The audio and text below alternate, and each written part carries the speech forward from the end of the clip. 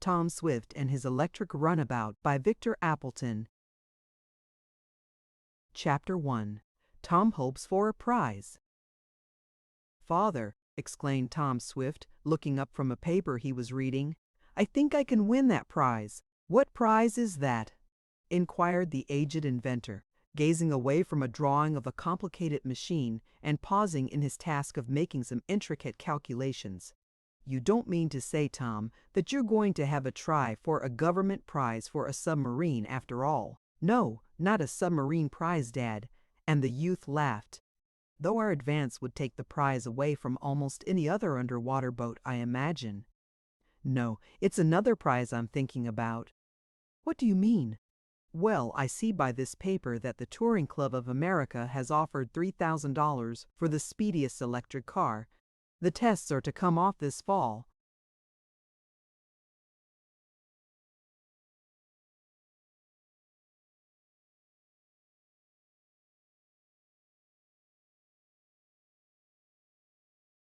"On a new and specially built track on Long Island, and it's to be an endurance contest for 24 hours or a race for distance. They haven't yet decided. But I'm going to have a try for it, Dad, and, besides winning the prize, I think I'll take Andy Foger down a peg." "What's Andy been doing now?" "Oh, nothing more than usual. He's always mean and looking for a chance to make trouble for me, but I didn't refer to anything special. He has a new auto, you know, and he boasts that it's the fastest one in this country. I'll show him that it isn't, for I'm going to win this prize with the speediest car on the road." "But, Tom, you haven't any automobile, you know," and Mr. Swift looked anxiously at his son, who was smiling confidently. "You can't be going to make your motorcycle into an auto, are you?"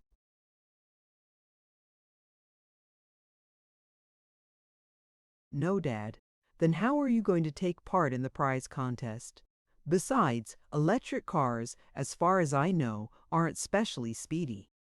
"I know it, and one reason why this club has arranged the contest is to improve the quality of electric automobiles. I'm going to build an electric runabout, Dad." "An electric runabout?" "But it will have to be operated with a storage battery, Tom, and you haven't—" "I guess you're going to say I haven't any storage battery, Dad," interrupted Mr. Swift's son.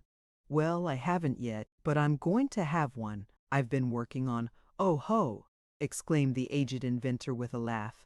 "So that's what you've been tinkering over these last few weeks, eh, Tom? I suspected it was some new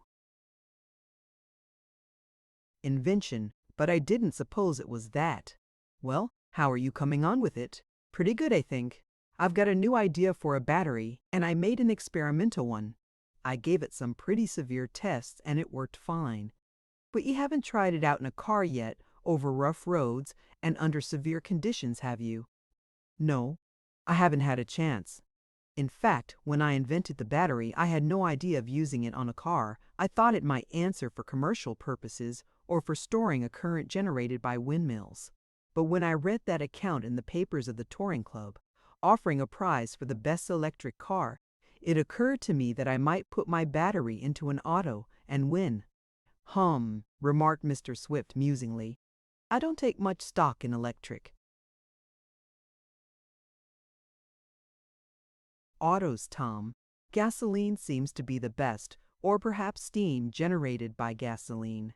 I'm afraid you'll be disappointed.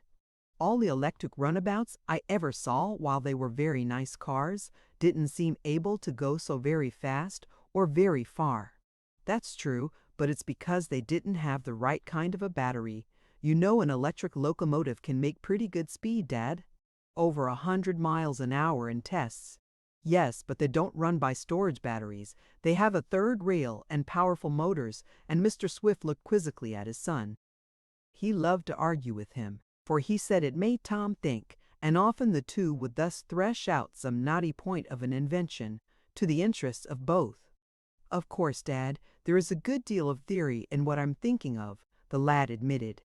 "But it does seem to me that if you put the right kind of a battery into an automobile, it could scoot along pretty lively. Look what speed a trolley car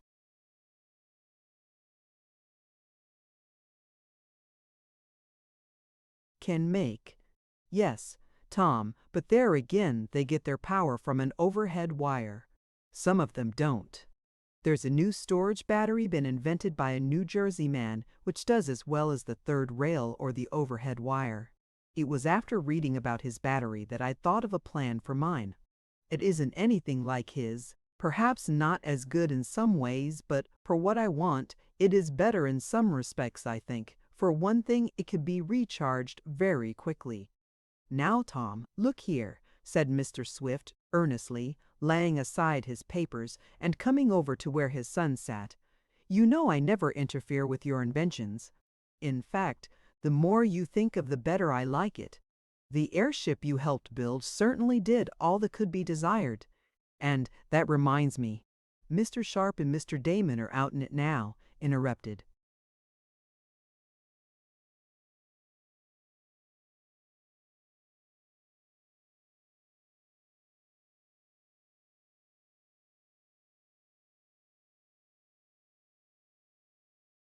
Tom, they ought to be back soon. Yes, Dad, the airship Red Cloud certainly scooted along, and the submarine too, continued the aged inventor. Your ideas regarding that were of service to me, and helped in our task of recovering the treasure, but I'm afraid you're going to be disappointed in the storage battery. You may get it to work, but I don't believe you can make it powerful enough to attain any great speed. Why don't you confine yourself to making a battery for stationary work? Because, Dad, I believe I can build a speedy car, and I'm going to try it. Besides, I want to race Andy Foger and beat him, even if I don't win the prize. I'm going to build that car, and it will make fast time.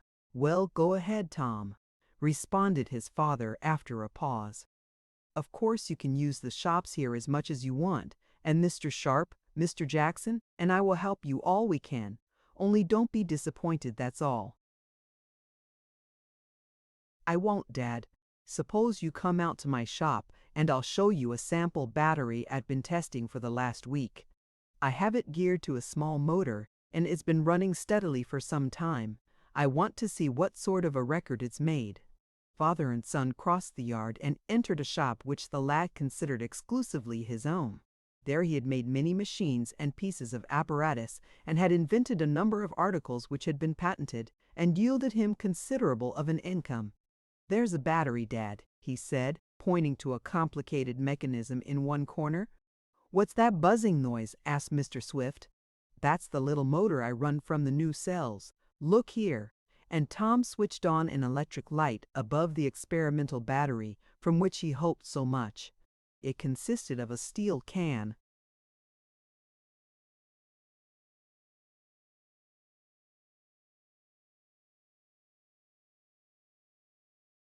About the size of the square-gallon tin in which maple syrup comes, and from it ran two wires which were attached to a small motor that was industriously whirring away.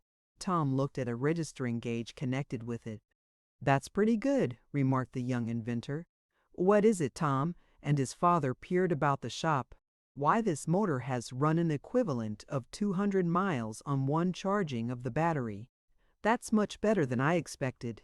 I thought if I got 100 out of it I'd be doing well. Dad, I believe, after I improve my battery a bit, that I'll have the very thing I want.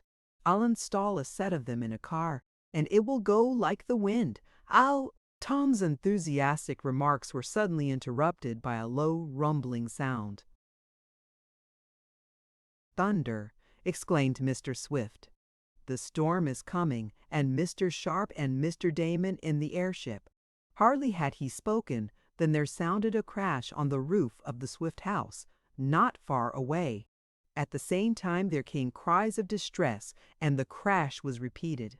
Come on, Dad, something has happened, yelled Tom, dashing from the shop, followed by his parent. They found themselves in the midst of a rainstorm as they raced toward the house on the roof of which the smashing noise was again heard. Chapter 2. M.R. Diamond Steering. Tom Swift was a lad of action, and his quickness in hurrying out to investigate what had happened when he was explaining about his new battery was characteristic of him. Those of my readers who know him Through having read the previous books of this series, need not be told this, but you who, perhaps, are just making his acquaintance, may care to know a little more about him. As told in my first book, Tom Swift and his motorcycle, the young inventor lived with his father, Barton Swift, a widower, in the town of Shopton, New York. Mr. Swift was also an inventor of note. In my initial volume of this series, Tom became possessed of a motorcycle in a peculiar way. It was sold to him by a Mr. Wakefield Damon, a wealthy gentleman who was unfortunate in riding it. On his speedy machine, which Tom improved by several inventions, he had a number of adventures. The principal one was being attacked by a number of bad men, known as the Happy Harry Gang, who,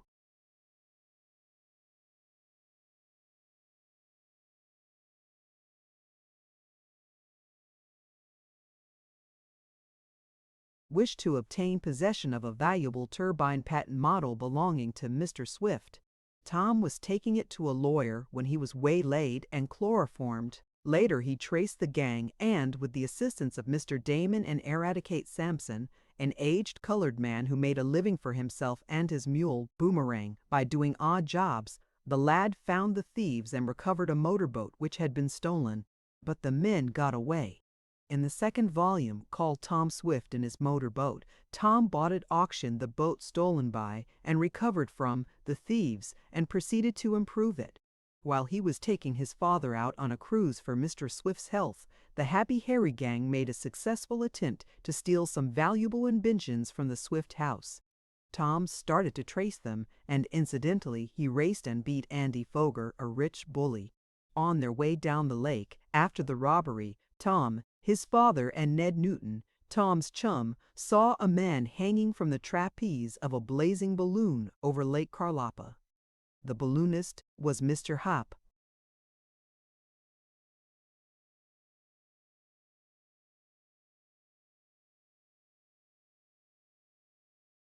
John Sharp, and he was rescued by Tom in a thrilling fashion. In his motorboat, Tom had much pleasure, not the least of which was taking out a young lady named Miss Mary Nestor, whose acquaintance he had made after stopping her runaway horse, which his bicycle had frightened. Tom's association with Miss Nestor soon ripened into something deeper than mere friendship. It developed that Mr. Sharp, whom Tom had saved from the burning balloon, was an aeronaut of note and had once planned to build an airship. After his recovery from his thrilling experience, he mentioned the matter to Mr. Swift and his son, with whom he took up his residence. This fitted right in with Tom's ideas, and soon father, son, and the balloonist were constructing the Red Cloud, as they named their airship. It was finally completed, as related in Tom Swift and His Airship, made a successful trial trip and won a prize. It was planned to make a longer journey, and Tom, Mr. Sharp, and Mr. Damon agreed to go together. Mr. Damon was an odd individual who was continuously blessing.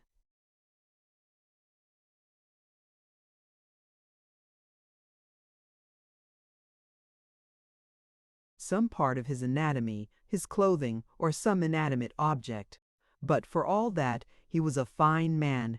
The night before Tom and his friends started off in their airship, the Shopton Bank vault was blown open and $75,000 was taken. Tom and his friends did not know of this, but no sooner had the young inventor, Mr. Sharp, and Mr. Damon sailed away than the police arrived at Mr. Swift's house to arrest them. They were charged with the robbery and with having sailed away with the booty. It appeared that Andy Foger said he had seen Tom hanging around the bank the night of the robbery with a bag of burglar tools in his possession. Search was immediately begun for the airship, the occupants of which were, meanwhile, speeding on. Tom and his two friends had trouble. They were nearly burned up in a forest.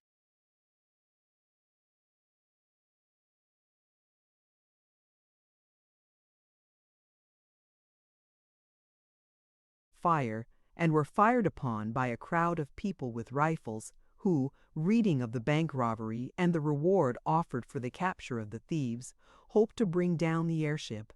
The fact that they were fired upon caused Tom and the two aeronauts to descend to make an investigation, and for the first time they learned of the bank theft. How they got track of the real robbers, took the sheriff with them in the airship, and raided the gang will be found set down at length in the book. Also how Tom administered well-deserved thrashing to Andy Foger. Mr. Swift did not accompany his son in the airship, and when asked why he did not care to make the trip, said he was working on a new type of submarine boat, which he hoped to enter in the government trials to win a prize. In the fourth volume of the series, called Tom Swift and His Submarine, you may read how successful Mr. Swift was.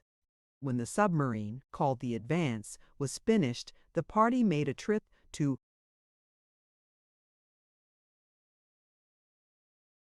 recover $300,000 in gold from a sunken treasure ship off the coast of Uruguay, South America.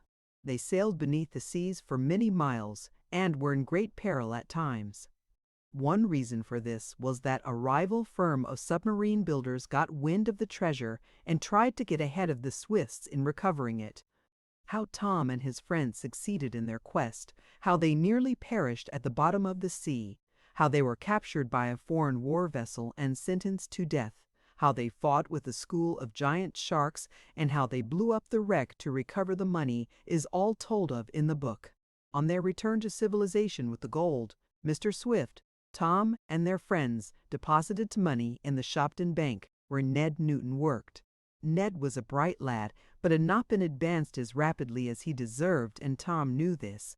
He asked his father to speak to the president, Mr. Pendergast, in Ned's behalf, and as a result the lad was made assistant cashier, for the request of a man who controlled a $300,000 deposit was not to be despised.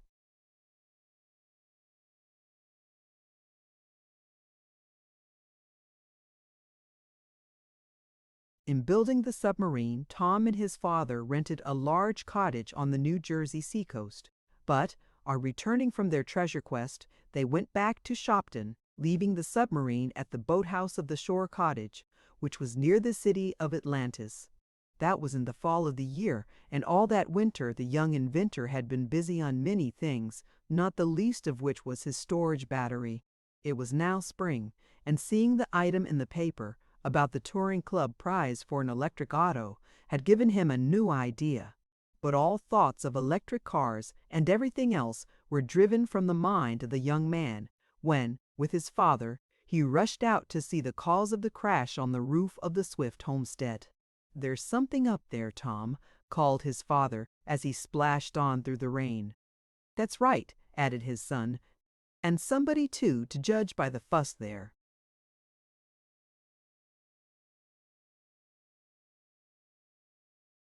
"Making. Maybe the house has been struck by lightning," suggested the aged inventor. "No, the storm isn't severe enough for that. And, besides, if the house had been struck, you'd hear Mrs. Baggert yelling, 'Dad!' At that moment, a woman's voice cried out, 'Mr. Swift, Tom, where are you? Something dreadful has happened.' 'There she goes,' remarked Mr. Swift as he splashed into a mud puddle. 'Bless my deflection rudder!' Suddenly cried a voice from the flat roof of the Swift house. 'Hello, I say, is anyone down there?' 'Yes, we are,' answered Tom. 'Is that you, Mr. Damon?'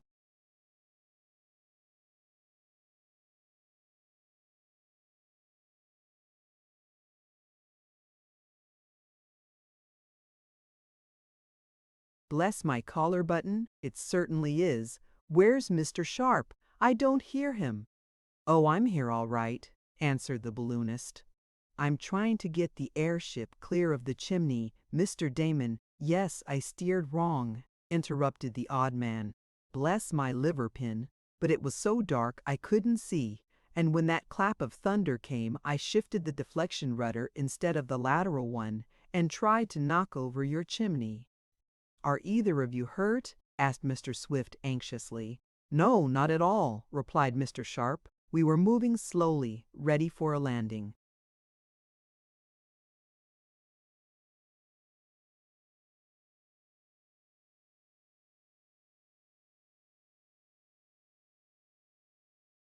"Is the airship damaged?" inquired Tom. "I don't know. Not much, I guess," was the answer of the aeronaut. I've stopped the engine and I don't like to start it again until I can see what shape we're in. I'll come up with Mr. Jackson, called Tom, and he hastily summoned Garrett Jackson, an engineer, who had been in the service of Mr. Swift for many years. Together they proceeded to the roof by a stairway that led to a scuttle. "Is anyone killed?" asked Mrs. Baggert as Tom hurried up the stairs. "Don't tell me there is, Tom." "Well, I don't have to tell you, for no one is," replied the young inventor with a laugh. "It's all right. The airship tried to collide with the chimney, that's all." He was soon on the large, flat roof of the dwelling and, with the aid of lanterns,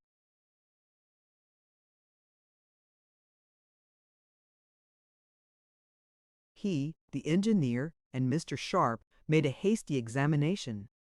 "Anything wrong?" inquired Mr. Damon, looking out from the cabin of the Red Cloud where he had taken refuge after the crash and to get out of the wet.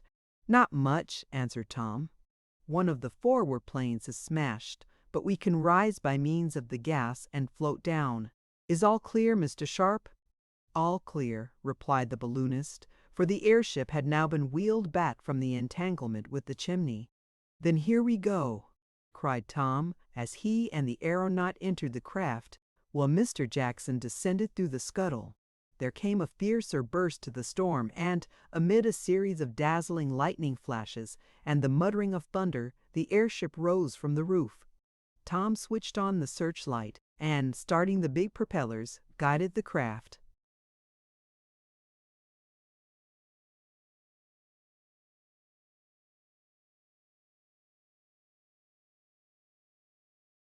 Skillfully toward the big shed where it was housed when not in use. With the grace of a bird it turned about in the air and settled to the ground. It was the work of but a few minutes to run it into the shed. Then they all started for the house. "Bless my umbrella, how it rains!" cried Mr. Damon as he splashed on through numerous puddles. "We got back just in time, Mr. Sharp." "Where did you go?" asked the lad. "Why, we took a flight of about 50 miles and stopped at my house in Waterfield for supper. Were you anxious about us?" "A little when it began to storm," replied Tom. "Anything new since we left?" asked Mr. Sharp, for it was the custom of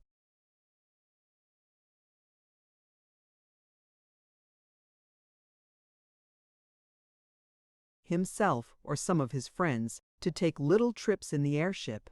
They thought no more of it than many do of going for a short spin in an automobile. "Yes, there is something new," said Mr. Swift, as the party, all drenched now, reached the broad veranda. "Bless my gaiters!" cried Mr. Damon. "What is it?" "I hope the Happy Harry gang hasn't robbed you again, nor Berg and his men tried to take that treasure away from us after we worked so hard to get it from the wreck." "No, it isn't that," replied Mr. Swift. "The truth is that Tom thinks he has invented a storage battery that will revolutionize matters. He's going to build an electric automobile, he says." "I am," declared the lad as the others looked at him, "and it will be the speediest one you ever saw, too."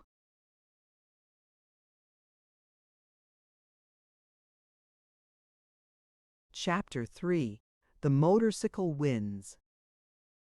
"Well, Tom," remarked Mr. Sharp after a pause following the lad's announcement, "I didn't know you had any ambitions in that line. Tell us more about the battery. What system do you use? Lead plates and sulfuric acid." "Oh, that's out of date long ago," declared the lad. "Well, I don't know much about electricity," admitted the aeronaut. "I'll take my chances in an airship or a balloon, but when it comes to electricity, I'm down and out." "So am I," admitted Mr. Damon. "Bless my gizzard. It's all I can do to put a new spark plug in my automobile." "Where is your new battery, Tom?" "Out in my shop, running yet if it hasn't been frightened by the airship smash," replied the lad somewhat proudly. "It's an oxide of nickel battery, with steel and oxide of iron negative electrodes."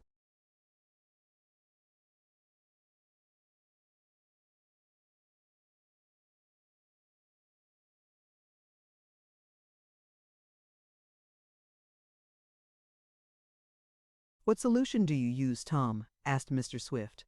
"I didn't get that far in questioning you before the crash came," he added. "Well, I have. "In the experimental battery, a solution of potassium hydrate," replied the lad. "But I think I'm going to change it and add some lithium hydrate to it. I think that will make it stronger." "Bless my watch chain!" exclaimed Mr. Damon. "It's all Greek to me. Suppose you let us see it, Tom. I like to see wheels go round, but I'm not much of a hand for chemical terms. If you're sure you're not hurt by the airship smash, I will," declared the lad. "Oh, we're not hurt a bit," insisted Mr. Sharp. "As I said, we were moving slow, for I knew it was about time to land." Mr. Damon was staring. "Yes, I thought I'd try my hand at it, as it seemed so easy," interrupted the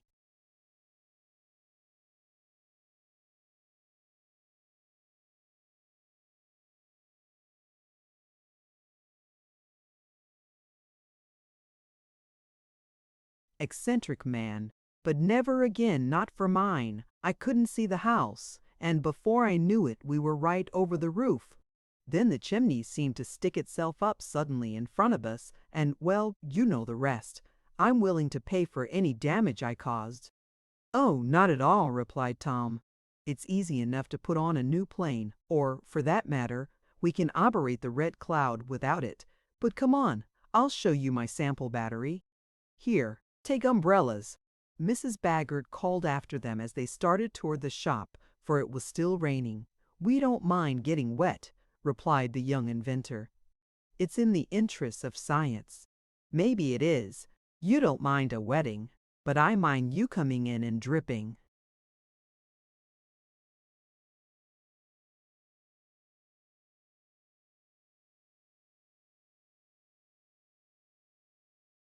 "Water all over the carpets," retorted the housekeeper. "Bless my overshoes, I'm afraid we have wet the carpets a trifle now," admitted Mr. Damon ruefully, as he looked down at a puddle which had formed where he had been standing. "That's the reason I want you to take umbrellas this trip," insisted Mrs. Baggert. They complied and were soon in the shop, where Tom explained his battery. The small motor was still running and had, as the lad had said, gone the equivalent of over 200 miles. "If a small battery does as well as that, what will a larger one do?" asked Mr. Damon. "Much better, I hope," replied the youth. "But Dad doesn't seem to have much faith in them."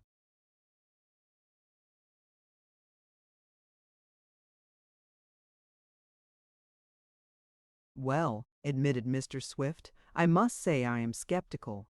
Still, I acknowledge Tom has done some pretty good work along electrical lines. He helped me with the positive and negative plates on the submarine, and maybe, well, we'll wait and see," he concluded.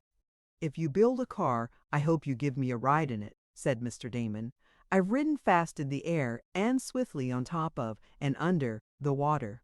Now I'd like to ride rapidly on top of the earth. The gasoline auto doesn't go very fast." "I'll give you a ride that will make your hair stand up," prophesied Tom, and the time was to come when he would make good that prediction. The little party in the machine shop talked at some length about Tom's battery. He showed them how it was constructed and gave them some of his ideas regarding the new type of auto he planned to build.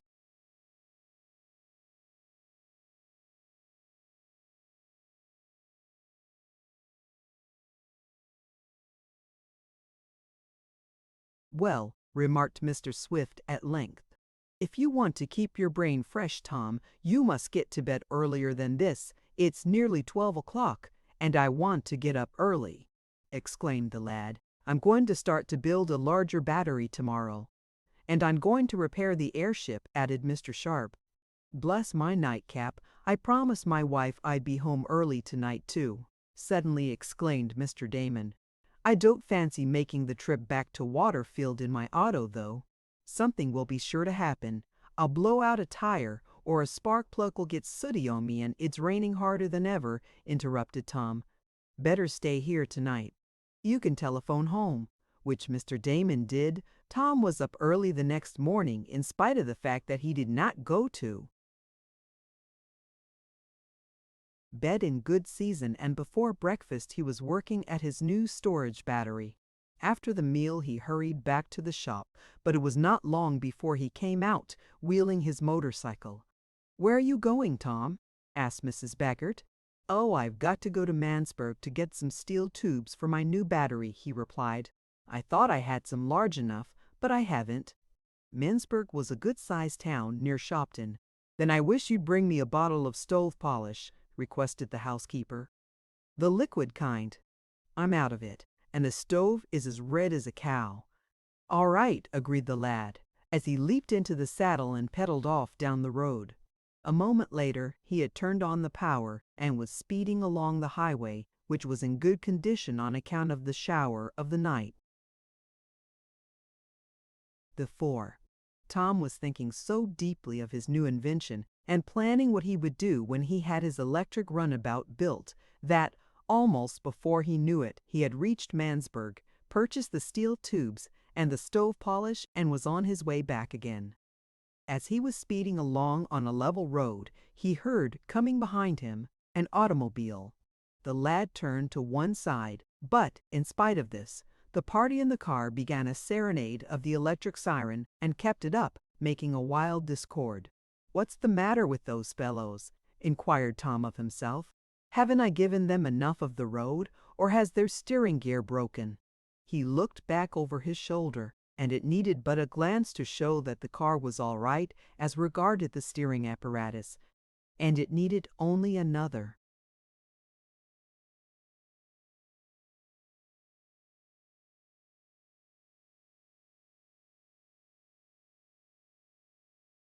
Glance to disclose the reason for the shrill sound of the siren.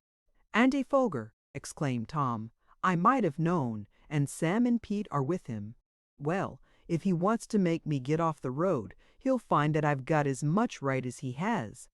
He kept on a straight course, wondering if the red-haired and squint-eyed bully would dare try to damage the motorcycle. A little later Andy's car was beside Tom. "Why don't you get out of the way?" demanded Sam, who could usually be depended on to aid Andy in all his mean tricks. "Because I'm entitled to half the road," retorted our hero. "Humph! A slow-moving machine like yours hasn't any right on the road."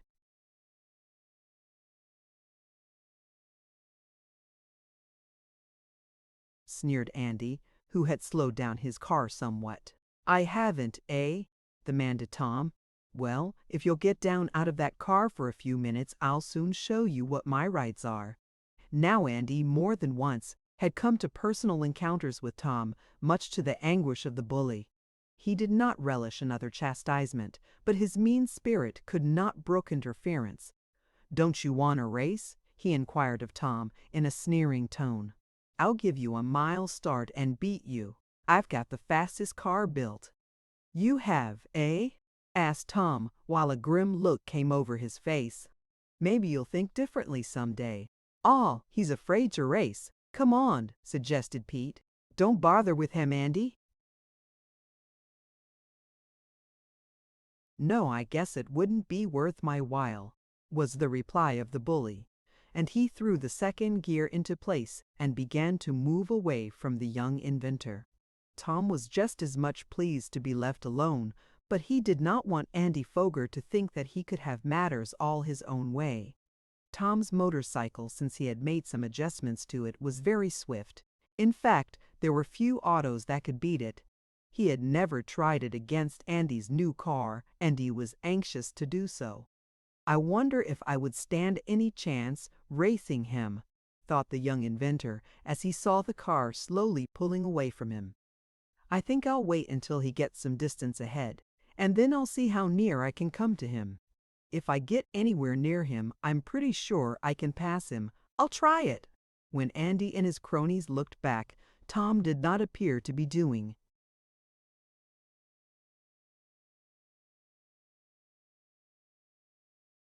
anything save moving along at moderate speed on his machine. "You don't dare race," Pete Bailey shouted to him. "Wait," was what Tom whispered to himself. Andy's car was now some distance ahead. The young inventor waited a little longer and then turned more power into his machine. It leaped forward and began to eat up the road, as Tom expressed it. He had seen Andy throw in the third gear, but knew that there was a fourth speed on the bully's car. "I don't know whether I can beat him on that or not," thought the lad dubiously. If I try and fail, they'll laugh at me. But I don't think I'm going to fail. Faster and faster he rode. He was rapidly overhauling Andy's car now, and as they heard him approach, the three cronies turned around.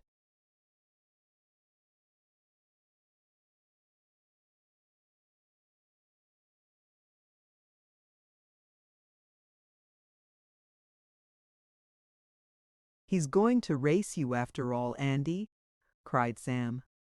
"You mean he's going to try," sneered Andy. "I'll give him all the racing he wants." In another few seconds Tom was beside the auto and would have passed it, only Andy opened his throttle a little more. For a moment the auto jumped ahead, and then, as our hero turned on still more power, he easily held his own. "Ah, you can never beat us," yelled Pete. "Of course not," added Sam. "I'll leave him behind in a second," prophesied Andy. "Wait until I throw in the other gear," he added to his cronies in a low voice. "He thinks he's going to beat me. I'll let him think so, and then I'll spurt ahead."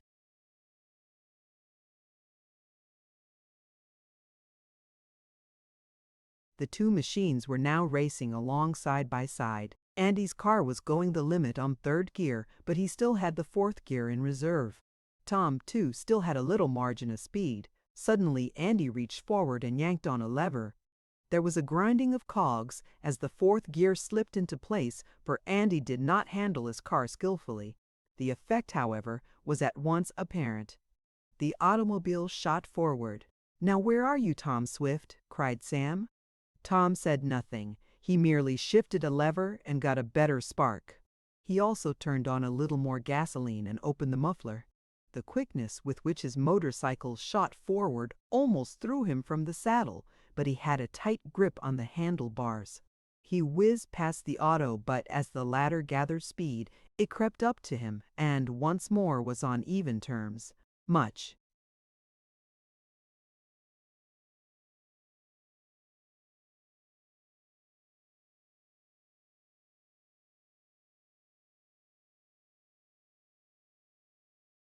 Chagrined at seeing Tom hold pace with him, even for an instant, Andy shouted, "Get over on your own side there, you're crowding me." "I am not," yelled back Tom above the explosions of his machine.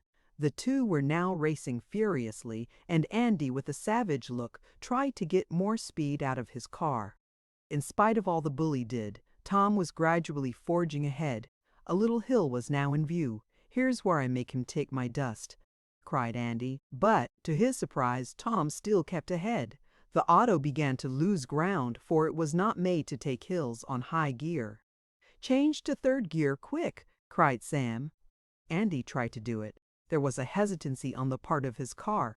It seemed to balk. Tom, looking back, slowed up a trifle. He could afford to, as Andy was being beaten. "Go on! Go on!" begged Pete. "You'll have to keep on fourth gear to beat him, Andy." "That's what," murmured the bully. Once more he shifted the gears. There was a grinding, smashing sound, and the car lost speed. Then it slowed up still more, and finally stopped. Then it began to back downhill. "I've stripped those blamed gears," exclaimed Andy ruefully. "Can't you beat him?" asked Pete. "I could have, easily, if my gears hadn't broken," declared the bully. But, as a matter of fact, he could not have done so. "I oughtn't to have changed, going uphill," he added, as he jammed on the brakes to stop the car from sliding down the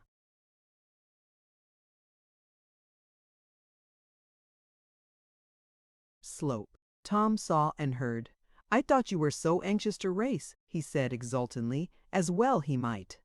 "I don't want to try a contest downhill, though, Andy," and he laughed at the red-haired lad, who was furious. "Oh, go on!"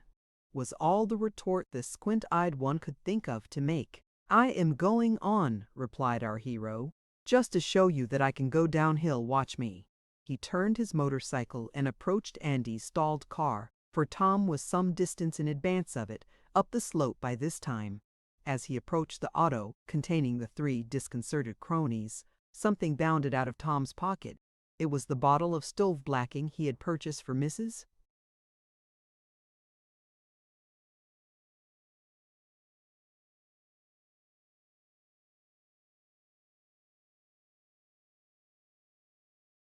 Baggert.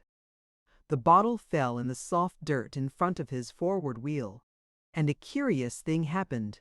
Perhaps you have seen a bicycle or auto tire strike a stone at an angle and throw it into the air with great force. That was what happened to the bottle. Tom's front wheels struck the cork, which fitted tightly, and, just as when you hit one end of the wooden caddy and it bounds up, the bottle described a curve through the air and flew straight toward Andy's car. It struck the brass frame of the windshield with a crash. The bottle broke, and in an instant the black liquid was spattered all over Andy, Sam, and Pete. It could not have been done more effectively if Tom had thrown it by hand, all over their clothes, their hands and faces, and the front of the car went the dreary black. Tom looked on, hardly able to believe what he saw. "Wow! Whoop! Ugh! Do! Blug! Mug!" spluttered Sam, who had some of the stuff in his mouth. "Oh! Oh!" yelled Pete. "You did that on purpose, Tom Swift," shouted Andy, wiping some of the blacking from his left eye. "I'll have you arrested for that. You ruined my car, and look at my suit." "Mine's worse," murmured Sam, glancing down at his light trousers, which were of the polka dot pattern now.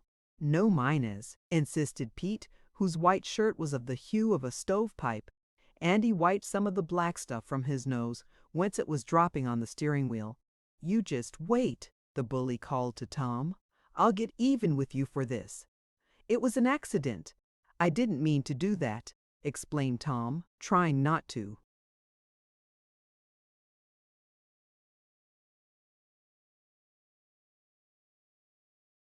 Laugh as he dismounted from his motorcycle, ready to render what assistance he could. Chapter 4. Talk of a New Bank. The three cronies were in a sorrowful plight. The black fluid dripped from them and formed little puddles in the car. Andy had used his handkerchief to wipe some of the stuff from his face, but the linen was soon useless, for it quickly absorbed the blacking. "There's a little brook over here," volunteered Tom. "You might wash in that. The stuff comes off easily." It isn't like ink, and he had to laugh as he thought of the happening. "Here, you quit that," ordered Andy. "You've gone too far, Tom Swift."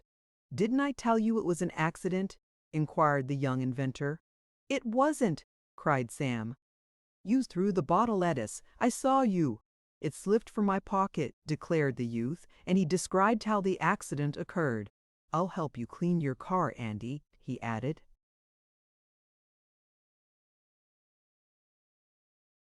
"I don't want your help. If you come near me, I'll punch your nose," cried Andy, now almost beside himself with rage. "All right, if you don't want my help, I don't care," answered Tom, glad enough not to have to soil his hands and clothes. He felt that it was partly his fault, and he would have done all he could to remedy matters. But his good offers being declined, he felt that it was useless to insist further. He remounted his motorcycle and rode off, the last view he had of the trio being one where they were at the edge of the brook, trying to remove the worst traces of the black fluid. As Tom turned around for a final glimpse, Andy shook his fist at him and called out something. "I guess Andy'll have it in for me," mused Tom. "Well, I can't help it. I owed him something on account, but I didn't figure on paying it in just this way," and he thought of the time the bully had locked him in the ballast tanks of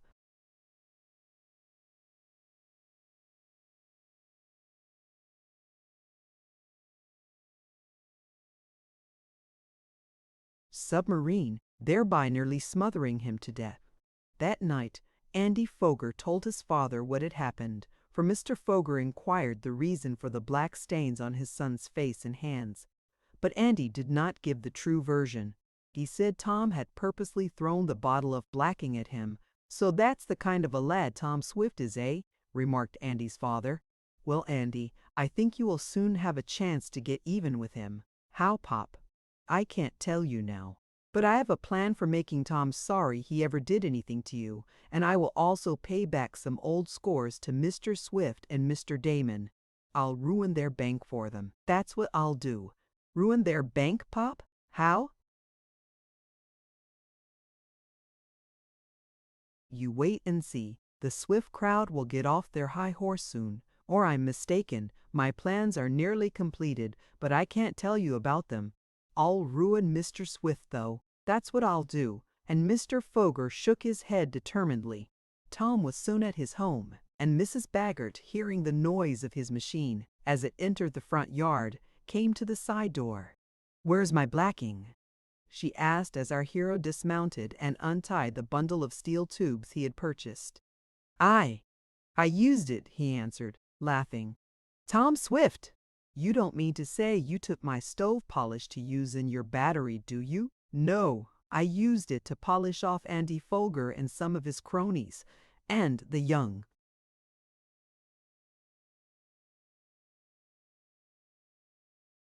Inventor told with much gusto what had happened. Mrs. Baggert could not help joining in the laugh, and when Tom offered to ride back and purchase some more of the polish for her, she said it did not matter, as she could wait until the next day. The lad was soon busy in his machine shop, making several larger cells for the new storage battery. He wanted to give it a more severe test. He worked for several days on this, and when he had one unit of cells complete, he attached the motor for an efficiency trial. "We'll see how many miles that will make," he remarked to his father. "Have you thought anything of the type of car you are going to build?" asked the aged inventor of his son. "Yes, somewhat. It will be almost of the regulation style, but with two."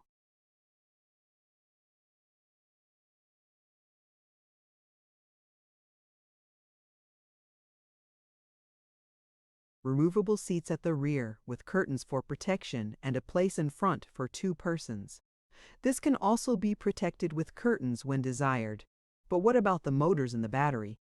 They will be located under the middle of the car. There will be one set of batteries there, together with the motor, and another set of batteries will be placed under the removable seats in what I call the tonneau, though of course it isn't really that. A smaller set will also be placed forward, and there will be ample room for carrying tools and such things. About how far do you expect your car will go with one charging of the battery? Well, if I can make it do 300 miles, I'll be satisfied, but I'm going to try for 400.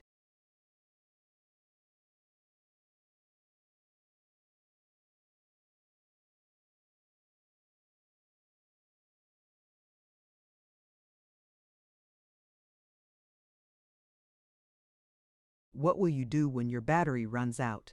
Recharge it. Suppose you're not near a charging station. Well, Dad, of course those are some of the details I've got to work out. I'm planning a register gauge now that will give warning about 50 miles before the battery is run down. That will leave me a margin to work on. And I'm going to have it fixed so I can take current from any trolley line as well as from a regular charging station.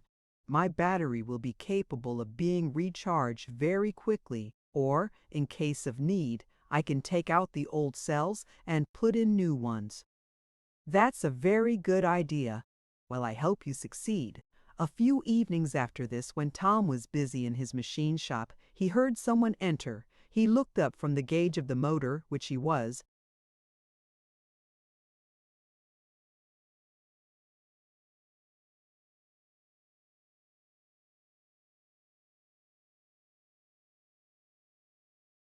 studying, and for a moment he could make out nothing in the dark interior of the shop, for he was working in a brilliant light. "Who's there?" he called sharply, for more than once unscrupulous men had endeavored to sneak into the Swift shops to steal ideas of inventions, if not the actual apparatus itself. "It's me, Ned Newton," was the cheerful reply. "Oh, hello, Ned. I was wondering what had become of you," responded Tom. "Where have you been lately?" "Oh, working overtime." "What's the occasion?" "We're trying out a new system to increase the bank business." "What's the matter? Aren't you folks getting business enough after the big deposits we made of the bullion from the wreck?" "Oh, it's not that. But haven't you heard the news? There is talk of starting a rival bank in Shopton, and that may make us hustle to hold what business we have, to say nothing of getting new customers." "A new bank, eh?" "Eh? Who's going to start it? Andy Foger's father, I hear." You know he was a director in our bank, but he got out last week. What for? Well, he had some difficulty with Mr. Pendergast, the president. I fancy you had something to do with it, too. I? Tom was plainly surprised. Yes, you know you and Mr. Damon and Mr. Sharp captured the bank robbers and got back most of the money. I guess I do remember it. I wish you could have seen the gang when we raided them from the clouds in our airship. Well, you know Andy Foger hoped to collect the $5,000 reward for telling the police that you were the thief, and of course he got fooled, for you got the reward.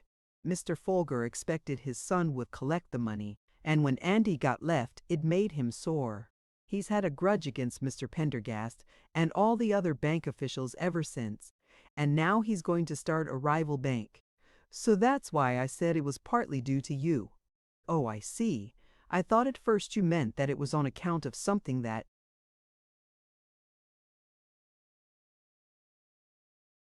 happened the other day? What was that?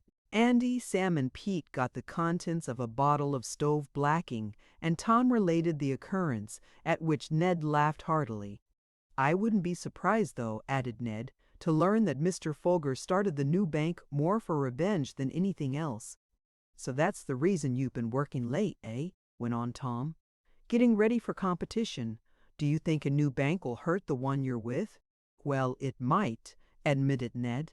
It's bound to make a change anyhow, and now that I have a good position, I don't want to lose it. I take more of an interest in the institution now that I'm assistant cashier than I did when I was a clerk. So naturally, I'm a little worried.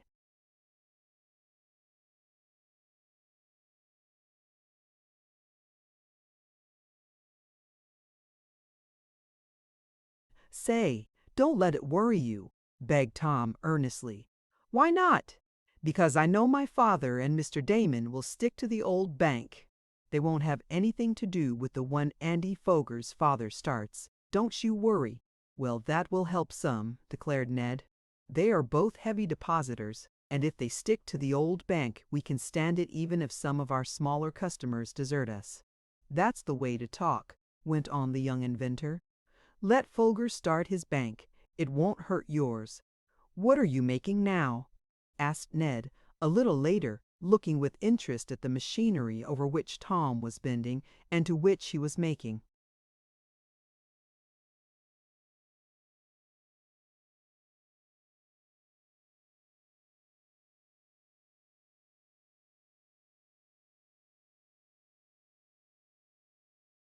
Adjustments. New electric automobile. I want to beat Andy Foger's car worse than I did on my motorcycle, and I also want to win a prize. And the lad proceeded to relate the incidents leading up to his construction of the storage battery. Tom and Ned were in the shop until long past midnight, and then the bank employee, with a look at his watch, exclaimed, "Great Scott, I ought to be home." "I'll run you over in Mr. Damon's car," proposed Tom. "He left it here the other day while he and his wife went off on a trip, and he said I could use it whenever I wanted to." "Good," cried Ned.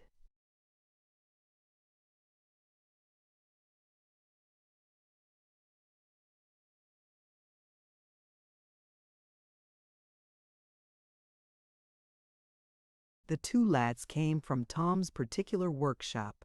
As the young inventor closed the door, he started suddenly as he snapped shut the lock. "What's the matter?" asked Ned quickly. "I thought I heard a noise," replied Tom. They both listened. There was a slight rustling in some bushes near the shop. "It's a dog or a cat," declared Ned. Tom took several cautious steps forward. Then he gave a spring and made a grab for someone or something. "Here, you let me be!" yelled a protesting voice. "I will, when I find out what you mean by sneaking around here," retorted Tom as he came back toward Ned, dragging with him a lad. "It wasn't a dog or a cat."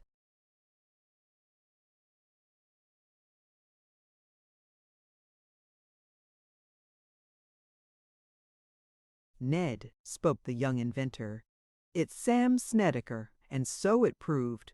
"You let me alone," demanded Andy Foger's crony. "I ain't done nothing to you," he whined.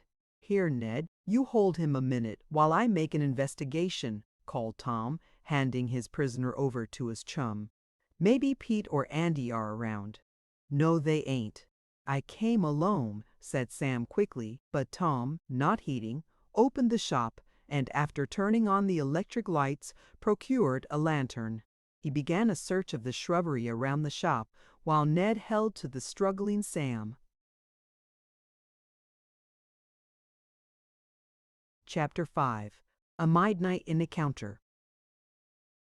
The moment Tom disappeared behind his machine shop, Sam Snedeker began a desperate struggle to escape from Ned Newton. Now Ned was a muscular lad, but his work in the bank was confining, and he did not have the chance to get outdoors and exercise, as Sam had. Consequently, Ned had his hands full in holding to the squirming crony of Andy Foger. "You let me go," demanded Sam, as he tried to twist loose. "Not if I know it," panted Ned. Sam gave a sudden twist. Ned's foot slipped in the grass, and in a moment he went down, with Sam on top of him.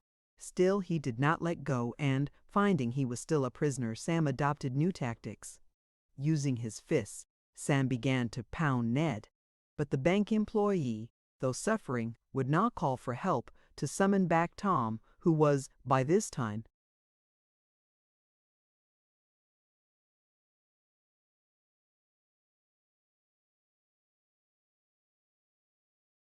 at the rear of the shop, looking about.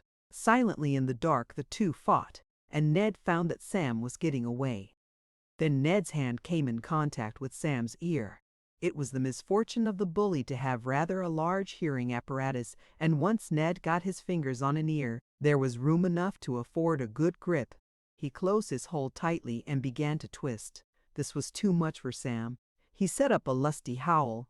"Wow, ouch, let go," he pleaded, and he ceased to pound Ned and no longer tried to escape. Tom came back on the run. "What's the matter?" he cried. Then his light flashed on the two prostrate lads, and he understood without asking any further questions. "Get up," he cried, seizing Sam by the back of his neck and yanking him to his feet. Ned arose and secured a better grip on the sneaking lad.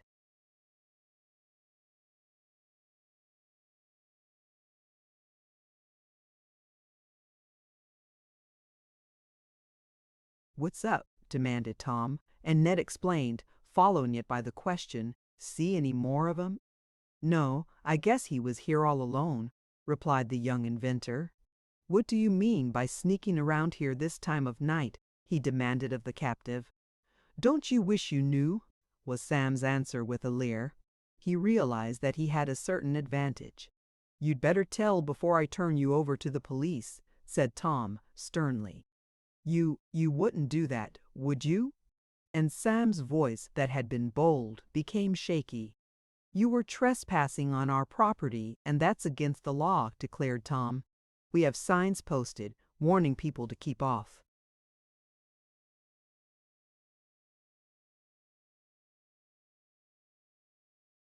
"I didn't mean any harm," whined Sam. "Then what were you doing here, at this hour?" "I was just taking a shortcut home. I was out riding with Andy in his auto, and it broke down. I had to walk home, and I came this way. I didn't know you didn't allow people to cross your back lot. I wasn't doing anything." Tom hesitated. Sam might be telling the truth, but it was doubtful. "What happened to Andy's auto?" the young inventor asked. "He broke a wheel going over a big stone on Burke's Hill. He went to tell someone in the repair shop to go after the car, and I came on home. You've got no right to arrest me." "I ought to on general principles," commented Tom. "Well, skip out and don't."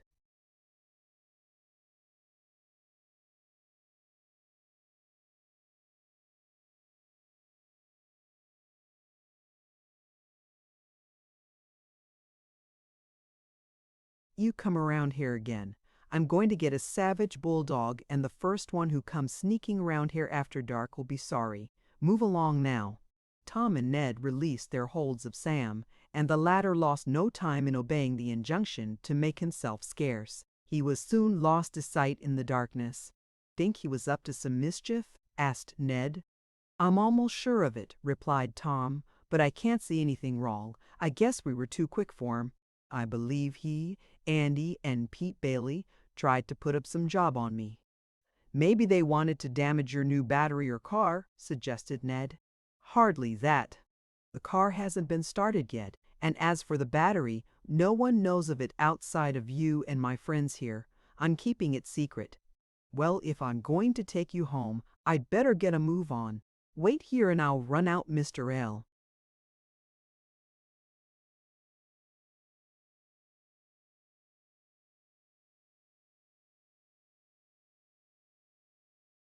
Damon's car. In a short time, Tom was guiding the machine over the road to Shopton, Ned on the seat beside him. The young assistant cashier lived about a mile the other side of the village, and the two chums were soon at his house, asking his friend to come and see him when he had a chance. Ned bid his chum good night, and the young inventor started back home. He was driving slowly along, thinking more of his new invention than anything else, even more than of the mysterious visit of Sam Snicker when the lights on Mr. Damon's car flashed upon something big, black, and bulky on the road just ahead of him. Tom, brought suddenly out of his fit of musing, jammed on the brakes and steered to one side. Then he saw that the object was a stalled auto. He had only time to note this when a voice hailed him. "Have you a tire pump you could lend us? Ours doesn't work, and we have had a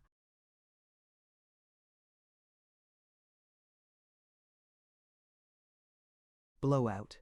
There was something about the voice that was strangely familiar, and Tom was wondering where he had heard it before, when into the glare of the lamps on his machine stepped Mr. Foger, Andy's father. "Why, Mr. Foger," exclaimed Tom, "I didn't know it was you." "Oh, it's Tom Swift," remarked the man, and he did not seem especially pleased. "Hey, what's that?" cried another voice, which Tom had no difficulty in recognizing as belonging to Andy. "What's the matter, Dad? Why, it happens to be your Emma." "It's Tom Swift in this other auto," went on Mr. Foger. "I didn't know you had a car," he added. "I haven't," answered the lad. "This belongs to Mr. Damon. But can you see to?"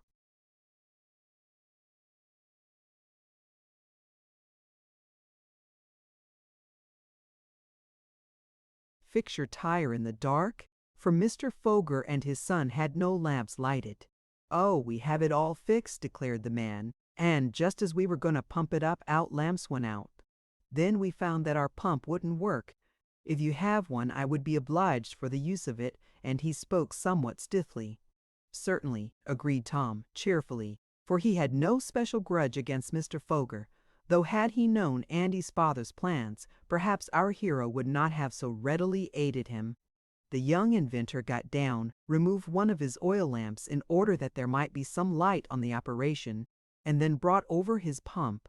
"I heard you had an accident," said Tom, a chain of thoughts being rapidly forged in his mind as he thought of what Sam had told him.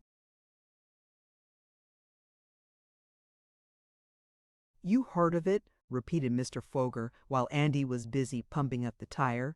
"Yes, a friend who was out riding with you said you had broken a wheel on Burke's Hill." "But I see he was slightly wrong. You're a good way from Burke's Hill, and it's a tire that is broken, not a wheel." "But I don't understand," said Mr. Foger. "No friend has been out riding with us. My son and I were out on a business trip, and come on, Pop, I've got it all pumped up. Jump in. There's your pump, Tom Swift." "Much obliged," muttered Andy hastily. It was very evident that he wanted to prevent any further conversation between his parent and Tom. "But I don't understand," went on the banker, clearly puzzled. "What friend gave you such information, Mr. Tom Swift?" "Sam Snedeker," replied the lad quickly. "I caught him sneaking around my machine shop about an hour ago, and when I asked him what he was doing, he said he'd been out riding with Andy, and that they broke a wheel. I'm glad it was only a blown-out tire, and Tom's voice had a curious note in it." "But there must be some mistake," insisted Mr. Foger. "Sam Snedeker was not riding with us this evening. We have been over to Waterfield, my son, and I, and—" "Come on, Pop," cried Andy desperately. "We must hurry home. Mom will be worried." "Yes, I think she will. But I can't understand why Sam should say such a thing. However, we are much obliged for the use of your pump, Swift, but Andy prevented any further talk by starting the car with the muffler open, making a great racket, and he hurriedly drove off, almost before his father was seated, leaving Tom standing there in the road beside his pump and lantern. "So," mused the young inventor, "there's some game on." Sam wasn't with Andy, yet Andy evidently knew where Sam was, or he wouldn't have been so anxious to choke off talk. Mr. Foger knew nothing of Sam naturally. But why have Andy and his father been on a midnight trip to Waterfield? That last question caused Tom to adopt a new line of thought. Waterfield, he mused. That's where Mr. Damon lives. Mr. Damon is a heavy depositor in the old bank. Mr. Foger is going to start a new bank. I wonder if there's any connection there. This is getting mysterious. I must keep my eyes open. I never expected to meet Andy and his father tonight, any more than I expected to find Sam Snegger sneaking around my shop, but it's a good thing I discovered both parties. I guess Andy must have had nervous prostration when I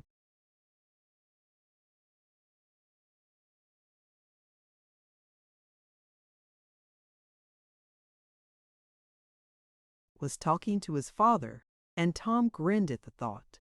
Then, picking up the pump and fastening the lantern in place, he drove Mr. Damon's auto slowly back home. Tom said nothing to his father or Mr. Sharp the next morning about the incidents of the previous night. In the first place, he could not exactly understand them, and he wanted to devote more time to thinking of them before he mentioned the matter to his parent. Another reason was that Mr. Swift was a very nervous person, and the least thing out of the ordinary worried him, so the young inventor concluded to keep quiet. His first act, after going to look at the small motor, which was being run with a larger experimental storage battery, was to get out pencil and paper. "I've got to plan the electric auto now that my battery is in a fair way to success," he said, for he noted that the one cell he had constructed had done over.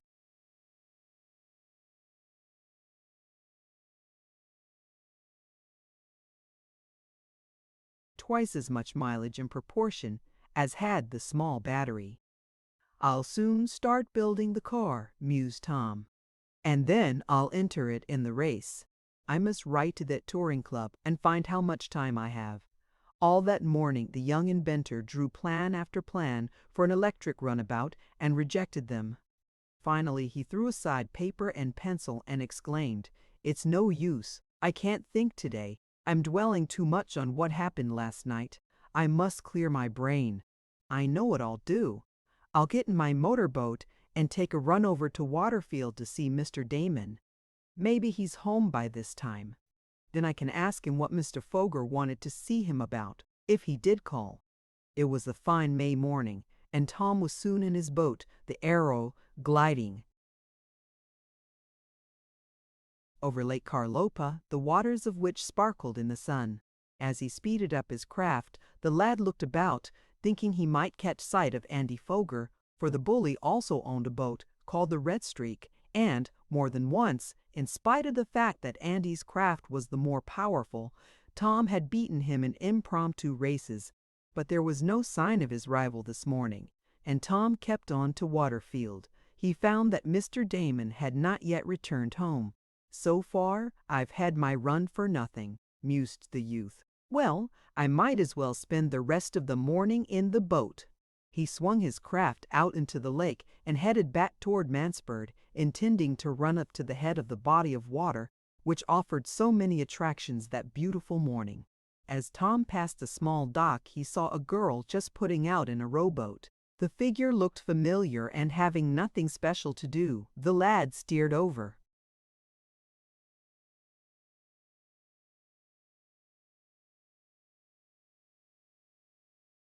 Closer. His first view was confirmed, and he called out cheerfully, "Good morning, Miss Nestor. Going for a row?" "Oh, Mr. Swift!" exclaimed the girl with a blush. "I didn't hear you coming. You startled me." "Yes, the engine runs quite silently since I fixed it," resumed Tom. But where are you going? I was going for a row, answered the girl, but I have just discovered that one of the oar locks is broken, so I am not going for a row. And she laughed, showing her white, even teeth. That's too bad, remarked the lad. I don't suppose, he added doubtfully, that I could induce you to accept a motorboat as a substitute for a rowing craft, could I? And he looked quizzically at her.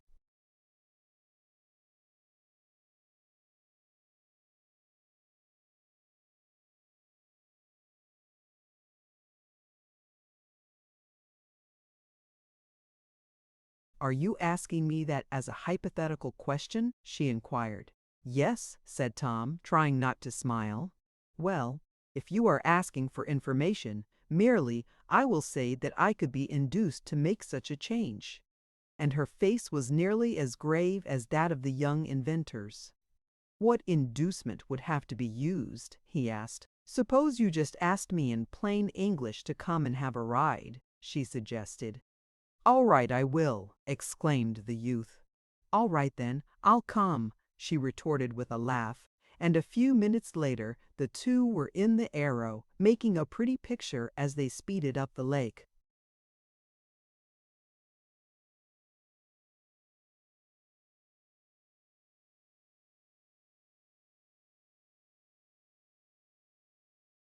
Chapter 6. Billioling the Car. Well, remarked Tom to himself, about 2 hours later when he had left Mary Nestor at her dock and was on his way home, I feel better than I did, and now I must do some hard thinking about my runabout. I want to get it the right shape to make the least resistance. He began to make some sketches when he got home, and at dinner he showed them to his father and Mr. Sharp. He said he had gotten an idea from looking at the airship. I'm going to make the front part, or what corresponds to the engine hood in the gasoline car, pointed, he explained. It will be just like the front of the aluminum gas container of the airship, only built of steel. In it will be a compartment for a set of batteries, and there will be a searchlight there. From the top of some supporters in front of the two rear seats, a slanting sheet of steel will come right down to meet the sloping nose of the car. First I was going to have curtains close over the top of the driver's seat, but I think a steel covering with a celluloid opening will be better and make less wind resistance. I'll use leather side.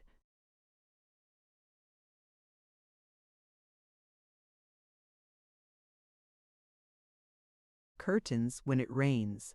Under the front seats will be a compartment for more batteries, and there will be a third place under the rear seats where I will also carry spare wheels and a repair kit. The motors will be slung under the body of the car and its ships, and there will also be room for some batteries there. How are you going to drive the car? Asked Mr. Sharp. By a shaft, chain drive, explained Tom. I can get more power that way, and it will be more flexible under heavy loads.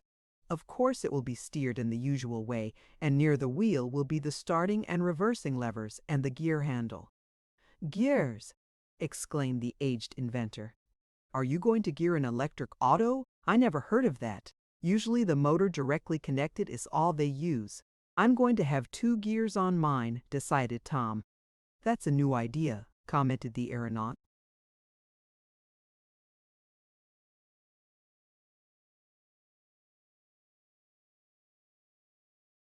It is, admitted the lad, and that's why my car is going to be so speedy. I'll make her go 100 miles an hour if necessary. Nonsense, exclaimed his father. I will, cried the young inventor enthusiastically. You just wait and see. I couldn't do it, but for the gears, but by using them I'll secure more speed, especially with the big reserve battery power I'll have. I know I've got the right idea, and I'm going to get right to work. His father and Mr. Sharp were much interested and closely examined his sketches. In a few days Tom had made detailed drawings, and the aged inventor looked at them critically. He had to admit that his son's theory was right, though how it would work out in practice was yet to be demonstrated. Mr. Swift offered some suggestions for minor changes, as did Mr. Sharp, and the lad adopted some of them. Then, with Mr. Jackson to help him, work was started on constructing.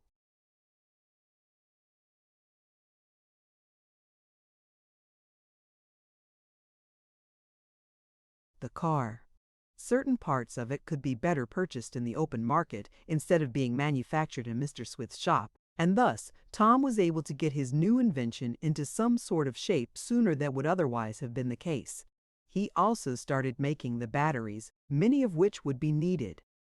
Gradually, the car began to take form on the floor of Tom's shop. It was rather a curious-looking affair, the sharp forward part making it appear like some engine of war or a projectile for some monster gun. But Tom cared little for looks. Speed, strength, and ease of control were the chief features the lad aimed at, and he incorporated many new ideas into his electric car. He was busy in the shop one morning when, above the noise caused by filing a piece of steel, he heard someone exclaim,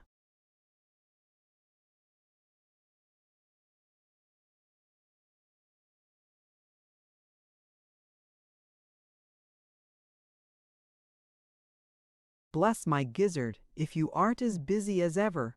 "Mr. Damon," cried Tom in delight. "When did you get back?" "Last night," replied the eccentric man. "My wife and I stayed longer than we meant to. And whom do you think we met when we were off on our little trip? Some of the Happy Harry gang. Oh no, you'd never guess, so I'll tell you. It was Captain Weston." "Indeed! And how has he been since he went in the submarine with us and helped recover the gold from the wreck?" "Very well. The first thing he said to me was, 'How is Tom Swift and his father, if I may be permitted to ask?'" laughed the lad at the recollection of the odd sea captain who,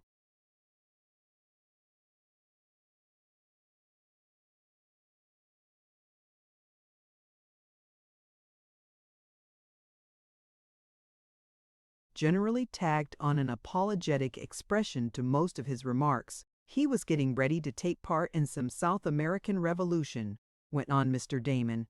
"He used most of his money that he got from the wreck to help finance their cause." "I must tell Mr. Sharp," went on the lad. "He'll be interested."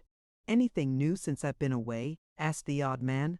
"Bless my shoelaces, but I'm glad to get back." Tom told of the prospect of a new bank being started, and of Sam's midnight visit, as well as the encounter with Mr. Foger and Andy. "I went over to see what Mr. Foger wanted of you," went on the young inventor. "But you weren't home. Did he call?"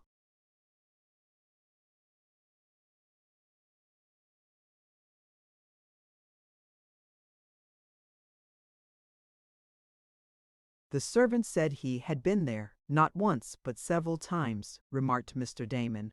"That reminds me. He left a note for me, and I haven't read it yet. I'll do so now."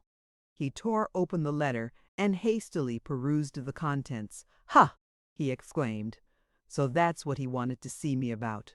"What?" inquired Tom with the privilege of an old friend. "Mr.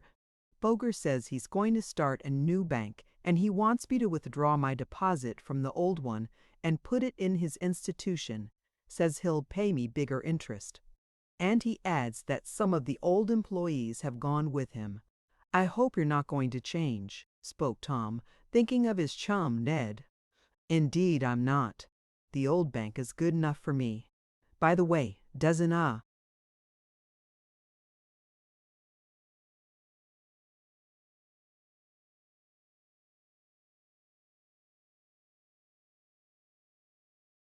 friend of yours work there?"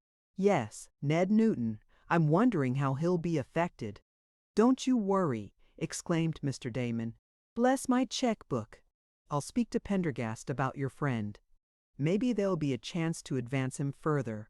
I've got some mortgages falling due pretty soon, and I'll deposit the money from them in the old bank. Then we'll see what we can do about Ned." "They'll make you a bank director if you keep on putting in money," remarked our hero with a smile. "Not much they won't," was the quick answer. "Bless my stocks and bonds, I've got trouble enough without becoming a bank director. My doctor says my liver is out of order again, and I've got to eat a lemon every morning before breakfast."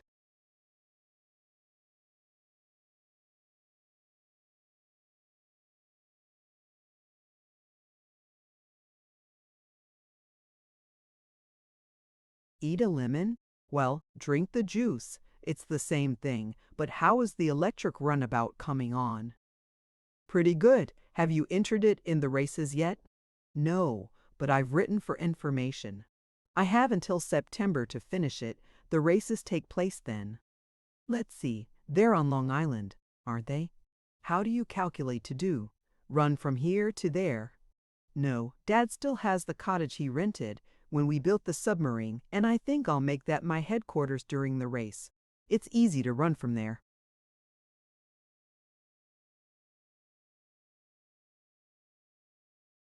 Over to the Long Island track. They're building a new one, especially for the occasion. Well, I hope you win the prize. I must go to town now, as I have to attend to some business. I don't suppose you want to come in my auto. I'm pretty sure something will break before I get there, and I'd like to have you along to fix it. Sorry, but I'm afraid I can't go, replied the lad. I must get this car done, and then I've got to start on the batteries. Mr. Damon rather reluctantly went off alone, looking anxiously at his car, for the machine got out of order on every trip he took. It was a few days after this that Tom received a call from Ned one evening. The bank employee's face wore a happy smile. "What's the matter? Someone left you a fortune?" asked Tom.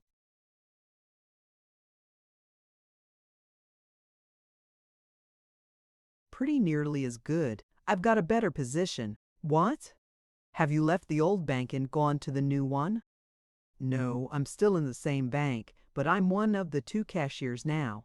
Mr. Foger took several of the old employees when he opened his new bank, and that left vacancies. I was promoted, and so were 1 or 2 others. Mr. Damon spoke a good word for me."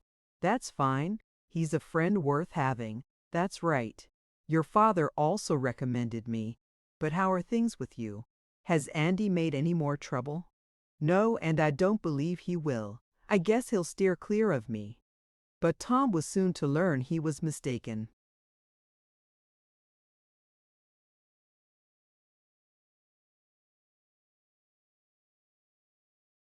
Chapter 7. Tom is captured. Meanwhile, the young inventor, aided by his father, Mr. Sharp, and Garrett Jackson, the engineer, worked hard over his new car and the powerful batteries. A month passed, and such was the progress made that Tom felt justified in making formal entry of his vehicle for the races to be held by the Touring Club of America. He paid a contingent fee and was listed as one of the competitors. As is usual in an affair of this kind, the promoters of it desired publicity, and they sought it through the papers. Consequently, each new entrant's name was published. In addition, something was said about his previous achievements in the speed line. No sooner was the name of Tom Swift received by the officials of the club than it was at once recalled that young Swift had had a prominent part in the airship Red Cloud and the submarine Advance. This gave an enterprising reporter a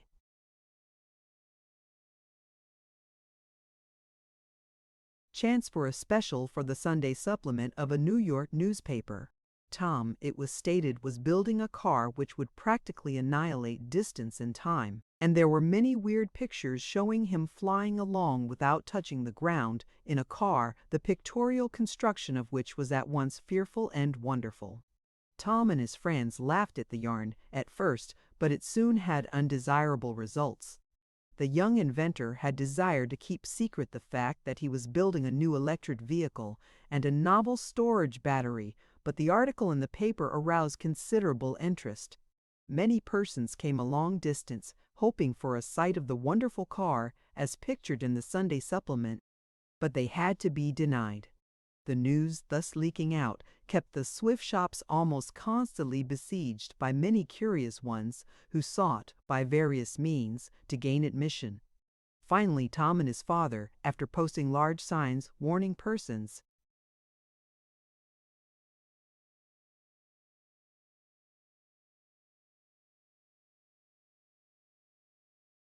to keep away, added others to the effect that undesirable visitors might find themselves unexpectedly shocked by electricity if they ventured too close.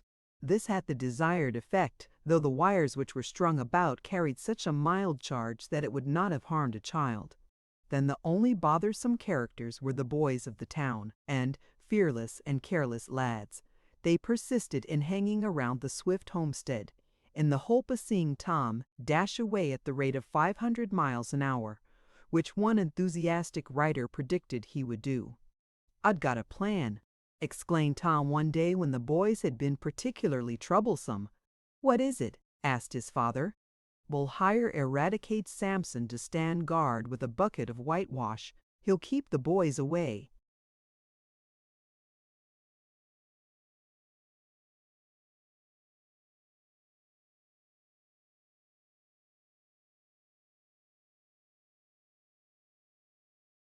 The plan was put into operation, and Eradicate and his mule, Boomerang, were installed on the premises. "Deed and I'll keep dem lads away," promised the colored man. "I'll splash white stuff all over 'em if dey comes tracin' around me." He was as good as his word, and when one or two lads had received a dose of the stuff, which punishment was followed by more severe from home for having gotten their clothes soiled, the nuisance ceased to a certain extent. Sam Snedeker and Pete Bailey were two who received a liberal sprinkling of the lime, and they vowed vengeance on Tom. "And Andy Foger will help us, too," added Sam, as he withdrew after an encounter with Eradicate. "Don't let dat worry yo', Mr. Swift," exclaimed the darky. "Just let dat low."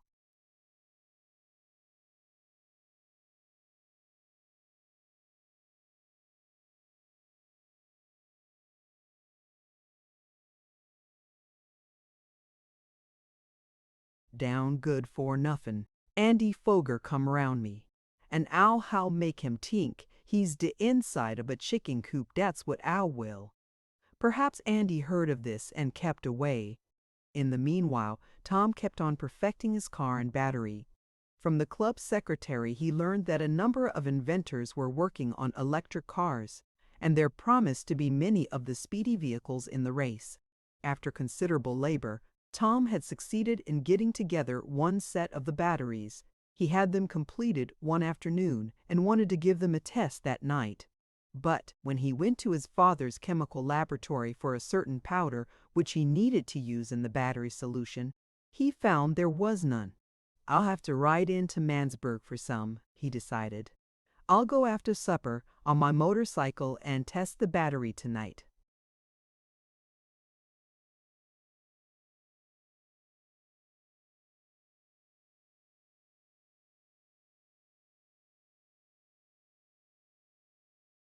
The young inventor left his house immediately after the evening meal. Along the road toward Mansburg he speeded, and, as he came to the foot of a hill where once Andy Foger had put a big tree, hoping Tom would run into it and be injured, the youth recalled that circumstance. "Andy has been keeping out of my way lately," mused Tom. "I wonder if he's up to any mischief. I don't like the way Sam Snecker is hanging around the shop, either. It looks as if they were plotting something. But I guess Eradicate and his pail of whitewash will scare them off." Tom got the powdered chemical he wanted in the drugstore, and after refreshing himself with some ice cream soda, he started back. As he rode along through the streets of the town, he kept a lookout, and those of you who know how fond a lad was of a certain young lady do not need to be told for whom he was looking. But he did not see her, and soon turned into the main highway leading to Shopton. It was dark when he reached the hill, where once he had been so near an accident, and he slowed up as he coasted down it, using the brake at intervals. Tom got safely to the bottom of the declivity and was about to turn on the power of his machine, when, from the bushes that lined either side of the roadway, several figures sprang suddenly. They ranged themselves across the road, and one cried, "Halt!" in tones that were meant to be stern, but which seemed to Tom to tremble somewhat. The young inventor was so surprised that he did not open the gasoline throttle, nor switch on his spark. As a consequence, his motorcycle lost momentum, and he had to take one foot from the pedal and touch the ground to prevent himself from toppling over. "Hold on there," cried another voice. "We've got you where we want you now. Hold on, don't go."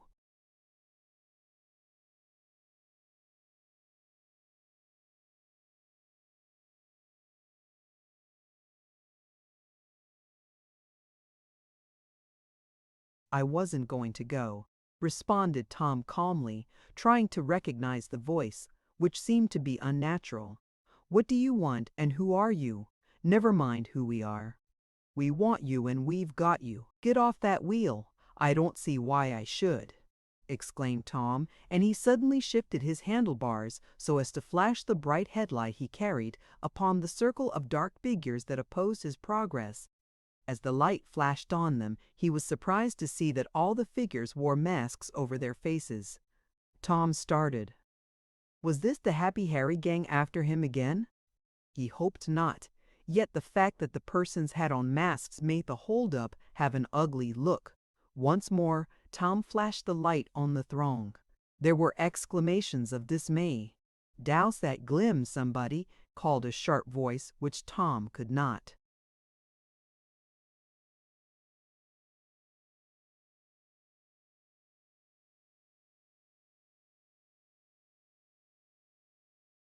recognize.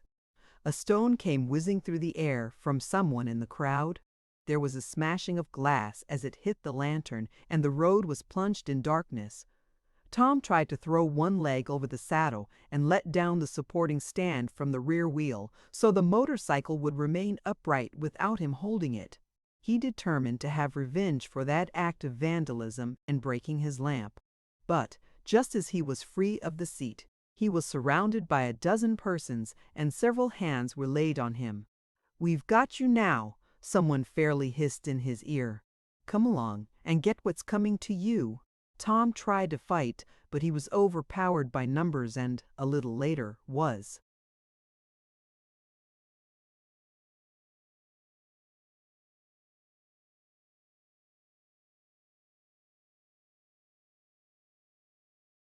dragged off into the woods in the darkness by the masked figures. His arms were securely bound with ropes, and a handkerchief was tied over his eyes. Tom Swift was a prisoner. Chapter 8. A Blinding Flash. Stumbling on through the dark woods, led by his captors, Tom tried to pierce the gloom and identify the persons who had firm grips on either side of him, but it was useless. A little light sifted down from the starlit sky above, but it was not sufficient. The young inventor was beginning to think, after all, that he had fallen into the hands of the Happy Harry gang, and he knew that if this was so, he need expect no mercy. But two things were against this belief. One was that the principal members of the gang were still in jail, or at least they were supposed to be, and another was that there were too many of the captors. Happy Harry's crowd never numbered so many. "Maybe they're highwaymen," thought our hero as he was dragged along. "But that can't be," he reasoned further. "If they wanted to rob me, they'd have done it back there in the road, and not brought me off here in the woods. Besides, I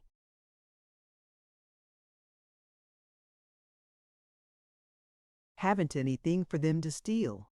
Suddenly Tom stumbled over a projecting root and nearly fell, dragging along with him the person who had hold of his left arm. "Look out there! What's the matter with you?" exclaimed one of the throng quickly, and at the sound of the voice Tom started. "Andy Folger!" cried the young inventor as he recovered himself, for he had recognized the voice of the red-haired bully. "What do you mean by holding me up in this way?" he demanded. "Quiet!" urged a voice in his ear, and the tones were unfamiliar. "Mention no names." "I'm on to your game," retorted Tom. "I know you're here, Andy, and Sam and Pete, and Jack Reynolds and Sid Holton," and he named two rather loose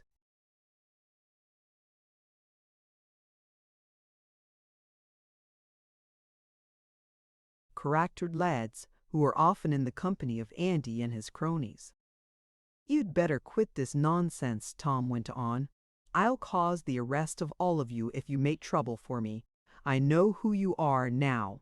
"You think you do," answered the voice in his ear, and the young inventor concluded that it must be some lad whom he did not know. "Nor is this nonsense," the other went on. "You are about to receive the punishment due you."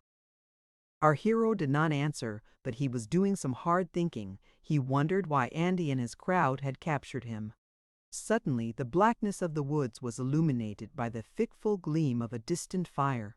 Tom could see more plainly now, and he managed to count about 10 dusky figures hurrying along, 4 being close to him to prevent his escape and the others running on ahead.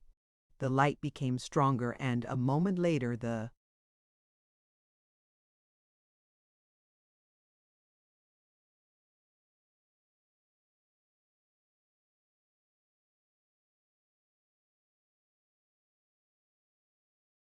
prisoner and his captors emerged into a little clearing where a fire was burning. 2 figures, masked with black cloth, as were all in the crowd, stood about the blaze, putting on sticks of wood. "Did you get him?" asked one of these figures eagerly. "Yes, they got me, Sam Snedeker," answered Tom quickly, recognizing Sam's tones. "And they'll wish they hadn't before I'm done with them." "Quiet," ordered an unknown voice. "Members of the deep forest throng, the prisoner is here," the lad went on. "'Tis well. Bind the captive to the sacrificial tree," was the response from someone in the crowd. Tom laughed. He was at ease now, for he recognized that those who had taken him prisoner were all lads of Andy's character. Most of them were Shopton.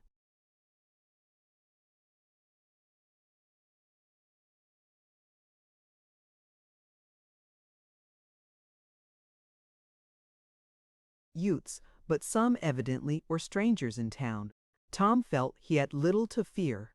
"Bring him over here," ordered one, and Tom cried out, "You wouldn't be giving those orders, Andy Foger, if my arms weren't tied, and if you'll untie me, I'll fight any 2 of you at once," offered the young inventor fiercely, for he hated the humiliation to which he was being subjected. "Don't do it. Don't untie him," begged someone. "No danger, they won't." "They're afraid to, Pete Bailey," replied Tom quickly, for he had recognized the voice of the other one of Andy's particular cronies.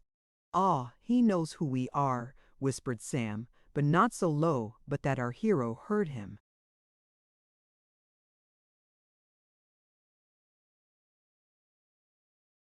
"No matter," was Andy's retort. "Let's go ahead with it. Tie him to that tree." It was useless for Tom to struggle. He was bound too tightly by the rope, and the crowd was too many for him. In a few minutes he was securely fastened to a tree not far from the campfire, which was replenished from time to time. "Now for the judgment," called one of the masked lads in what he meant to be a sepulchral tone. "What is the charge against the prisoner?" "Brother number 1 of the deep forest throng, what is your accusation?" "He's a regular snob, that's what's the trouble," answered Andy Foger, though whether he was brother number 1 did not appear. "He's too fresh, and I'll make you wish you felt fresh when I get hold of you, Andy," murmured Tom.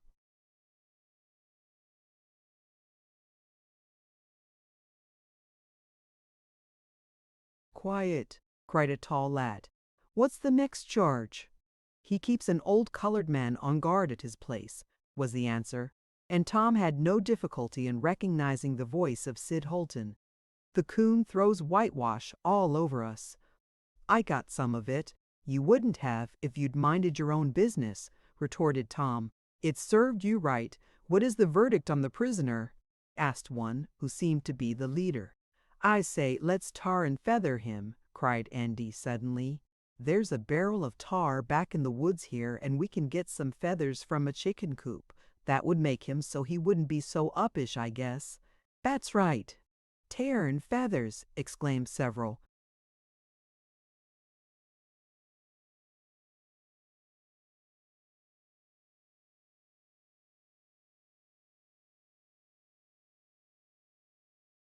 Our hero's heart sank. He was not afraid, but he did not relish the indignity that was proposed. He resolved to fight to the last ounce of his strength against the masked lads. "Can we get a kettle to heat the tar in?" asked someone.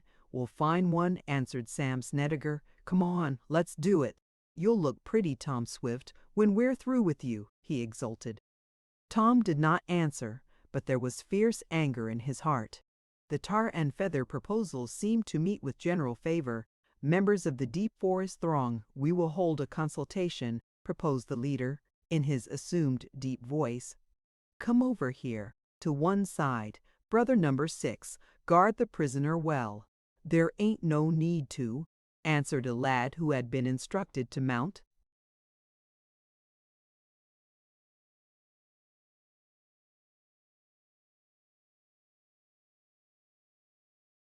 "Guard over Tom. He's tied so tight he can't move. I want to hear what you say." "Very well then," assented the leader, "but look to his bonds." The lad made a hasty examination of the ropes binding the young inventor to the tree, and Tom was glad that the examination was a hasty one, for he feared the guard might discover that one hand had been worked nearly free. The young inventor had done this while he leered at his captors. Tom was not going to submit tamely to the nonsense, and from the moment he had been tied, he had been trying to get loose.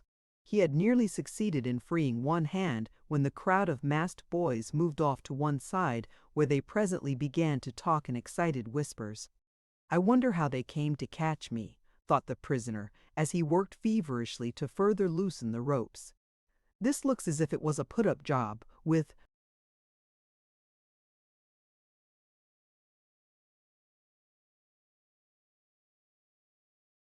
the masks and everything."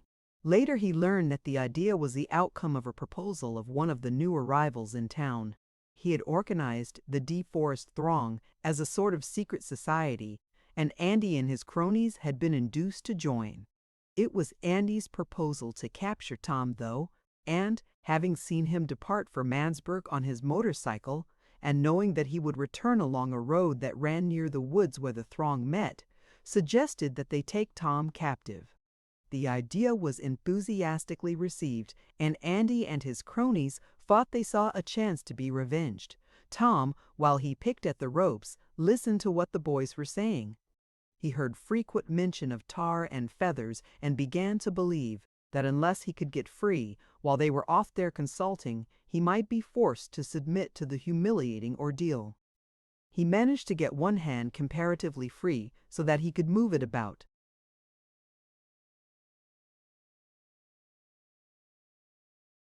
But then he struck several hard knots and could make no further progress. The conference seemed on the point of breaking up.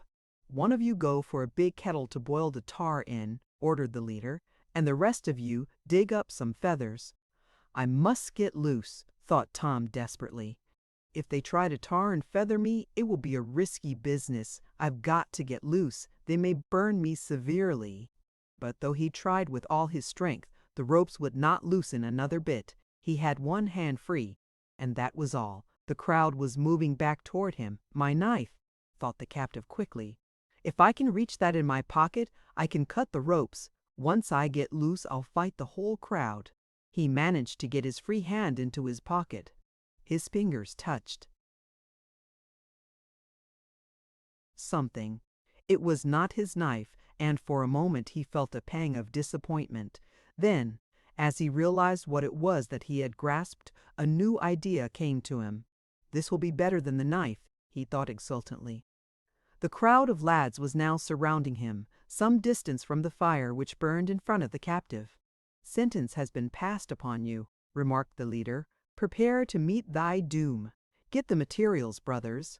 "One moment," called Tom, for he wanted the crowd all present to witness what he was about to do. "I'll give you one chance to let me go peaceably." "If you don't, well, what will you do?" demanded Andy sneeringly as he pulled his mask.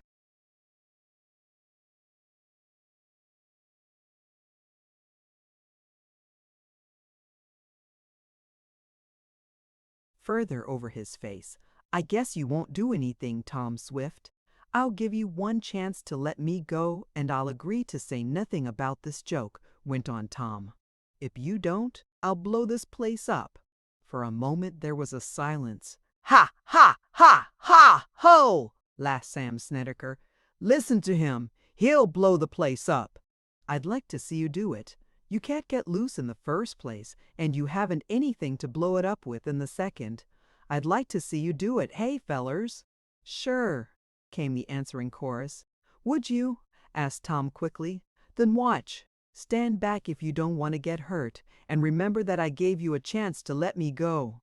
Tom made a rapid motion with the hand he had gotten loose. He threw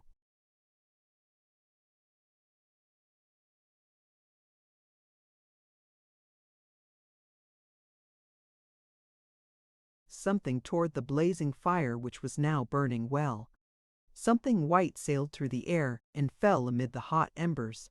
There was a moment's pause, and then a blinding flash of blue fire lighted up the woods, and a dull rumble, as when gunpowder is lighted in the open, followed. A great cloud of white smoke arose as the vivid blue glare died away, and it seemed as if a great wind swept over the place. Several of the masked lads were knocked down by the explosion, and when the rumble died away, and deep blackness succeeded the intense blue light, there came cries of pain and terror. The fire had been scattered and extinguished by the explosion which Tom, though still bound to the tree, had caused to happen in the midst of the deep forest throng. Then, as the smoke rolled away, Andy Foger cried, "Come on, fellows, something's happened. I guess a volcano blew up."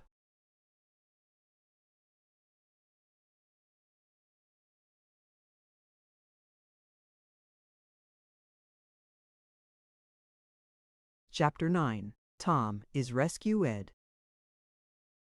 The deep forest throng needed no urging to flee from the place of the mysterious explosion. Their prisoner, helpless as he had seemed, had proved too much for them. Slipping and stumbling along in the darkness, the masked lads had but one thought: to get away before they saw more of that blue fire and the force of the concussion. "Gee, my eyebrows are all singed off," cried Sam Snedeker as he tore loose his mask, which had been rent in the explosion, and felt of his face. "And my hands are burned," added Pete Bailey. "I stood closer to the fire than any of you." "You did not. I got the worst of it," cried Andy. "I was knocked down by the explosion, and I'll bet I'm hurt somewhere. I guess, oh, help! I'm falling in a mud hole." There was a splash, and the bully disappeared from the sight of his companions, who, now that the moon had risen, could better see to flee from their prisoner. "Help me out, somebody," pleaded Andy. "I'm in a mud hole." They pulled him out, a sorry-looking sight, and the red-haired lad, whose locks were now black with muck, began to lament his lot. "Dry up," commanded Sid Holton. "It's all your fault for proposing such a fool trick as capturing Tom Swift. We might have known he would get the best of us." "What was that stuff he used, anyhow?" asked Cecil Hedden, the lad responsible for the organization of the deep forest throng. "He must be a wonder. Does he do sleight-of-hand tricks?" "He does all sorts of tricks," replied Pete Bailey, feeling of a big lump on his.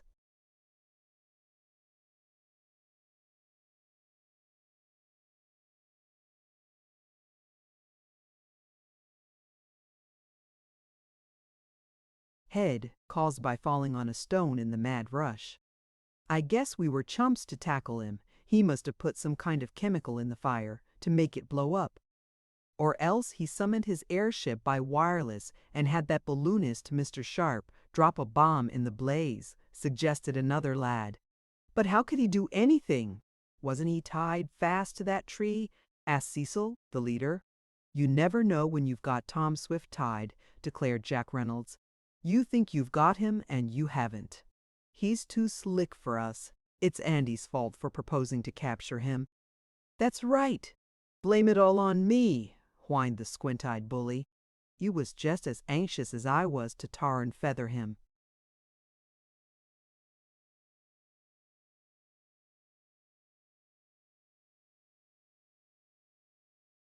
"Well, we didn't do it," commented Pete Bailey dryly. "I suppose he's loose now, laughing at us.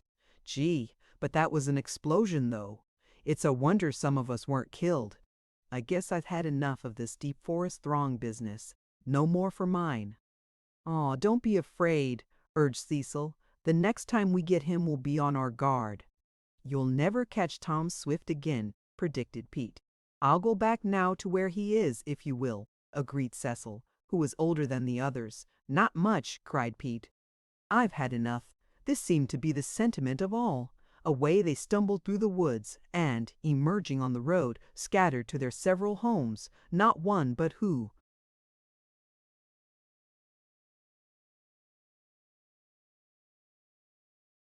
suffered from slight burns, contusions, torn and muddy clothes, or injured feelings as the outcome of the joke on the young inventor.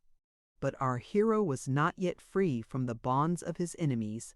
When they scattered and ran, after the vivid blue light and the dull explosion, which, being unconfined, did no real damage, Tom was still fast to the tree. As his eyes became accustomed to the semi-darkness that followed the glare, he remarked, "Well, I don't know that I'm much better off. I gave those fellows a good scare, but I'm not loose. But I can work to better advantage now." Once more he resumed the effort to free himself, but in spite of the crude manner in which the knots had been made, the lad could not get loose. The more he pulled and tugged, the tighter they seemed to become. "This is getting serious," Tom mused. "If I could only reach my knife I could cut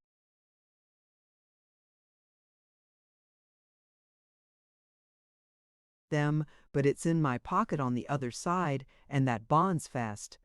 Guess I'll have to stay here all night. Maybe I'd better call for help," but his words, spoken half aloud, were suddenly interrupted by a crash in the underbrush. Somebody was approaching. At first Tom thought it was Andy and his cronies coming back, but a voice that called a moment later proved that this was not so. "Is anyone here?" shouted a man. "Anyone hurt?" What was that fire and explosion? "I'm here," replied Tom. "I'm not hurt exactly, but I'm tied to a tree.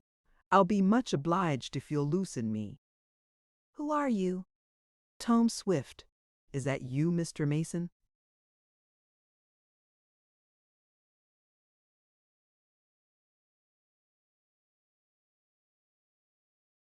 "Yes, by jinks. I never expected to find you here, Tom. Over this way, men," he added, calling aloud. "I've found him. It's Tom Swift." There was a flicker of several lanterns amid the trees, and soon a number of men had joined Mr. Mason and surrounded Tom. They were farmers living in the neighborhood. "What in the name o' Tunket happened?" asked one. "Did you get hit by a meteor or a comet? Who tied you up? Highwaymen." "Cut him loose first and ask questions afterward," suggested Mr. Mason. "Yes," added Tom with a laugh, "I wish he would. I'm beginning to feel cramped." With their knives, the farmers quickly cut the ropes, and some of them rubbed the arms of the lad to restore the circulation. "What was it, highwayman?" asked a man, unable to longer restrain his curiosity. "Did they rob you?" "No, it wasn't highwaymen," replied the youth.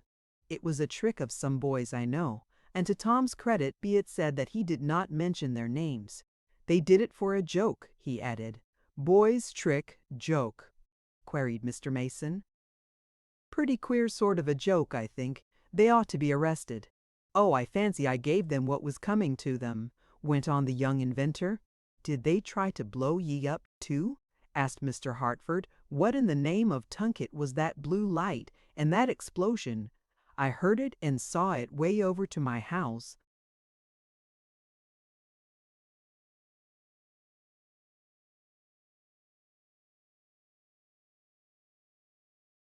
"So did I," remarked Mr. Mason, and several others said the same thing.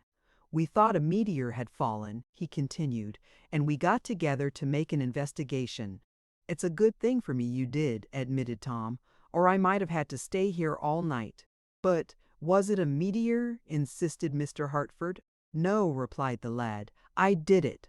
"You?" "Yes. You see, after they tied me, I found I could get one hand free. I reached in my pocket for my knife, but instead of it, I managed to get hold of a package of powder I had.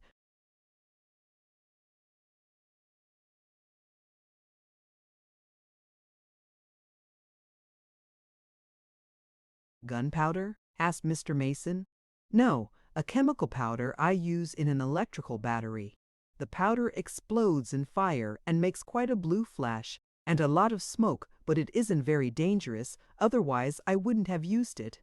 When the boys were some distance away from the fire, I threw the powder in the blaze. It went off in a moment, and I guess they run some. didn't they?" asked Mr. Mason with a laugh. "They certainly did," agreed Tom.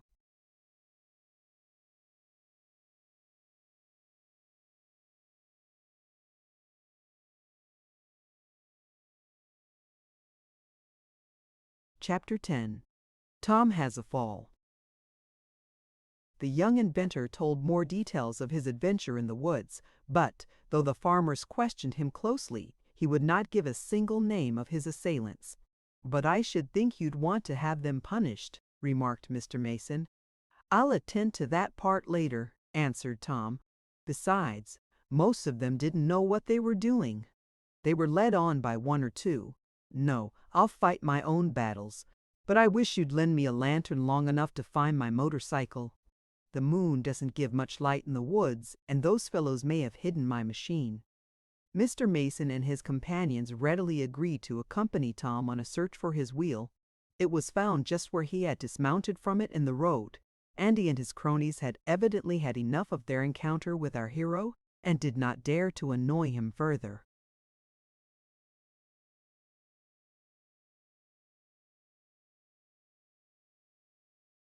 "Do you think you can ride home?" asked one of the farmers of the lad, when he had ascertained that his machine was in running order. "Well, it's risky without my lantern," answered Tom. "They smashed that for me, but I guess I can manage." "No, you can't," insisted Mr. Mason. "You're stiff from being tied up, and you can't ride. Now you just wheel that contraption over to my place, and I'll hitch up and take you home. It isn't far." "Oh, I couldn't think of troubling you," declared Tom. At the same time, he felt that he was in no condition to ride. "It's no trouble at all," insisted Mr. Mason. "I guess your father and I are good enough friends to allow me to have my way. You can come over and get your choo-choo bicycle in the morning."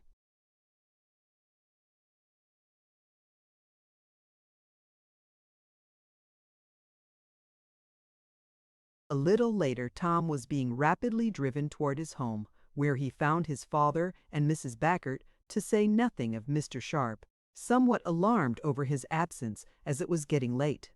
The youth told as much of his adventure as he thought would not alarm his father, making a sort of joke of it, and, later, related all the details to the balloonist. "We'll have to get after Andy again," declared the aeronaut. "He needs another toning down." "Yes, similar to the one he got when we nearly ran away with his automobile by catching the airship anchor on it," added Tom with a laugh. "But I fancy Andy will steer clear of me for a while. I'm sorry I had to use up that chemical powder, though. Now I can't start my battery until tomorrow." But the next day Tom made up for lost time by working from early until late. He went over to Mr. Mason's, got his motorcycle, procured some more of the chemical, and soon had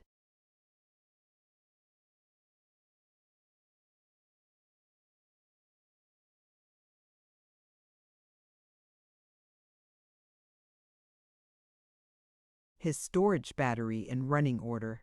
Then he arranged for a more severe test, and while that was going on he worked at completing the body of the electric runabout. The vehicle was beginning to look like a car, though it was not of the regulation pattern. For the next week Tom was very busy, so occupied in fact that he scarcely took time for his meals, which caused Mrs. Baggert no little worriment, for she was a housekeeper who liked to see others enjoy her cooking. "Well, Tom, how are you coming on?" asked his father one night, as they sat on the porch, Mr. Sharp with them. "Pretty well, Dad," was the answer of the young inventor. "I'll put the wheels on tomorrow, and then set the batteries. I've got the motor all finished, and all I'll have to do will be to connect it up, and then I'll be ready for a trial on the road." "And you still think you'll beat all records?" "I'm pretty sure of it, Dad. You see, the amperage will be exceptionally high, and my batteries will have a large amount of reserve, with little internal resistance. But do you know, I'm so tired I can hardly think. It's more of a job than I thought it would be." Tom, a little later, strolled down the road. As he turned back toward the house and walked up the shrubbery-lined path, he heard a noise. "Someone's hiding in there," thought the lad, and he darted to an opening in the hedge to reach the other side. As he did so he saw a figure running away, Whether it was a man or a boy he could not tell in the darkness. "Hold on there!" cried the young inventor, but naturally the fleeing one did not stop. Tom began to sprint, and as it was slightly downhill, he made good.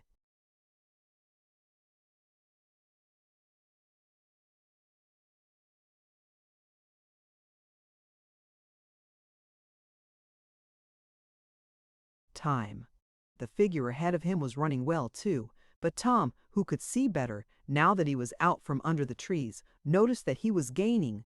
The fleeing one came to a little brook and hesitated a moment before leaping across.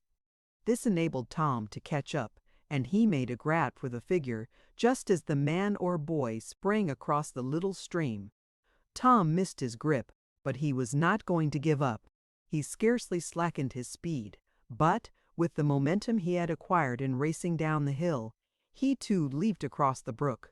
As he landed on the other side, he made another grab for the figure, a man as Tom could now see, but he could make out no features as the person's hat was pulled down over his face. "I've got you now," cried Tom exultantly, reaching out his hand. His fingers clutched something, but the next instant the young inventor went sprawling. The other had put out his foot and tripped him neatly, and Tom, throwing out,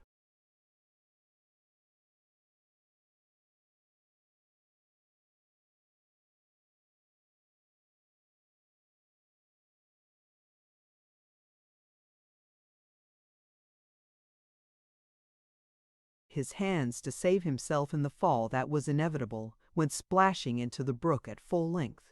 The unknown, pausing a moment to view what he had done, turned quickly and raced off in the darkness.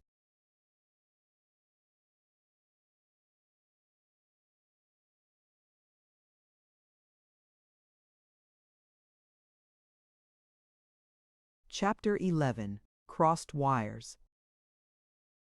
More surprised than hurt, and with a feeling of chagrin and anger at the trick which had been played on him, Tom managed to scramble out of the brook. The water was not deep, but he had splashed in with such force that he was wet all over. And as he got up, the water dripping from his clothes, the lad was conscious of a pain in his head. He put up his hand and found that contact with a stone had raised a large lump on his forehead. It was as big as a hen's egg. "Humph! I'll be a pretty sight tomorrow," murmured Tom. "I wonder who that fellow was, anyhow, and what he wanted. He tripped me neatly enough, whoever he was. I've a good notion to keep on after him." Then, as he realized what a start the fleeing one had, the young inventor knew that it would be fruitless to renew the chase. Slowly he ascended the sloping bank and started for home. As he did so, he realized that he had, clasped in his fingers, something he had grabbed from the person he was pursuing just before.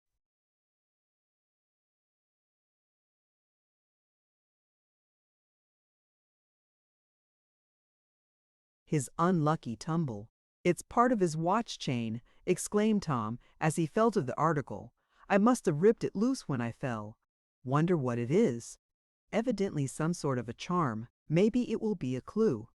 He tried to discern of what style it was, but in the dark woods this was impossible. Then the lad tried to strike a match, but those in his pocket had become wet from his unexpected bath. "I'll have to wait until I get home," he went on, and he hastened his steps, for he was anxious to see what he had torn loose from the person who appeared to be spying on him. "Why, Tom, what's the matter?" exclaimed Mrs. Baggert when he entered the kitchen, dripping water at every step. "Is it raining outside? I didn't hear any storm." "It was raining where I was," replied Tom angrily. "I fell in the brook. It was so hot I thought I'd cool off."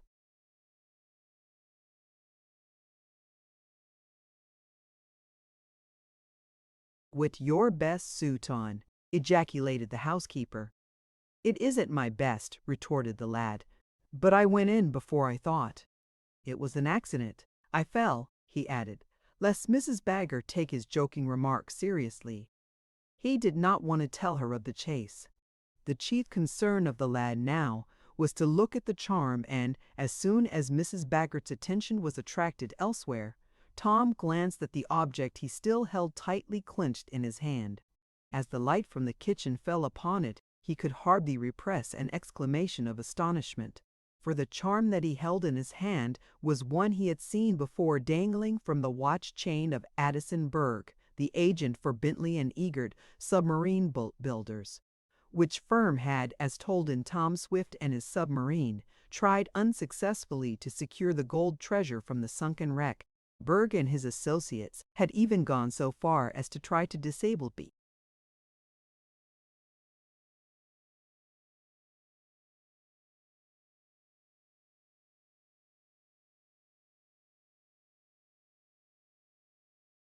Advance, the boat of Tom and his father, by ramming her when deep down under the ocean.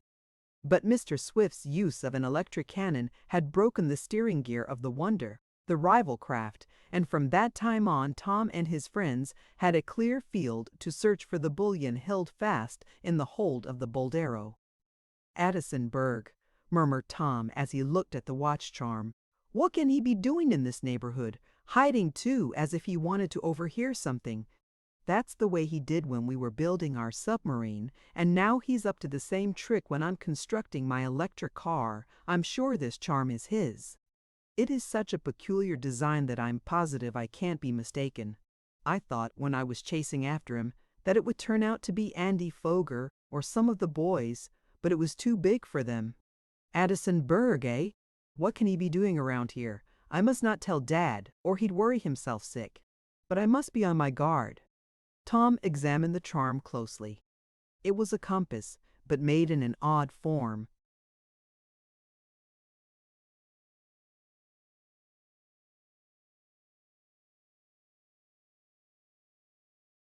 And was much ornamented. The young inventor had noticed it on several occasions when he had been in conversation with Mr. Berg previous to the attempt on the part of the owners of the rival submarine to wreck Tom's boat. He felt that he could not be mistaken in identifying the charm. Burr was afraid I'd catch him and asked for an explanation that would have been awkward to make, thought the lad as he turned the charm over in his hand. That's why he tripped me up. But I'll get at the bottom of this yet. Maybe he wants to steal my ideas for an electric car. Tom's musings were suddenly interrupted by Mrs. Baggert. I hope you're not going to stand there all night, she said with a laugh. You're in the middle of a puddle now, but when you get over dreaming, I'd like to mop it. Up. All right, agreed the young inventor, coming to himself suddenly. Guess I'd better go get some dry clothes on. You'd better go to bed, advised Mrs. Baggert. That's where your father and Mr. Sharp are. It's late. The more Tom thought over the strange occurrence, the more it puzzled him. He mused over the presence of Berg as he went about his work the next day, for that it was the agent whom he had pursued. He felt positive. But I can't figure out why he was hanging around here, mused Tom. Then, as he found that his thoughts over the matter were interfering with his work, he resolutely put them from him and threw himself energetically into the labor of completing his electric car. The new batteries, he found, were working.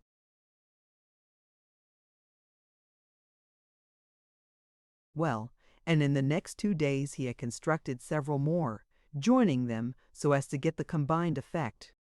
It was the afternoon of the 3rd day from Tom's unexpected fall into the brook that the young inventor decided on the first important test of his new device. He was going to try the motor, running it with his storage battery. Some of the connections were already in place, the wires being fastened to the side of the shop where they were attached to switches. Tom did not go over these, taking it for granted that they were all right. He soon had the motor, which he was to install in his car, wired to the battery, and then he attached a gauge to ascertain by comparison how many miles he could hope to travel on one charging of the storage battery. Guess I'll call Dad and Mr. Sharp in to see how it works before I turn on the current, he said to himself. He was about to summon his parent and the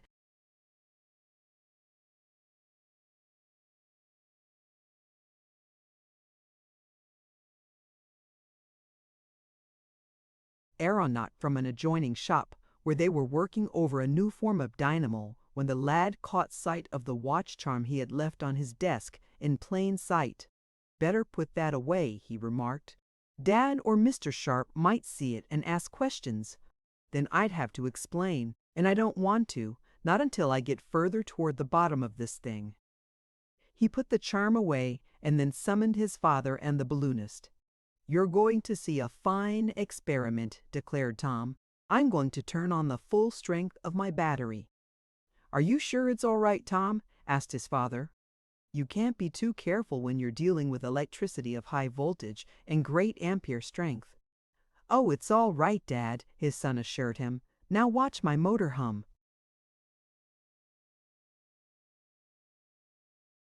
He walked over to a big copper switch and grasped the black rubber handle to pull it over, which would send the current from the storage battery into the combination of wheels and gears that he hoped, ultimately, would propel his electric automobile along the highways or on a track at the rate of 100 miles an hour. "Here she goes," cried Tom. For an instant he hesitated and then pulled the switch. At the same time his hand rested on another wire stretched across a bench.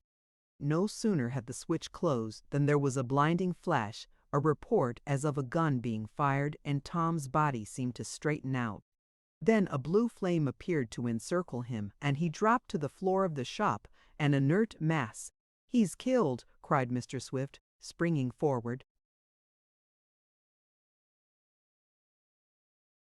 "Careful," cautioned the balloonist. "He's been shocked. Don't touch him until I turn off the current."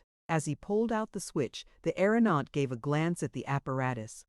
"There's something wrong here," he cried. "The wires have been crossed.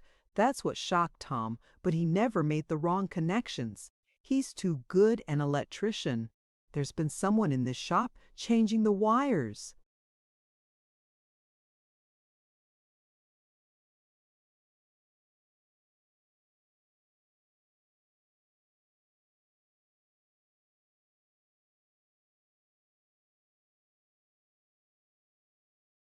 Chapter 12.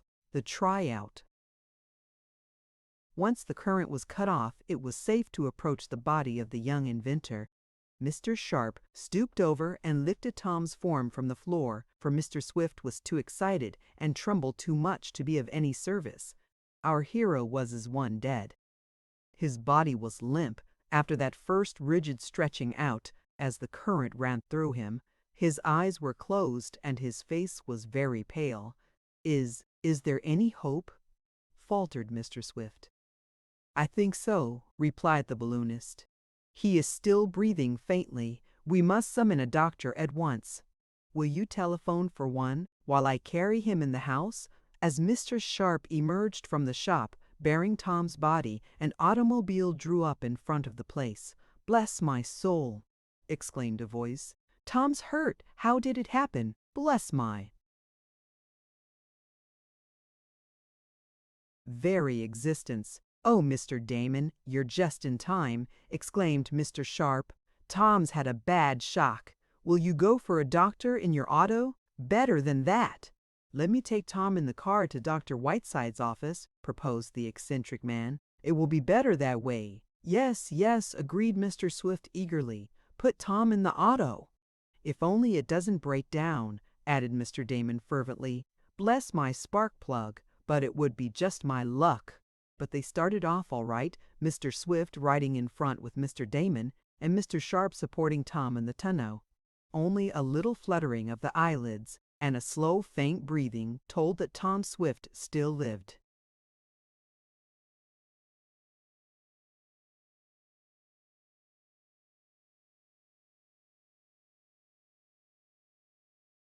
Mr. Damon never guided a car better than he did his auto that day. Several speed laws were broken, but no one appeared to stop them, and in record time they had the young inventor at the physician's house. Fortunately, Dr. Whiteside was at home, and under his skillful treatment, Tom was soon out of danger.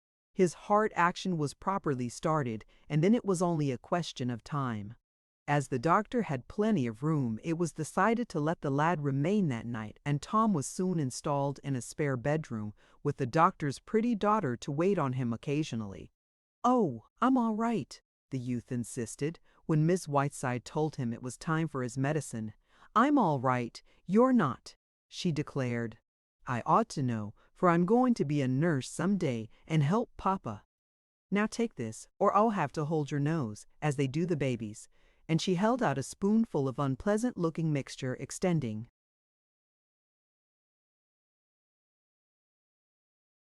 her dainty forefinger and thumb of her other hand, as if to administer dire punishment to Tom if he did not obey.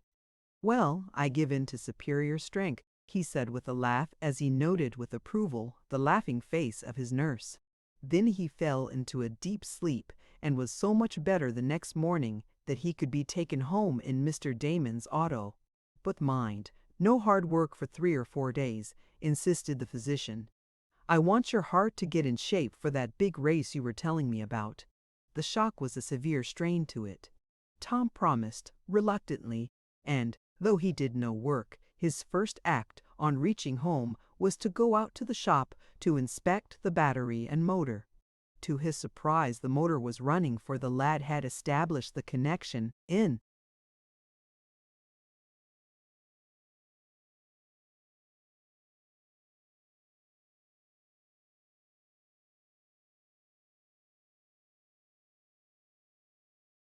spite of his shock, and his father and Mr. Sharp had decided to let the machinery run until he came back.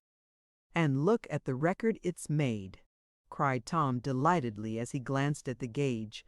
"Better than I figured on. That battery is a wonder. I'll have the fastest electric runabout you ever saw." "If the wires don't get crossed again," put in Mr. Sharp, "you'd better make an examination, Tom." And for the first time, the young inventor learned how he had been shocked. "Crossed wires. I should say they were crossed," he exclaimed as he looked at the switches and copper conductors. "Somebody has been tampering with them. No wonder I was shocked." "Who did it?" asked Mr. Sharp.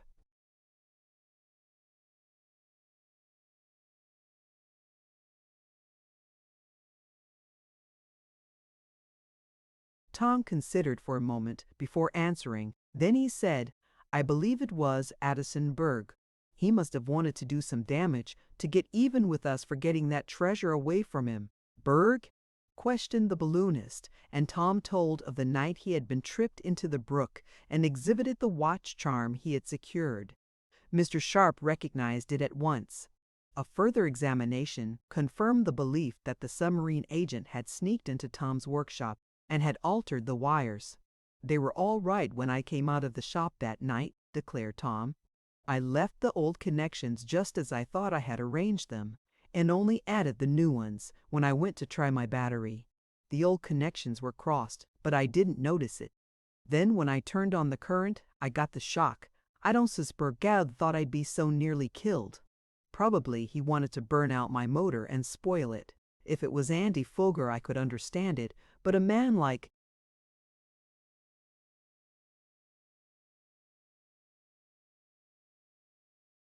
Berg, while he's probably wild with anger because his submarine got the worst of it in the race for the gold," interrupted the balloonist.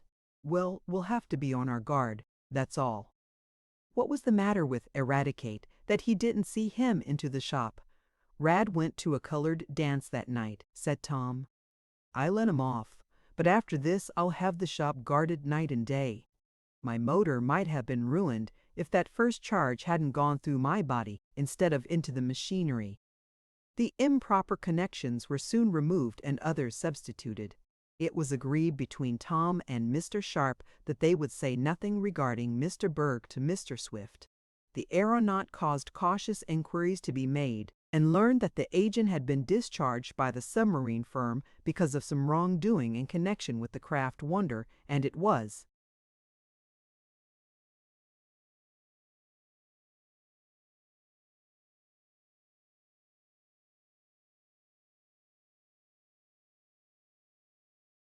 surmised that the agent believed Tom to be at the bottom of his troubles. In a few days, the young inventor was himself again, and as further trials of his battery showed it to be even better than its owner hoped, arrangements were made for testing it in the car on the road. The runabout was nearly finished, but it lacked a coat of varnish and some minor details when Tom, assisted by his father, Mr. Sharp and Mr. Jackson, one morning, about a week later, installed the motor and battery units. It did not take long to gear up the machinery, connect the battery, and though the car was rather a crude-looking affair, Tom decided to give it a tryout. "Want to come along, Dad?" he asked as he tightened up some binding posts and looked to see that the steering wheel, starting and reverse levers worked properly and that the side chains were well lubricated.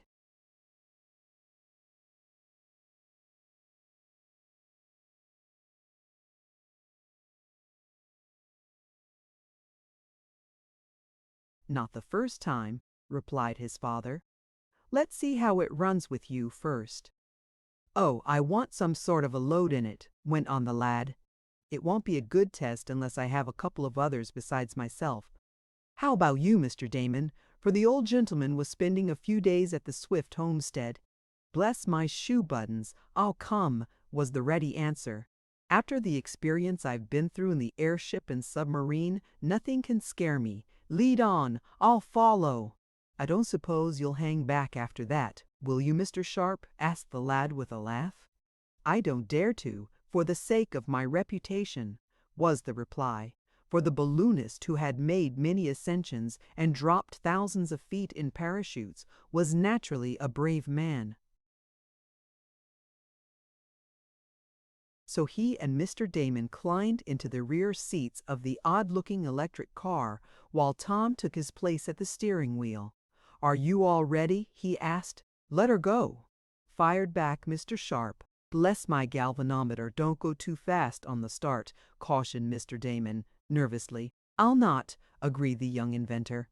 "I want to get it warmed up before I try any speeding." He turned on the current. There was a low, humming purr, which gradually increased to a whine, and the car moved slowly forward. It rolled along the gravel driveway to the road, Tom listening to every sound of the machinery, as a mother listens to the breathing of a child.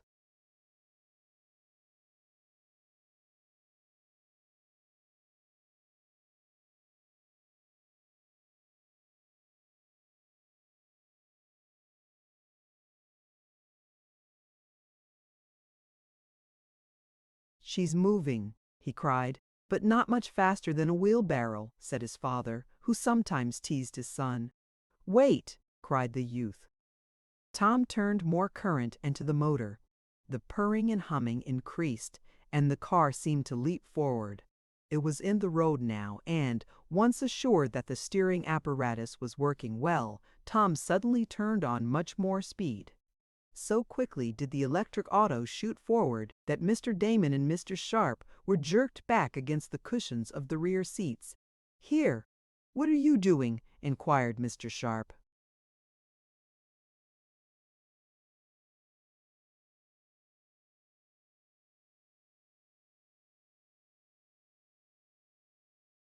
"I'm going to show you a little speed," answered Tom. The car was now moving rapidly, and there was a smoothness and lightness to its progress that was absent from a gasoline auto. There was no vibration from the motor. Faster and faster it ran until it was moving at a speed scarcely less than that of Mr. Damon's car when it was doing its best. Of course, that was not saying much, for the car owned by the odd gentleman was not a very powerful one, but it could make fast time occasionally. "Is this the best you can do?" asked Mr. Damon. "Not that it isn't fast," he hastened to add, "and I was wondering if it was your limit." "Not half!" cried Tom, as he turned on a little more power. "I'm not trying for a record today. I just want to see how the battery and motor behaves." "Pretty well, I should say," commented Mr. Sharp.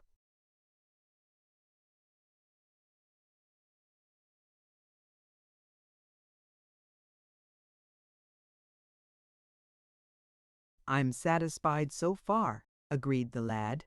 They were now moving along the highway at a good speed, moving almost silently too, for the motor, save for a low hum, made no noise. So quiet was the car, in fact, that it was nearly the cause of a disaster.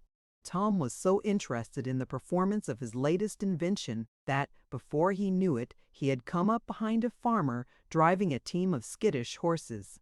As the big machine went past them, giving no warning of its approach, the steeds reared up and would have bolted, but for the prompt action of the driver. "Hey!" he cried angrily as Tom speeded past. "Don't you know you got to give warning when you're comin' with one of them? Virgulswizzle things. By Jehoshaphat, I'll have the law on ye ef you do that again." "I forgot to ring the bell," apologized Tom as he sent out a peal from the gong, and then he let out a few more amperes and the speed increased. "Hold on, I guess this is fast enough," cried Mr. Damon as his hat blew off. "Fast," answered Tom. "This is nothing to what I'll do when I use the full power. Then I'll—" He was interrupted by a sharp report and a vivid flash of fire on a switchboard near the steering wheel. The motor gave a sort of groan and stopped, the car rolling on a little way and then becoming stationary. "Bless my collar button!" ejaculated Mr. Damon. "What's the matter?" inquired Mr. Sharp. "Some sort of a blowout," answered Tom ruefully as he shoved the starting handle over, trying to move the car, but it would not budge. The new auto had gone dead on her first tryout. The young inventor was grievously disappointed.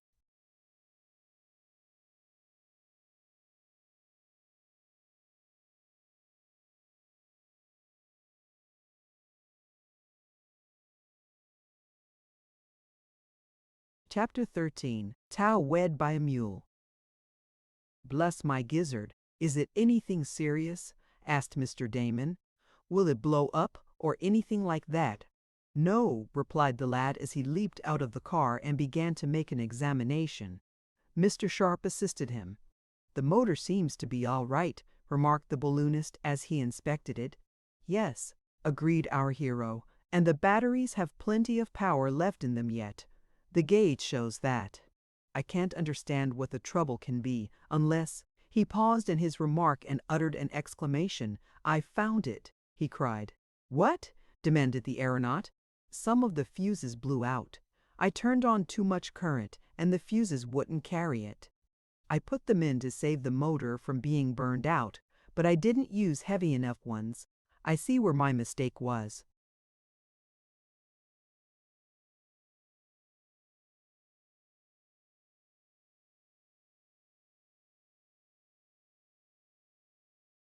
"But what does it mean?" inquired Mr. Damon. "It means that we've got to walk back home," was Tom's sorrowful answer. "The car is stalled, for I haven't any extra fuses with me." "Can't you connect up the battery by using some extra wire?" asked Mr. Sharp. "I have some," and he drew a coil of it from his pocket. "I wouldn't dare to. It might be so heavy that it would carry more current than the motor could stand. I don't want to burn that out. No, I guess we'll have to walk home, or rather I will. You two can stay here until I come back with heavier fuses. I'm sorry." Tom had hardly ceased speaking when, from around the turn in the road proceeded a voice, and, at the sound of it all three started, for the voice was saying,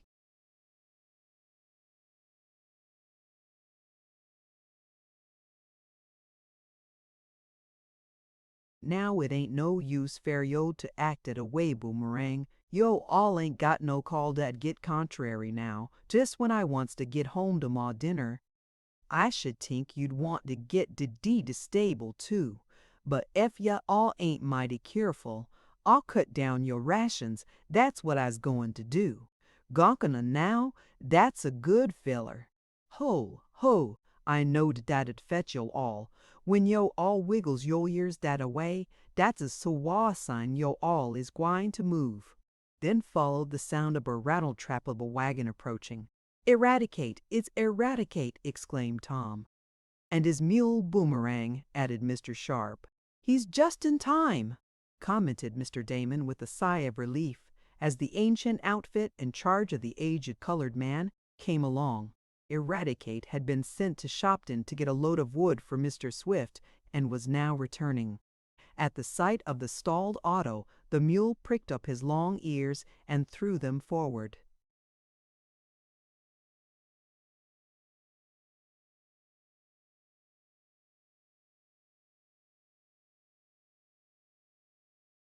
"Whoa, dar now, Boomerang!" cried Eradicate.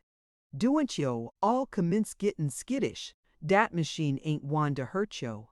Why good land a massy, if tain't Mr. Swift, cried the colored man as he caught sight of Tom. What's the trouble? He asked. Broke down, answered the young inventor briefly. You always seem to come along when I'm in trouble, Rad. That's right, assented the darky with a grin. Me and trouble am old acquaintances. Sometimes she hits me a clip on the head, den, agin boomerang. Maman gets it. He just had his trouble.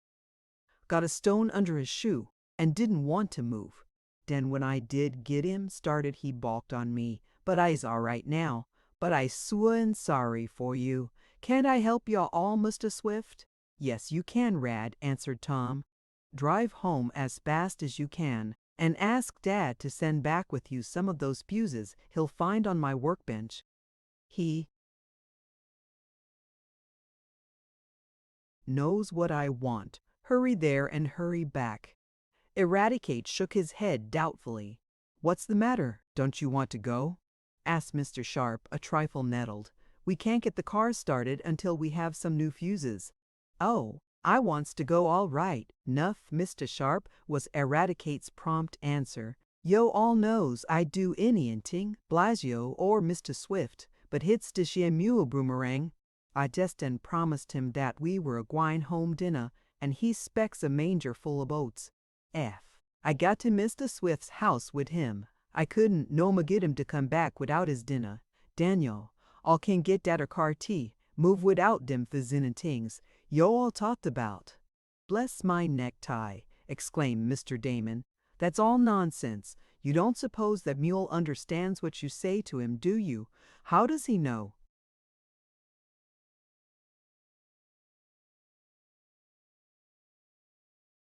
You promised him his dinner? I doan know how he know, Mr. Damon, replied Eradicate, but he do know, jest the same. I know hit would be like pullin' teeth and wuss too. To get Boomerang to start back with dem forced tings until after he's had his dinner, wouldn't it, Boomerang? The mule waved his long ears as if in answer. Bless my soul, I believe he does understand, cried Mr. Damon. Of course he do, put in the colored man. I's awful sorry. Now, if it were afternoon, I could bring back dem what I call in a jiffy, 'cause Boomerang allers feels good artery. He has his dinner, but before dat, and Eradicate shook his head, as if there was no more to be said on the subject. Well, remarked Tom sadly, I guess there's no help for it. We'll have to walk.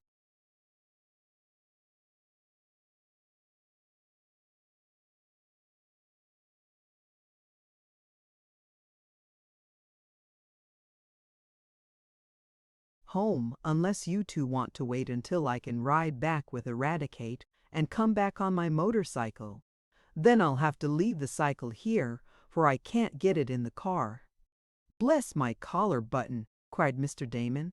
It's like the puzzle of the fox, the goose, and the bag of corn on the banks of a stream. I guess we'd better all walk. Hold on, exclaimed Mr. Sharp. Is your mule good and strong, Eradicate? Strong? Why dish a mule could pull a house over dat when he's got a mind to. And he'd do most anything now. Case, he's anxious to get home to his dinner. Ain't ya all, Boomerang? Once more the mule waved his ears, like signal flags. Then I have a proposition to make, went on the balloonist. Unhitch the mule from the load of wood and hitch him to the auto. We've got some rope along,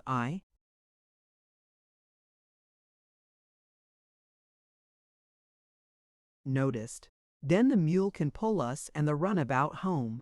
Good idea, cried Mr. Damon. Dat's the racket, ejaculated Eradicate. I'll just sequestrate dish yer load ob wood, side ob de road, and hitch Boomerang to de auto. Tom said nothing for a few seconds. He gazed sadly at his auto, which he hoped would win the touring club's prize. It was a bitter pill for him to swallow. Towed by a mule! He exclaimed, shaking his head and smiling ruefully. The fastest car in this country towed by a mule. It's tough luck.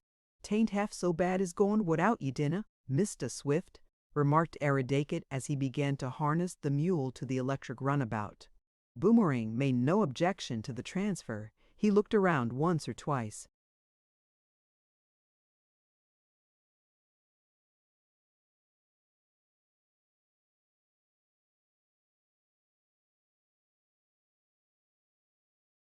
As he was being made fast to the auto and when the word was given, he stepped out as if pulling home stalled cars was his regular business. Tom sat beside Eradicate on the front seat and steered while the colored man drove the mule, and Mr. Sharp and Mr. Damon were in the tonneau seats, as Tom called them. I hope no one sees us, thought Tom, but he was doomed to disappointment. When nearly home, he heard an auto approaching, and in it were Andy Foger, Sam Snedeker, and Pete Bailey. The three cronies stared at the odd sight of Boomerang ambling along, with his great ears flapping, drawing Tom's speedy new car. "Ha! Ha!" laughed Andy. "So that's the motive power he's going to use. Look at him, fellows. I thought his new electric, that was going to beat my car and win the prize, was to be 200 horsepower. Instead, it's 1 mule power. That's rich!" And Andy's chums joined in the laugh at poor Tom.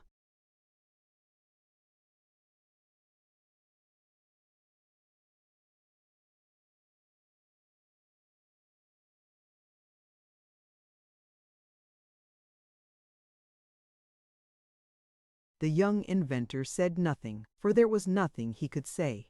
In dignified silence he passed the car containing his enemies, they, meanwhile, jeering at him. "Dat's all right," spoke Eradicate, sympathizing with his young employer. "Maybe dey'll want to touter theirself some day, and when dey does, I'll make Boomerang pull 'em in a ditch." But this was small comfort to Tom. He made up his mind, though, that he would demonstrate that his car could do all that he had claimed for it, and that very soon.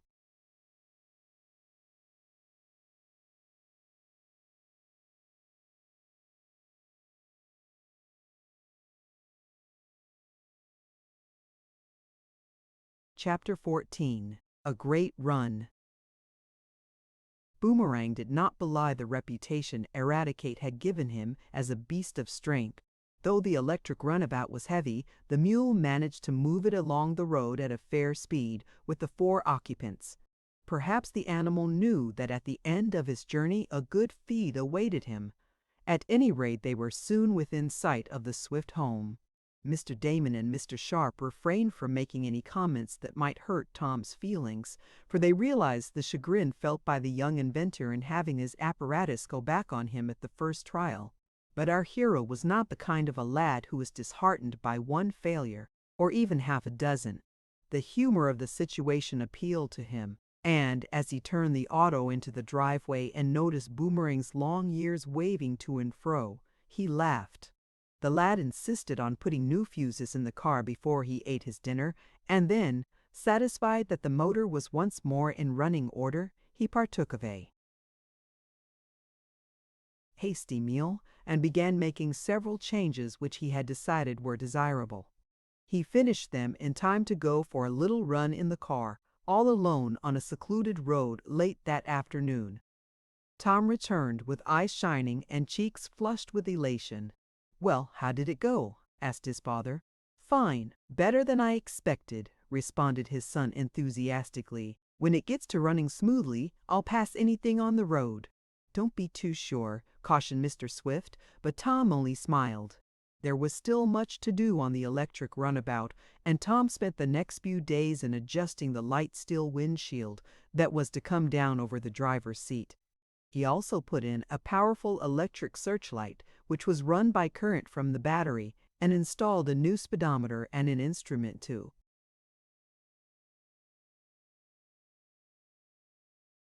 Tell how much current he was using and how much longer the battery would run without being exhausted. This was to enable him to know when to begin recharging it. When the current was all consumed, it was necessary to store more in the battery. This could be done by attaching wires from a dynamo, or in an emergency by tapping an electric light wire in the street. But as the battery would enable the car to run many miles on one charging, Tom did not think he would ever have to resort to the emergency charging apparatus. He had a new system for this, one that enabled him to do the work in much less than the usual time.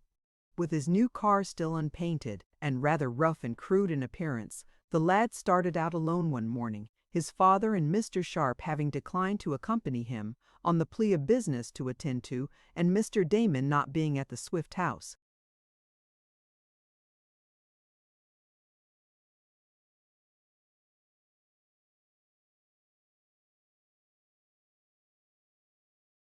Tom rode about for several hours, giving his car several severe tests in the way of going up hills and speeding on the level.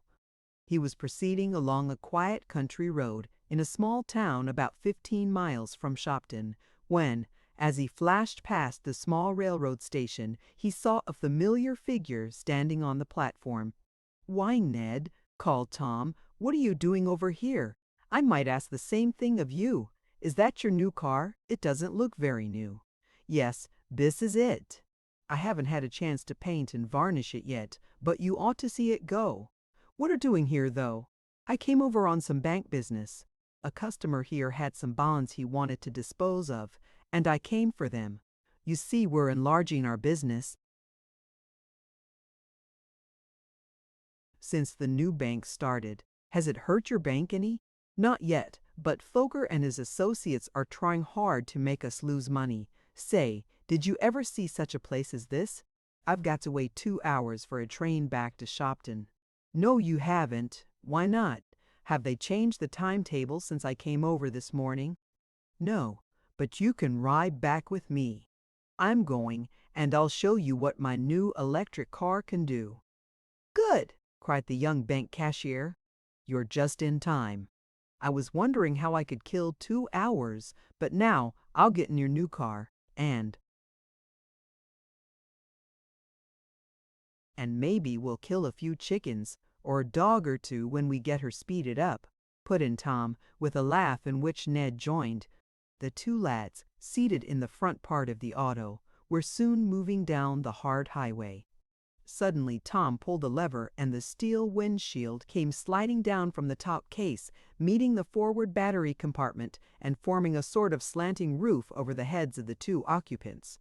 "Here, what's this?" cried Ned. "We're going to hit it up in a few minutes," replied the young inventor, "and I want to reduce the wind resistance." "Oh, I thought maybe we were going through a bombardment. It's all right, go ahead, don't mind me. I'm game." There was a celluloid window in the steel windshield, and through this the lads could observe the road ahead of them. As they swung along it, the speed increasing, Ned saw an auto ahead of them. "Whose car is that?" he asked. "Don't know," replied Tom. "We'll be up to it in about half a minute, though." As the electric runabout, more dilapidated looking than ever from the layer of dust that covered it, passed the other auto, which was a powerful car, the solitary occupant of it, a middle-aged man, looked to one side and, seeing the queer machine, remarked, "You fellows are going the wrong way to the junk heap. Turn around." "Is that so?" asked Tom, his eyes flashing at the cheap wit of the man. "Why, we came out here to show you the way."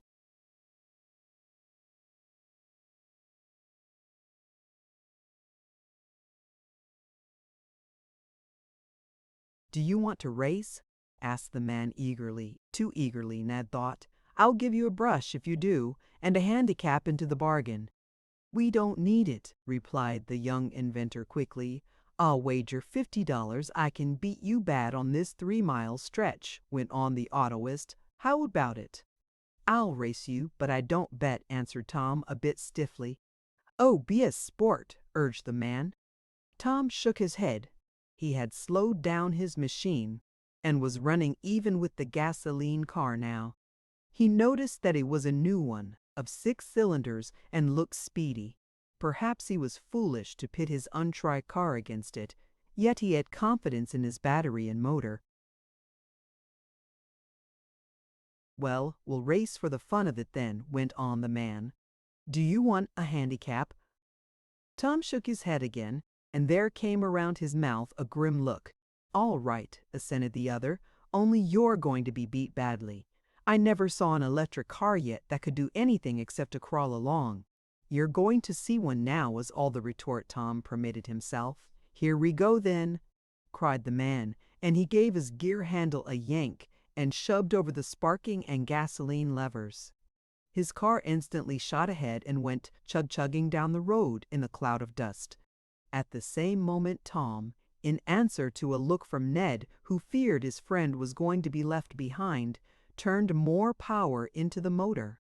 The humming, purring sound increased, and the electric car forged ahead.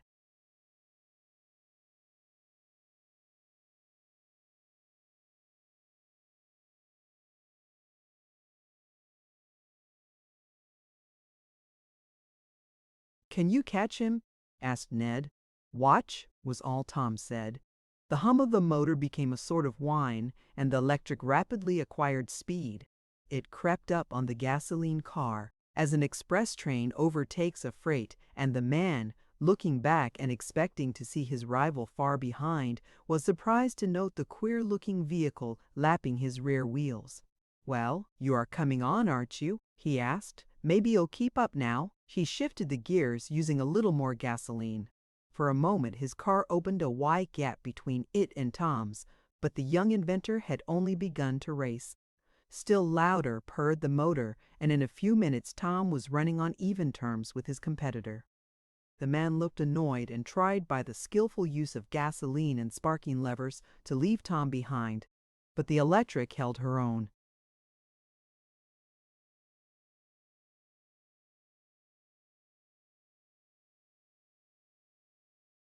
I've got to go the limit, I see, remarked the man at last, glancing sideways at the other car.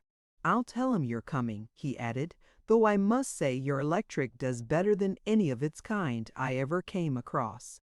I'm not done yet, was the comment of our hero. But the man did not hear him, for he was yanking into place the lever that enabled him to run on direct drive for fourth speed. Forward shot his car, and, for perhaps a quarter of a mile, it led. The racers were almost at the end of the 3-mile level stretch of road, and if Tom was going to win the impromptu contest, it seemed high time he began. Can you catch him? Asked Ned anxiously. Watch, was his chum's reply. I haven't used my high-speed gear yet. I'm afraid the fuses won't stand it, but here goes for a try anyhow.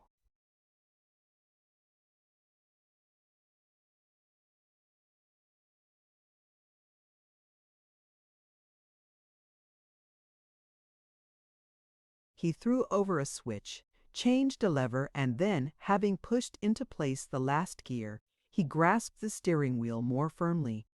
There was need of it, for, in an instant, the electric runabout, with the motors fairly roaring, swept up the road, after the gasoline car that was almost hidden from sight in a cloud of dust.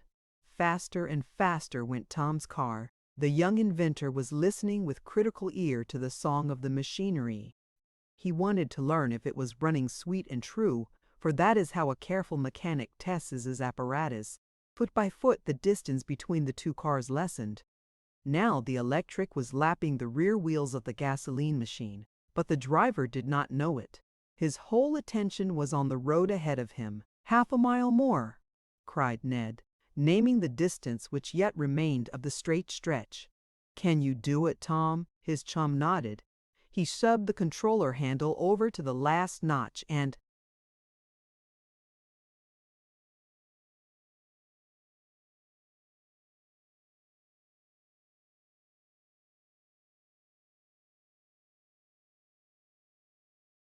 then waited an anxious second. Would the fuse carry the extra load? It seemed so, for there was a slight increase of power. An instant later, Tom gave a sudden twist to the steering wheel. It was well that he did, for he was passing the gasoline car dangerously close. Then he was ahead of it, and in a second he was 3 lengths in advance. Desperately the man opened his muffler and sought to gain by this advantage, but though his car gave off explosions like a battery of guns in action, he could not gain on Tom. The electric shot around a curve in the road, winner of the impromptu race by 1/8 of a mile. "Well," asked Tom of his chum as he slowed down, for the road now was not so good, "did I do it?" "You certainly did." "Whew, but we did scoot along."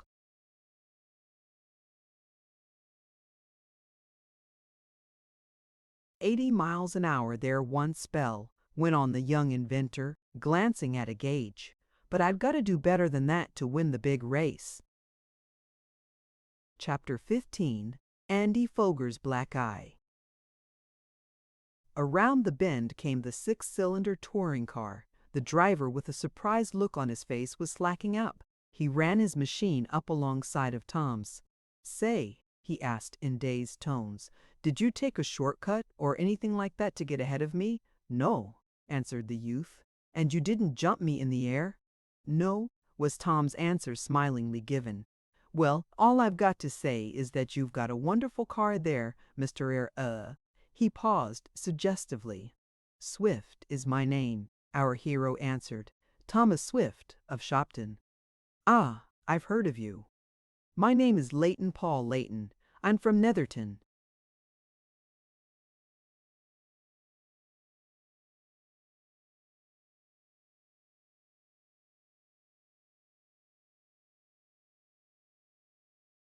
Let's see, you built an airship, didn't you? I helped, Tom admitted modestly. Well, you beat me fair and square, and if I do say it myself, I've got a fairly speedy car. Took 2 firsts at the Indianapolis meet last month, but you certainly scooted ahead of me. Where did you buy that electric, if I may ask? I made it. I might have known, admitted the man. But are you going to put them on the market? If you are, I'd like to get one. I want the fastest car going, and you seem to have it. I hadn't thought of manufacturing them for sale, said the young inventor. If I do, I'll let you know.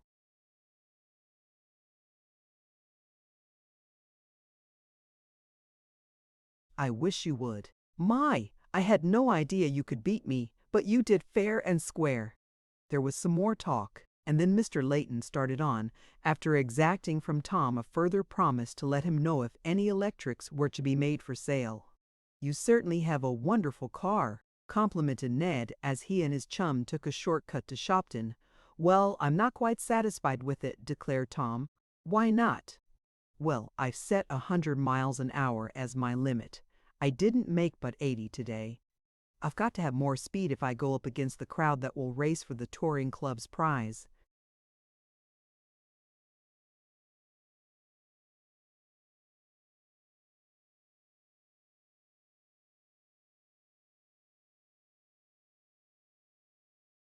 Can you make 100 miles? I think so. I've got to change my gears though and use heavier fuses. I was afraid every second that one of the fuses would melt and leave me stranded. But they stood pretty well. Of course, when the car, geared as it is now, has been run a little longer, it will go faster, but it won't come up to 100 miles an hour. That's what I want, and that's what I'm going to get. And the lad looked very determined. Ned was taken to the bank, and as Tom turned his machine around to go home, he saw, standing on the steps of the new bank, which was almost across the street from the old one, Andy Foger and the bully's father. The red-haired lad laughed at Tom's rough-looking car and said something to his parent, but Mr. Foger did not notice Tom. Not that this caused our hero any uneasiness, however.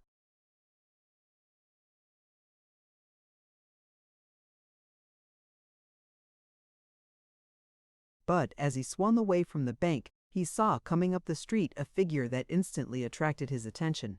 It was that of Mr. Berg, and Tom at once recalled the night he had pursued the submarine agent and torn loose his watch charm. Mr. Berg was evidently going to enter the new bank, for, at the sight of the former agent, Mr. Foger descended the steps and went to meet him. Tom, however, had decided upon a plan of action. He steered his machine in toward the curb, ran up the steel windshield, and called, "Mr. Berg, eh? What's that?" asked the agent in some surprise. Then, as he caught sight of Tom and recognized him, he added, "I'm very busy now, my young friend. You'll have to excuse me." "I won't detain you a moment," went on Tom casually. "I have something of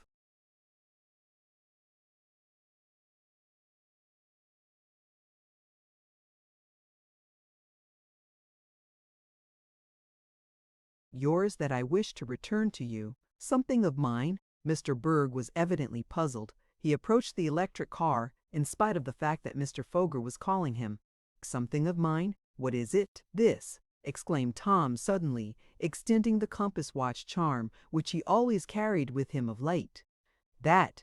Where did you get that?" "I lost it." Mr. Berg paused in some confusion. "I grabbed it off your watch chain the night you were hiding in our shrubbery and tripped me into the brook," answered the lad, looking the man squarely in the eye.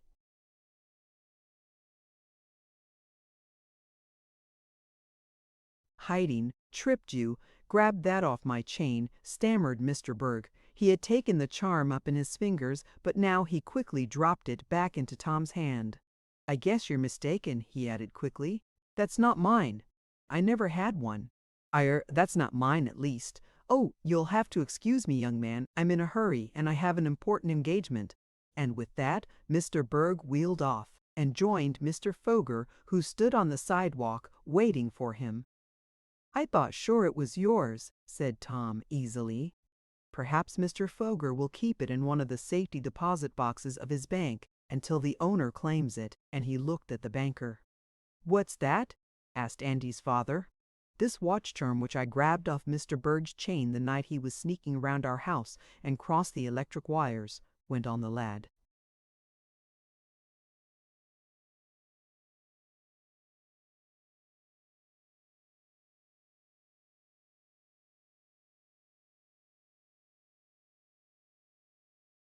"Don't listen to him. He doesn't know what he is saying," exclaimed the former submarine boat agent. "It's not my charm. He's crazy." "Oh, am I?" thought Tom with a grim look on his face. "Well, we'll see about that, Mr. Berg."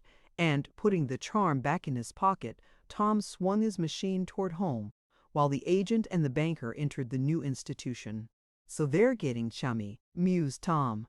"Andy and Berg were friends when Andy shut me up in the submarine tank, and now Berg comes here to do business, and Folger and his associates are trying to put the old bank out of business. I wonder if there's any connection there. I must keep my eyes open. Berg is an unscrupulous man, and so is Andy's father, to say nothing of the red-haired bully himself. He had nerve to deny that was his charm. Well, maybe I'll catch him some day."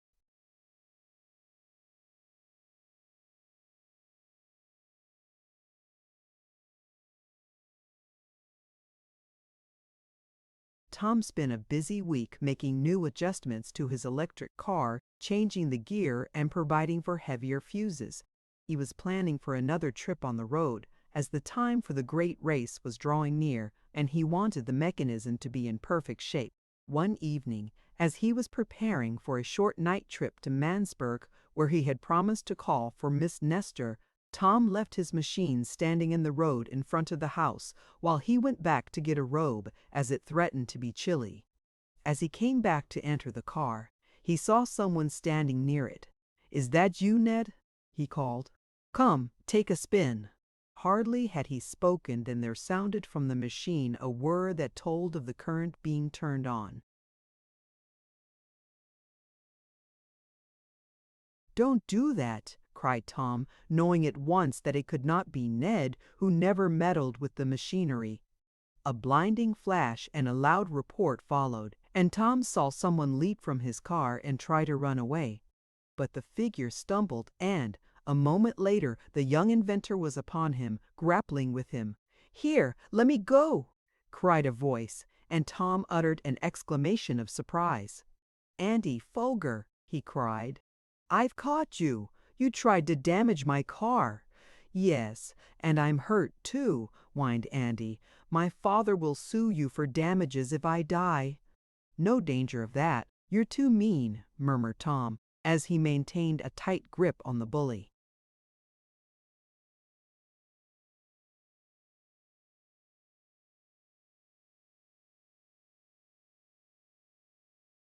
"You let me go," demanded Andy, squirming to get away. "Wait until I see what damage you've done," retorted the young inventor. "The worst, though, would be the blowing out of a fuse, for I had the gear disconnected. You wait a minute now. Maybe it's you who'll have to pay damages." "You let me go!" fairly screamed Andy, and he aimed a blow at Tom. It caught our hero on the chest, and Tom's fighting blood was up in an instant. He drew back his left hand and delivered a blow that landed fairly on Andy's right eye. The bully staggered and went down in the dust.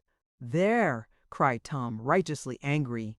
"That will teach you not to try to damage my car and then hit me into the bargain. Now clear out, before I give you some more."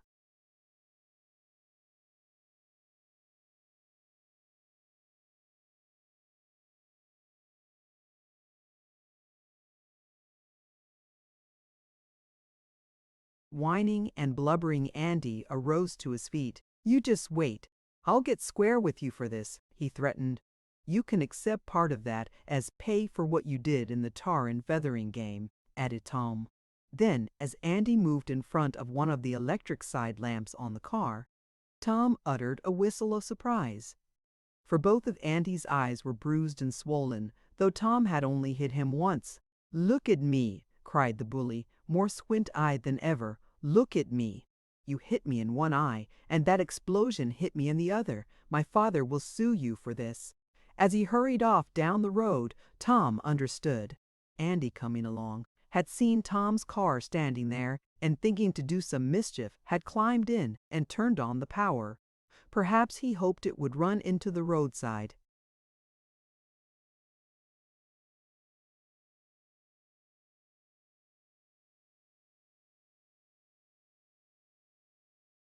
Ditch and be smashed. But as the gear was out, turning on the electric current had a different effect. As the bully pulled the handle over too quickly, drawing almost the entire force of the battery into the wires at once, the load was too heavy for them. A safety fuse blew out, causing the flare and the explosion, and a piece of the soft lead-like metal had hit the red-haired lad in the eye. Tom's fist had completed the work on the other optic, and for several days thereafter Andy Foger remained in seclusion. When he did go out, there were many embarrassing questions put to him as to when he had had the fight. Andy didn't care to answer. As for Tom, it did not take long to put a new fuse in his car, and he greatly enjoyed his ride with Miss Nestor that night. Chapter 16. Trouble at the Bank. Coming in rather late from his trip to Mansburg, and thinking of some things he and Miss Nestor had talked about, Tom was rather surprised, on reaching the house, to see a light in his father's particular room, where the aged inventor did his reading and his planning of new devices. "Dad's up rather late," said Tom to himself. "I wonder if he's studying over some new machine." The lad ran his auto into the temporary garage he had built for it and connected the wires of a burglar alarm he had arranged to give warning in case any of his enemies should seek to damage the car. Tom encountered Garrett Jackson, the aged inventor who was going his rounds, seeing that everything was all right about the various shops. "Anybody with my father, Garrett?" asked the lad. "I see he's still up."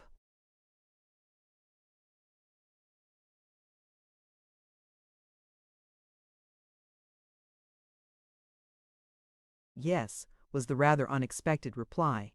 "Mr. Damon is with him. They've been in your father's room all the evening ever since you went away in the car. Anything the matter?" inquired the young inventor, a bit anxious, as he thought of the Happy Harry gang. "Well, I don't know." And the engineer seemed puzzled. "They called me in once to know if everything was all right outside, and to inquire if you were back. I saw, then, that they were busy figuring over something, but I didn't take much notice. Only I heard Mr. Damon say there's going to be trouble if we can't realize on those bonds, and then I came away." "Is that all he said?" asked Tom. "No, he said bless my buttons, or something like that, but he blesses so many things I didn't pay much attention."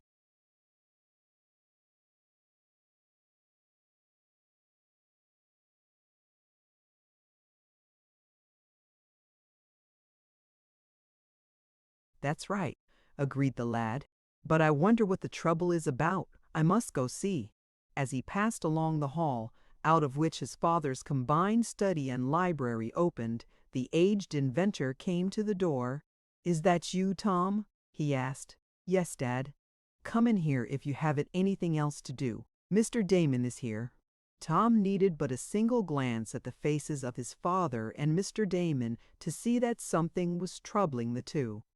The table in front of them was littered with papers covered with rows of figures. "What's the matter?" asked Tom. "Well, I suppose I ought not to let it bother me, but it does," replied his father. "Something wrong with your patents, Dad. Has the crowd of bad men been bothering you again?" "No, it isn't that. It's trouble at the bank, Tom." "Has it been robbed again?" asked the lad quickly. "If it has, I can prove an alibi. and he smiled at the recollection of the time he and Mr. Damon had been accused of looting the vault, as told in Tom Swift and His Airship. "No, it hasn't been robbed in just that way," put in Mr. Damon. "But bless my shoelaces, it's almost as bad. You see, Tom, since Mr. Foger started the new bank, he's done his best to cripple the one in which your father and I are interested. I may say we are very vitally interested in it, for, since the withdrawal of Foger and his associates, your father and I have been elected directors."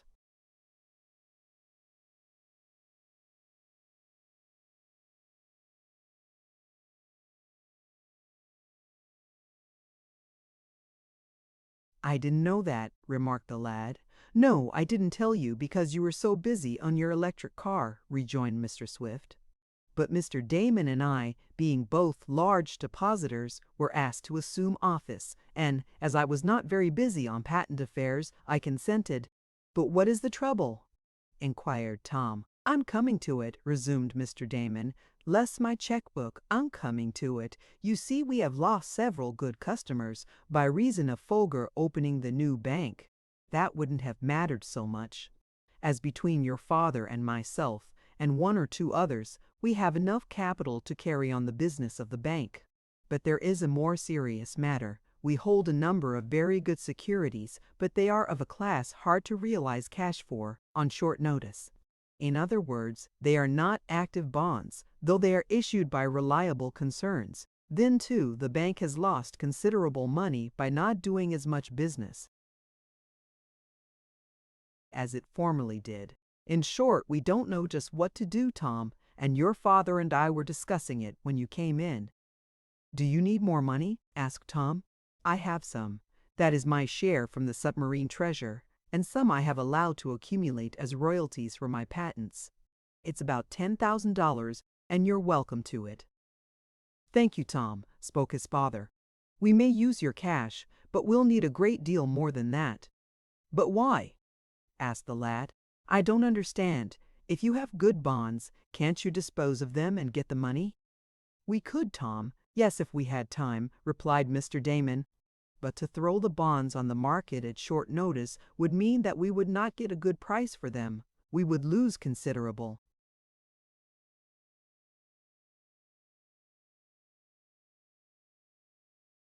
"But why do it in a hurry?" "Because there is need of hurry," responded Mr. Swift. "That's it," joined in Mr. Damon. "We have to have cash in a hurry, Tom, to meet pressing demands, and we don't just see our way clear to get it.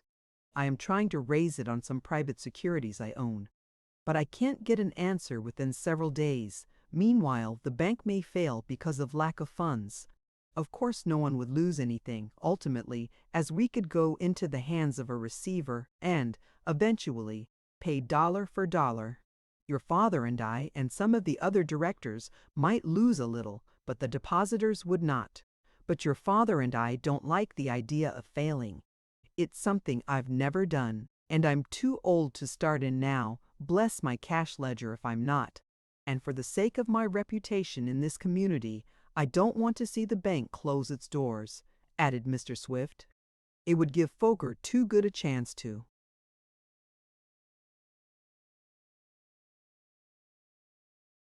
"Crow over us. And you need cash in a hurry," went on Tom. "How much?" $50,000 at least," replied Mr. Damon. "And if you don't get it—" The eccentric man shrugged his shoulders.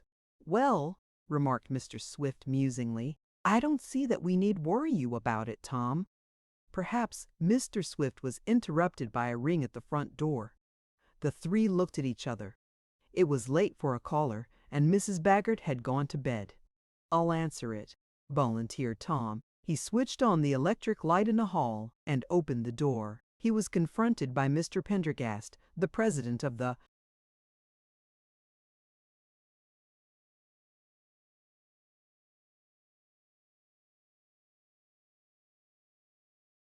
bank. "Is your father in?" asked Mr. Pendergast, and he seemed to be much agitated. "Yes, he is," replied the lad. "Come this way, please." "I want to see him on important business," went on the president, as he followed the young inventor. I'm afraid I have bad news for him and Mr. Damon." "Bad news, Tom, bad news," and the aged banker's voice trembled. Tom, with a chill of apprehension seeming to clutch his heart, threw open the library door.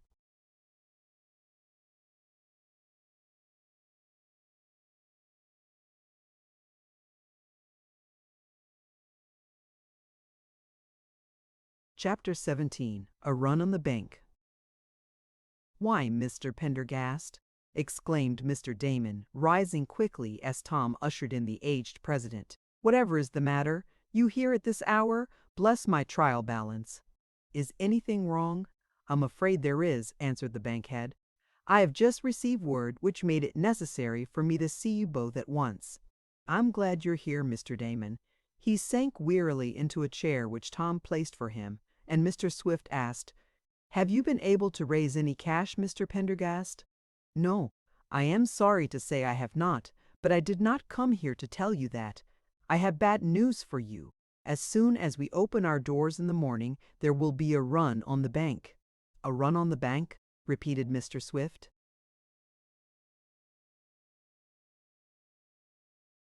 "The moment we begin business in the morning," went on Mr. Pendergast. "Bless my soul, then don't begin business," cried Mr. Damon. "We must," insisted Mr. Pendergast. "To keep the doors closed would be a confession at once that we have failed. No, it is better to open them, and stand the run as long as we can. When we have exhausted our cash—" He paused. "Well?" asked Mr. Damon. "Then we'll fail, that's all." "But we mustn't let the bank fail," cried Mr. Swift. "I am willing to put some of my personal fortune into the bank capital in order to save it. So is my son here." "That's right," chimed in Tom heartily. "All I've got.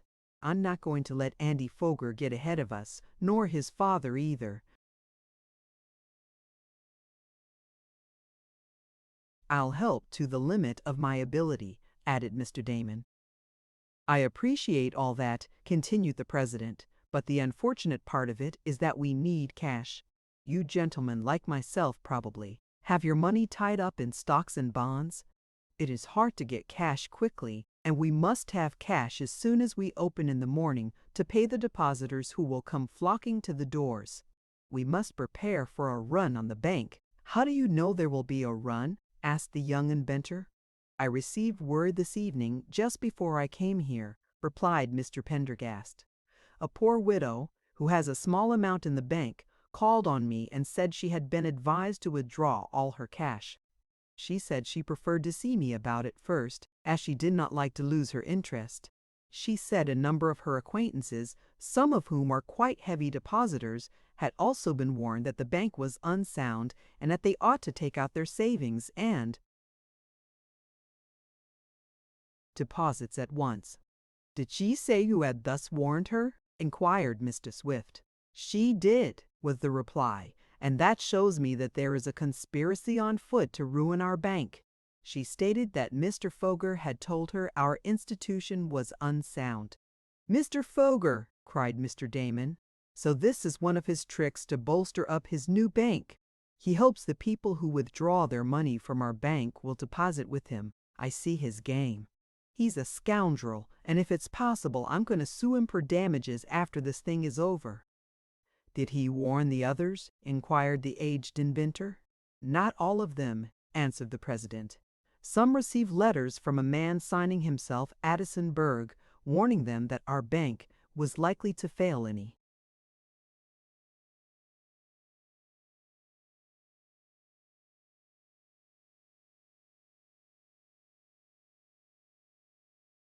"J. Addison Berg!" exclaimed Tom. "That must have been the important business he had with Mr. Foger the day I showed him the watch charm. They were plotting the ruin of our bank then, and he told his father about his disastrous pursuit of the submarine agent." "Very likely Foger is working with Berg," admitted Mr. Damon. "We will attend to them later. The question is, what can we do to save the bank?" "Get cash, and plenty of it," advised Mr. Pendergast. "Suppose we go over the whole situation again." And they fell to talking stocks, bonds, securities, mortgages, and interest, until the youth, interested as he was in the situation, could follow it no longer. "Better go to bed, Tom," advised his father. "You can't help us any, and we have many details to go over." The lad reluctantly consented, and he was soon dreaming that he was in his electric auto trying to pull up a 1,000-pound lump of gold from the bottom of the sea. He awoke to find the bedclothes in a lump on his chest, and, removing them, fell into a deep slumber. When the young inventor awoke the next morning, Mrs. Baggert told him that his father and Mr. Damon had risen nearly an hour before, had partaken of a hearty breakfast, and departed. "They told me to tell you they were at the bank," said the housekeeper. "Did Mr. Pendergast stay all night?" inquired Tom. "I heard someone go away about 2 o'clock this morning," replied the housekeeper. "I don't know who it was."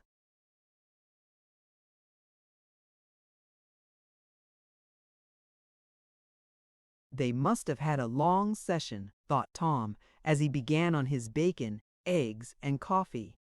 "I'll take a run down to the bank in my electric in a little while."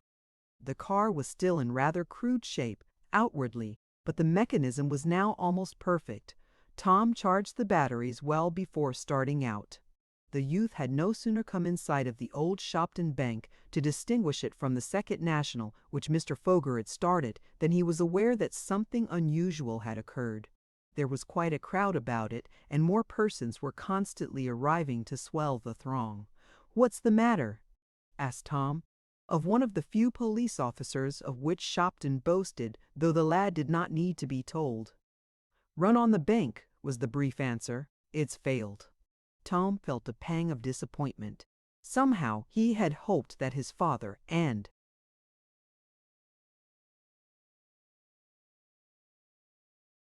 his friends might have been able to stave off ruin. As he approached nearer, Tom was made aware that the crowd was in an ugly mood. "Why don't they open the doors and give us our money?" cried one excited woman. "It's ours. I worked hard for mine, and now they want to keep it from us. I wish I'd put it in the new bank." "Yes, that's the best place," added another. "That Mr. Foger has lots of money. I can see the hand of Andy's father, and that of Mr. Berg, at work here," thought Tom. "They have spread rumors of the bank's trouble, and hope to profit by it. I wish I could find a way to beat them at their own game." As the minutes passed, and the bank was not opened, the ugly temper of the crowd increased. The few police could do nothing with the mob, and several, bolder than the rest, advocated battering down the doors. Some went up the steps and began to pound on the portals. Tom looked for a sight of his father or Mr. Damon, but could not see either. It was not the regular hour for opening the bank, but when the police reminded the people of this, they only laughed. "I guess they ain't going to open anyhow," shouted a man. "They've got our money, and they're going to keep it. What difference is an hour anyway?" "Yes, if they have the money, why don't they open and not wait until 10 o'clock?"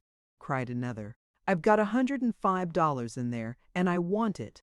More excited persons were arriving every minute. The crowd surged this way and that.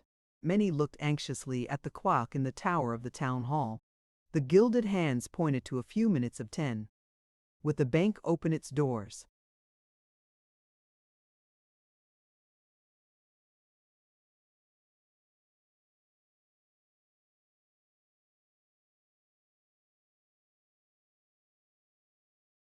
When the hour boomed out, many were anxiously asking this question. Tom sat in his electric car near the front of the bank. The interest of the crowd, which under ordinary circumstances would have been centered in the queer vehicle, was not drawn toward it. The people were all thinking of their money. Suddenly, one of the 2 doors of the bank slowly opened.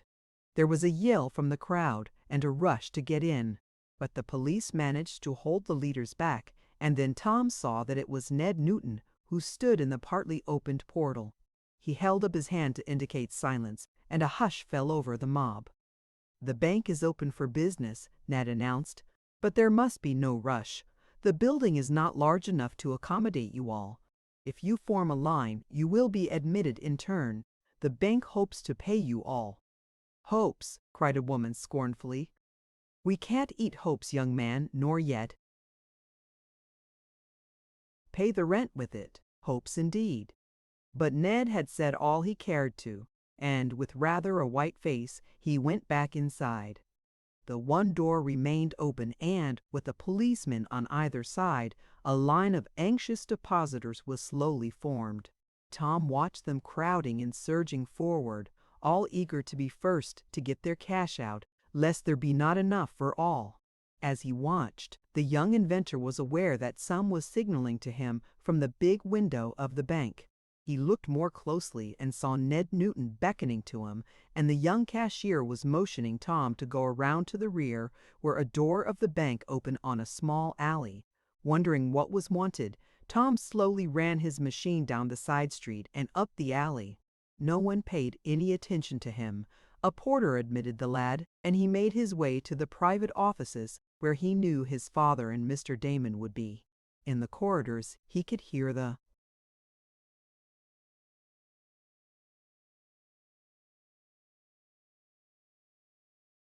murmur of the throng and the chink of money as the tellers paid it out. "Well, Tom, this is bad business," remarked Mr. Swift as he saw his son. The lad noticed that Mr. Damon was in the telephone booth. "Yes, Dad," admitted Tom. "It's a run, all right. What are you going to do?" "The best we can. Pay out all the cash we have, and hope that before that time the people will come to their senses. The bank is all right, if they would only wait. But I'm afraid they won't, and after we pay out all the cash we have, we'll have to close the doors. Then there's sure to be an unpleasant scene, and maybe some of the more hot-headed ones will advocate violence. We have given orders to the tellers to pay out as slowly as possible, so as to enable us to gain some time. And all you need is money. Is that it, Dad?" "That's it, Tom, but we have exhausted every possibility. Mr. Damon is trying a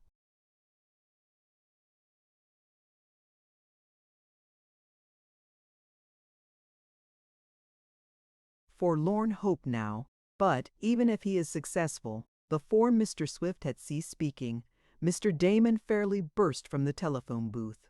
He was much excited. "I've got it!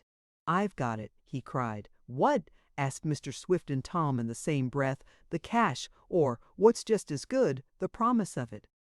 I called up Mr. Chase, of the Clayton National Bank, and he has agreed to take the railroad securities I offered him as collateral and let me have $60,000 on them. That will give us cash enough to weather the storm. Hurrah! We're all right now. Bless my checkbook." "The Clayton National Bank," remarked Mr. Swift, and his voice was hopeless. "It's 40 miles away, Mr. Damon, and no railroad around here runs anywhere."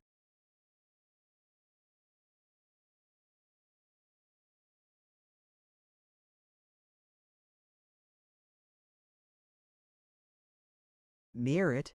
No one could get there and back with the cash today in time to save us from ruin.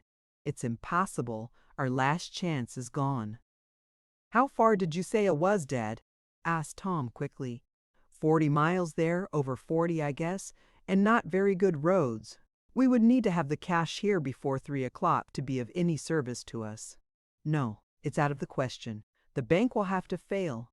"No," cried the young inventor, and his voice rang out through the room. "I'll get the cash for you." "How?" gasped Mr. Damon. "You can't get there and back in time." "Yes, I can," cried Tom. "In my electric runabout. I can make it go 100 miles an hour if necessary. Probably I'll have to run slow over the bad roads, but I can do it. I know I can. I'll get the $60,000 for you."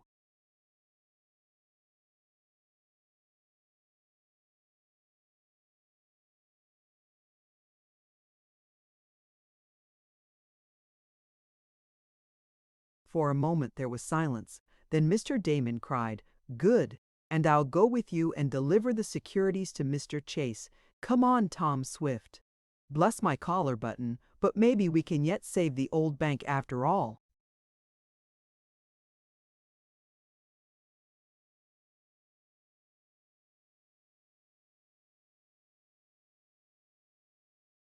Chapter 18. after the cash. Tom's proposal as a way out of the difficulty, and the prompt seconding of it by Mr. Damon, seemed to deprive the other bank officials, Mr. Swift included, of the power of speech for a few moments. Then, as there came to the room where the scene had taken place the sound of the mob outside, clamoring for cash, Mr. Pendergast, the president, remarked in a low voice, "It seems to be the only way." "Do you think you can do it, Tom Swift?" "I'm sure of it, as far as my electric car is concerned," replied the young inventor. "If we get the cash, I'll have it back here on time. The runabout is all ready for a fast trip." "Then don't lose any time, Tom," advised his father. "Every minute counts." "Yes," added Mr. Damon. "Come on. I've got the securities in my valise, and we can bring the cash back in the same satchel.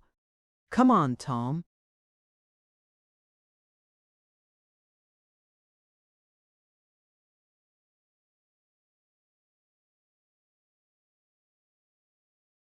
The eccentric character caught up his valise and started from the room. Tom followed. "Now, my son, be careful," advised his father. "You know the need of haste, but don't take unnecessary risks.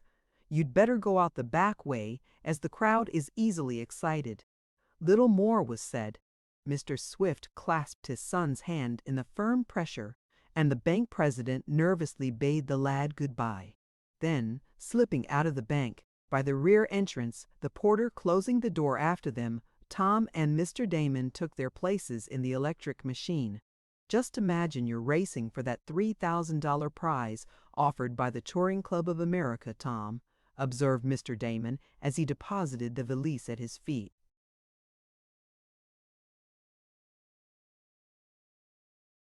"I don't have to do that," replied the youth.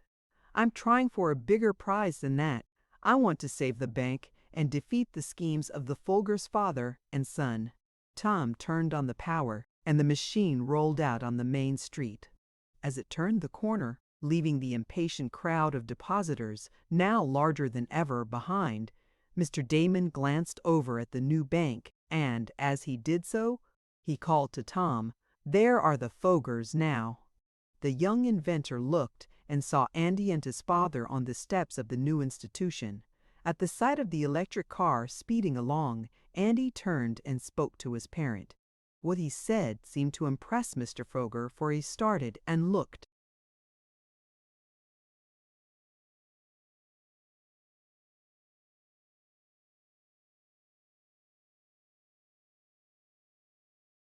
More intently at Tom and Mr. Damon. Then, as Tom watched, he saw the two excitedly conversing, and a moment later Andy ran off in the direction in which Sam Snedeker and Pete Bailey lived. "I wonder if he's up to any tricks," thought Tom as he turned on more power. "Well, if he is, I'll soon be where he can't reach me." The young inventor did not dare send his car at full speed through the streets of the town, and it was not until several minutes had passed that they could go at more than the ordinary rate. But once the open country was reached, Tom opened her up full, and the song the motor sung was one of power. The vehicle quickly gathered headway and was soon fairly whizzing along. "If we keep this up, we'll be there and back in good time," remarked Mr. Damon. "Yes, but we can't do it," replied his companion. "The road to Clayton is a poor."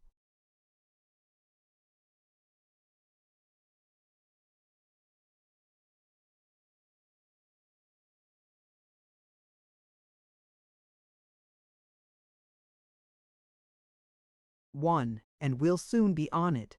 Then we'll have to go slow, but I'll make all the time I can until then." So for several miles more they crept along, at times having to reduce to almost a walking pace because of bad roads. Mr. Damon looked at his watch almost every other minute. 11 o'clock, he remarked as they passed a milestone and were not halfway there. "Bless my gizzard, but I'm afraid we won't make it, Tom. We left about 10, and we ought to be back by 2 o'clock to do any good. That's 4 hours, and it will take some time to transfer the securities and get the cash." "Every minute counts." "I know it," answered Tom, "and I'm going to count every minute." With eager eyes he watched every inch of the road to steer to the best.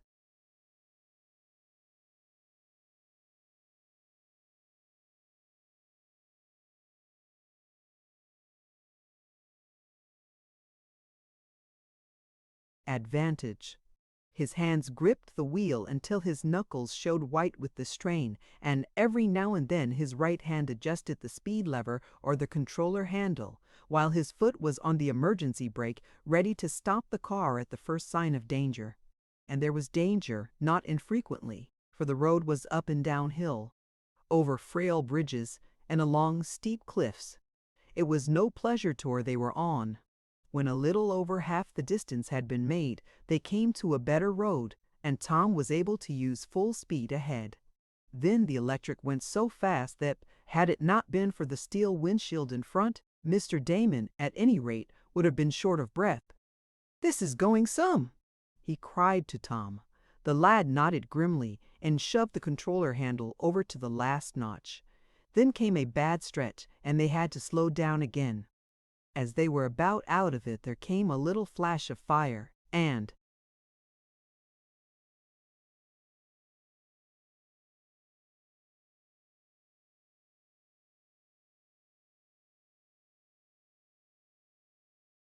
the motor stopped. "Bless my overshoes!" cried Mr. Damon. "What's that? A fuse blown out?"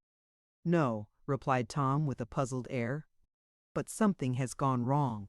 Hastily he got out and made an examination. He found it was only one of the unimportant wires which had short-circuited, and it was soon adjusted. But they had lost 5 precious minutes. Tom tried to make up for lost time, but came to a hill a little later, and this reduced their speed. "Do you think we can make it before 12?" asked Mr. Damon anxiously. "We've got to, if we're to get back before 3, Tom." "I'll try," was the calm answer, and Tom's jaw was shut still more tightly.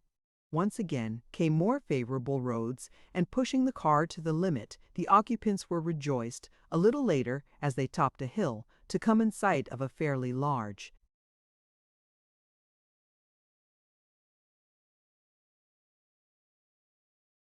city. "There's Clayton!" cried Mr. Damon.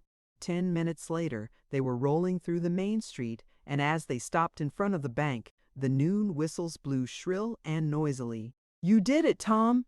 cried Mr. Damon, springing out with the valise of securities. "Now be ready for the return trip. I'll be with you as soon as possible." He went up the bank steps 3 at a time, like some boy instead of an elderly man. Tom looked after him for a second, and then got down to oil up his car and make some adjustments that had rattled loose from the rough road. Unmindful of the curious throng that gathered, he crawled under the machine with his oil can. He had finished his work and was back in his seat, ready to start, but Mr.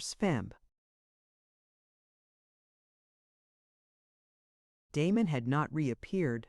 "It's taking him a good while to get that cash," thought Tom. "Maybe the securities were no good." But a few minutes later, Mr. Damon came hurrying from the bank. The valise he carried seemed much heavier than when he went in. "It's all right, Tom," he said. "I've got it. Now for the trip home, and I hope we don't have any accidents. It took longer than I thought to check over the bonds and receipt for them. But I've got the cash.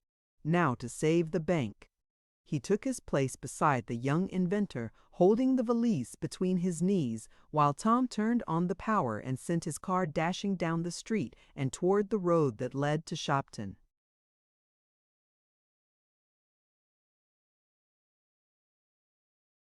Chapter 19. Stop It on the Road. "Did Mr. Chase make any objection to giving you the cash?" asked Tom as he shoved the controller over another notch and caused the motor to make a higher note in its song of speed. "Oh, no, he was very nice about it," replied Mr. Damon. "He said he hoped our bank would pull through, said if we needed more cash we could have it." It was nearly 1 o'clock, and they had the worst part of the journey yet to go. 30 miles of stiff roads lay between them and Shopton, the last 5 and the first 5 being fairly good with here and there soft spots. Uphill and down went the electric auto. At every opportunity Tom let out all the speed he could draw from the motor, but there were many times when he had to slow down. He had just made the ascent of a steep hill and was turning into a fairly good road, skirting the edge of a steep cliff, when there came a sharp report.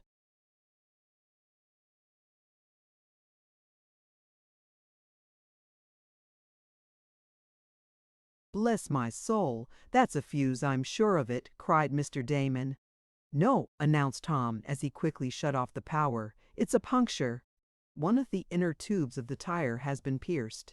I was afraid of that tube. What have you got to do? Put on a new tire? Asked Mr. Damon. No, I'm going to put on a new wheel. I carry 2 spare ones with tires already inflated. It won't take long. But the process of changing wheels consumed more time than Tom anticipated, for the nut was stuck, and he and Mr. Damon had to exert all their strength before they could loosen it. When the new wheel was in place, 10 minutes had been lost. Hold on now, I'm going to speed her, cried Tom, when they were once more in their seats, and speed the machine he did. The road was rough, but despite this,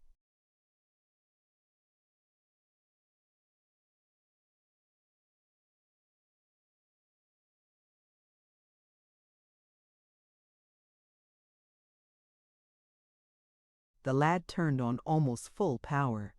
Over the bumps they went, around curves and into rain-washed ruts, careening from side to side and throwing Mr. Damon about, as he expressed it afterward, like a bean inside of a football. As for the young inventor, his grasp of the steering wheel and the manner in which he could brace himself against the foot pedals held him more firmly in place. On and on they rushed, covering mile after mile, and approaching Shopton, where so much depended on their arrival. Good and bad stretches of the road alternated, but now that Tom had seen of what metal his car was made, he did not spare it as much as he had on the first trip. He saw that his machine would stand hard knocks, and the way the battery and motor was behaving was a joy to him. He knew that if he could make that 80-mile run in safety, he stood a good chance of winning the prize, for no harder test could have been devised.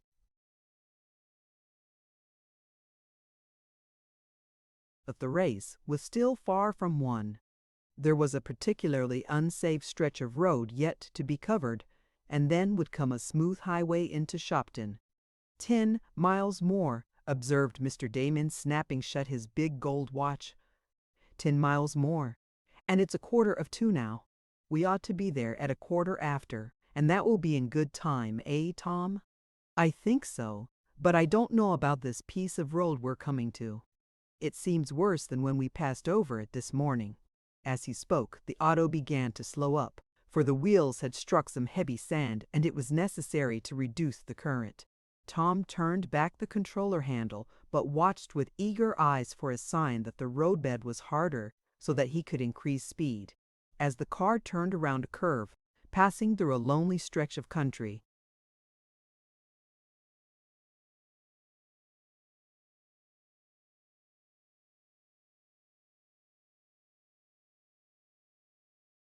with woods on either side of the highway, Tom, glancing up, uttered a cry of astonishment. "What's the matter? Something gone wrong?" asked his companion. For answer, Tom pointed. There, just ahead of them, was a big load of hay, and it was evident that the driver was in no particular hurry. "We can't pass that without getting in over our hubs," cried Tom. "If we turn out, the side ditches are so soft that we'll need help to pull out, and the road is so narrow for several miles that we'll have to trail along behind that fellow." "Bless my checkbook," cried Mr. Damon. "Are we going to lose, after all, on account of a load of hay? No, I'll buy it from him first, at double the market price, tip it over, set fire to it, toss it in the ditch, and then we can go past." "Maybe that will answer," retorted Tom, smiling grimly.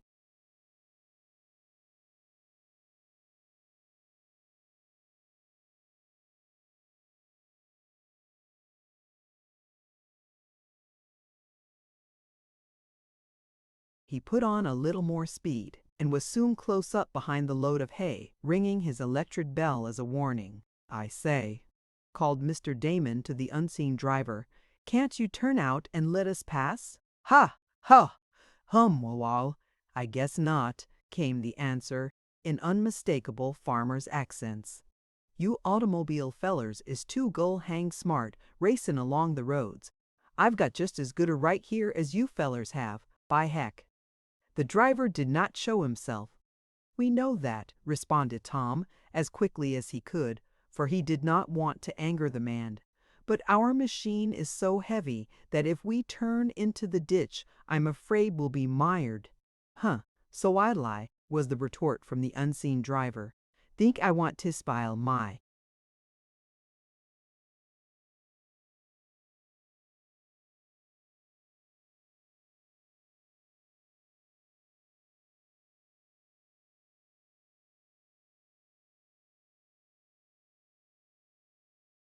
load of hay, but you have wide tires on and you wouldn't sink in far," answered the young inventor.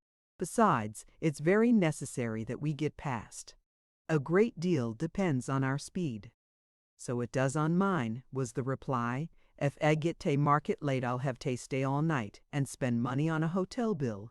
"I'll pay it." "I'll pay your bill if you'll only pull out," cried Mr. Damon. "I'll give you $100. He suddenly ceased speaking. From the bushes along the road sprang several ragged masked figures. Each one, aiming his weapon at Tom, said in a low voice that could not have been heard by the driver of the hay wagon, "Slow up your machine, young feller. We want to speak with you, and don't."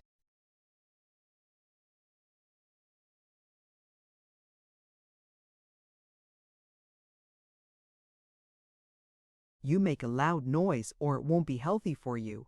"Why of all the—" began Mr. Damon, but another of the footpads leveling his weapon at the eccentric man growled, "Dry up if you don't want to get shot." Mr. Damon subsided. Discretion was very plainly the better part of valor. Tom had shut off the current. The load of hay continued on ahead. Tom thought perhaps the driver of it might have been in collusion with the thieves to cause the auto to slow up. "What do you want with us?" asked the young inventor, trying to speak calmly, but finding it a hard task, with a revolver pointed at him. "You know what we want," exclaimed the leader in a low voice. "We want that cash you got from the bank, and we're gonna have it. Come now, shell out."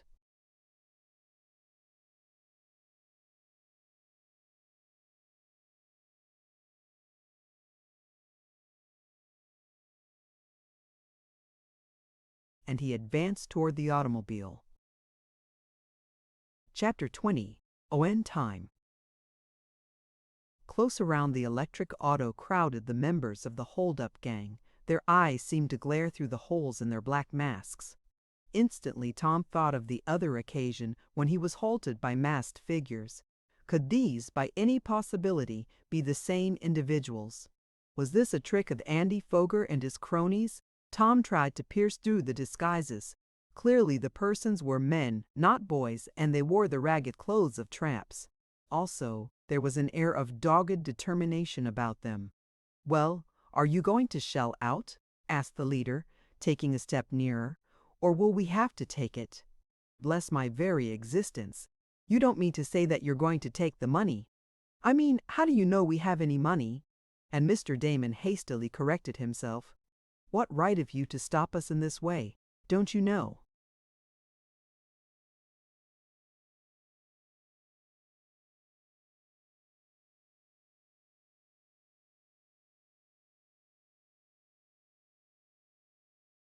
"That every minute counts? We are in a hurry." "I know it," spoke the leading masked figure with a laugh. "I know you have considerable money in that shebang, and I know what you hope to do with it. Prevent the run on the Stockton National Bank. But we need that money as much as some other people. And, what's more, we're going to have it. Come on, shell out." "Oh, why didn't we bring a gun?" lamented Mr. Damon in a low voice to Tom. "Isn't there anything we can do? Can't you give them an electric shock, Tom?" "I'm afraid not. If it wasn't for that hay wagon we could turn on the current and make a run for it. But we'd only go into the ditch if we tried to pass now." The load of hay was down the road, but as Tom looked, he noticed a curious thing. It seemed to be nearer than it was when the attack of the masked men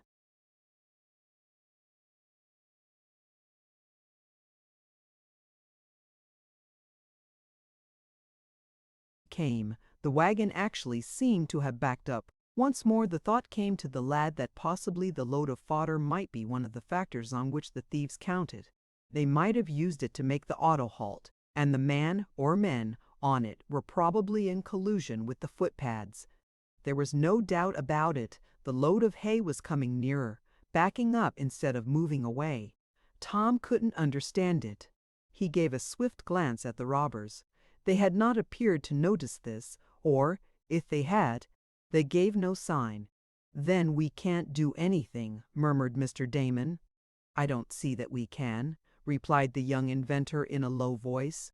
"And the money we worked so hard to get won't do the bank any good," and Mr. Damon sighed. "It's tough luck," agreed Tom.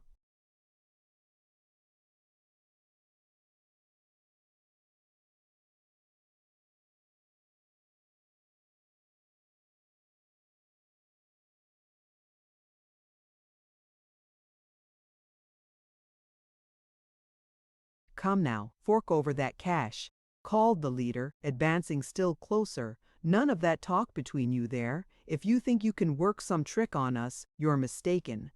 We're desperate men, and we're well armed. The first show of resistance you make, and we should get that, fellows," he added to his followers. And they nodded grimly. "Well," remarked Mr. Damon with an air of submission, "I only want to warn you that you are acting illegally and that you are perpetrating a desperate crime." "Oh, we know that all right," answered one of the men, and Tom gave a start. He was sure he had heard that voice before. He tried to remember. It tried to penetrate the disguise, but he could not. "I'll give you 10 seconds more to hand over that bag of money," went on the leader. "If you don't, we'll take it and some of you may get hurt in the process."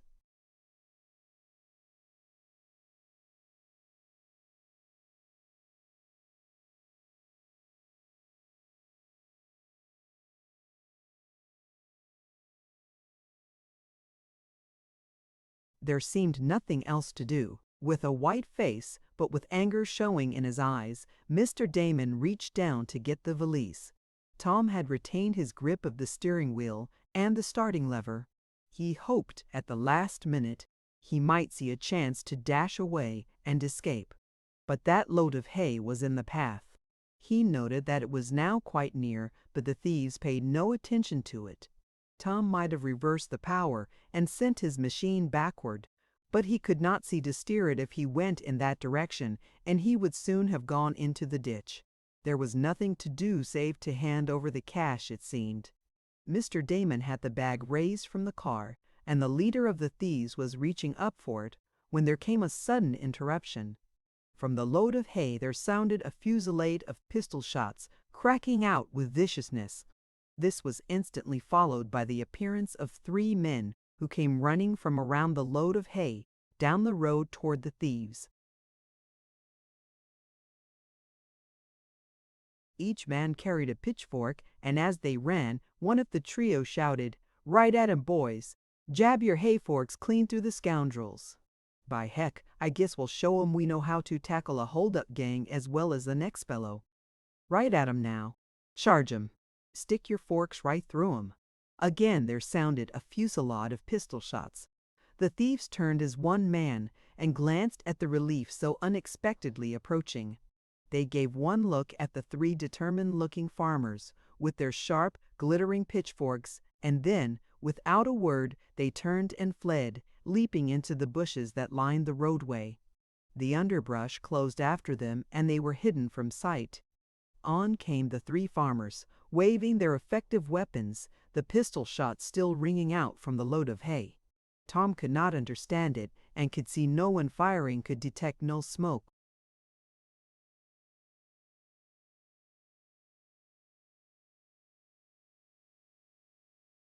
"Are they gone? Did they rob ye?" asked the foremost of the trio, a burly, grizzled farmer. "Bust my buttons, but I guess we scared 'em all right." "Bless my shoe buttons, but you certainly have," cried Mr. Damon, descending from the automobile and wringing the hand of the farmer, while Tom thrust the bag of money under his legs and waited further developments. The pistol shots rang out until one of the men called, "That'll do, bub. We've scared 'em like Mrs. Zenobee's pet cat. You needn't crack that whip any more." "Whip?" cried Tom.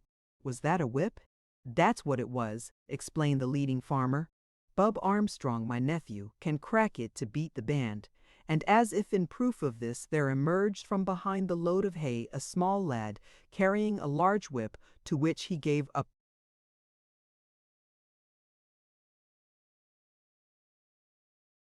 few trial cracks, like pistol shots, as if to show his ability. "It's all right, bub," his uncle assured him. "We made 'em run." "But I don't exactly understand," spoke Mr. Damon. "I thought you were in league with those thieves, stopping us as you did with your big load." "So did I," admitted Tom.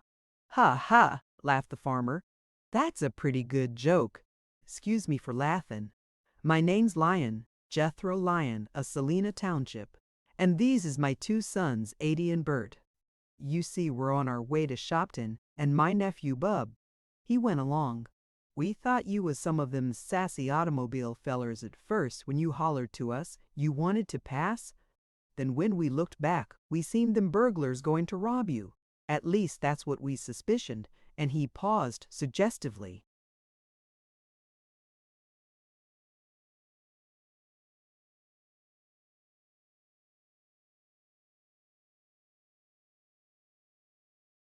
"That was it," Tom said. "Wall, when we seen that, we held a sort of consultation on the load of hay, where they couldn't see us. It was so big, you know," he needlessly explained.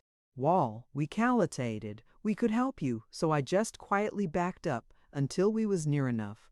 I told Bub to take the long whip and crack it for all he was wuth, so's it would sound like reinforcements approachin' with guns, and he done it." "He certainly done it," added Bert. "Well, resumed Mr. Lyon, "then me and my sons we just slipped down off the front seat and come a-runnin' with our pitchforks. I reckon them burglars would run when they see us and heard us, and they done so." "Yep, they done so," added Ade, like an echo. "I can't tell you how much obliged we are to you," said Mr. Damon. "We have."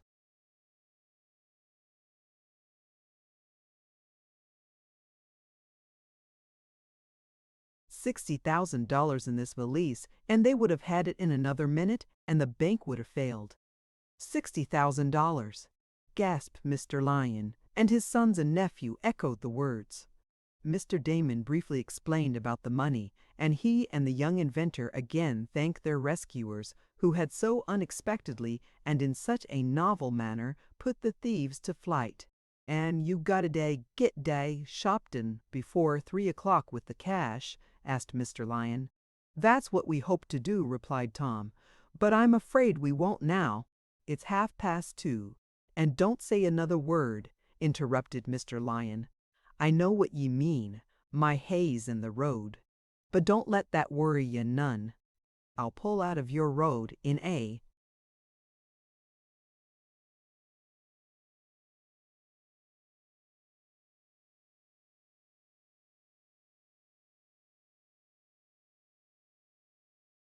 jiffy, and if we do go down in the ditch, why we can throw off part of the load, lighten the wagon, and pull out again. You've got tussle if you get to Shopton by 3 o'clock.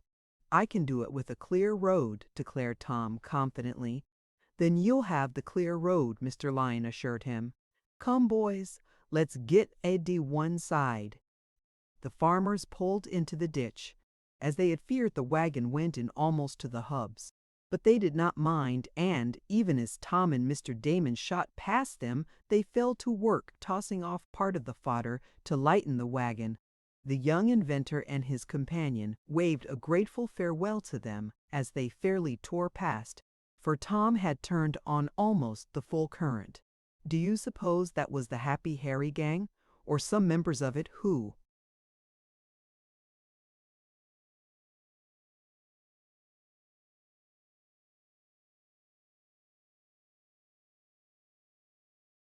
were not captured and sent to jail?" asked Mr. Damon. "I don't believe so," answered the lad, shaking his head. "Maybe they didn't really want to rob us.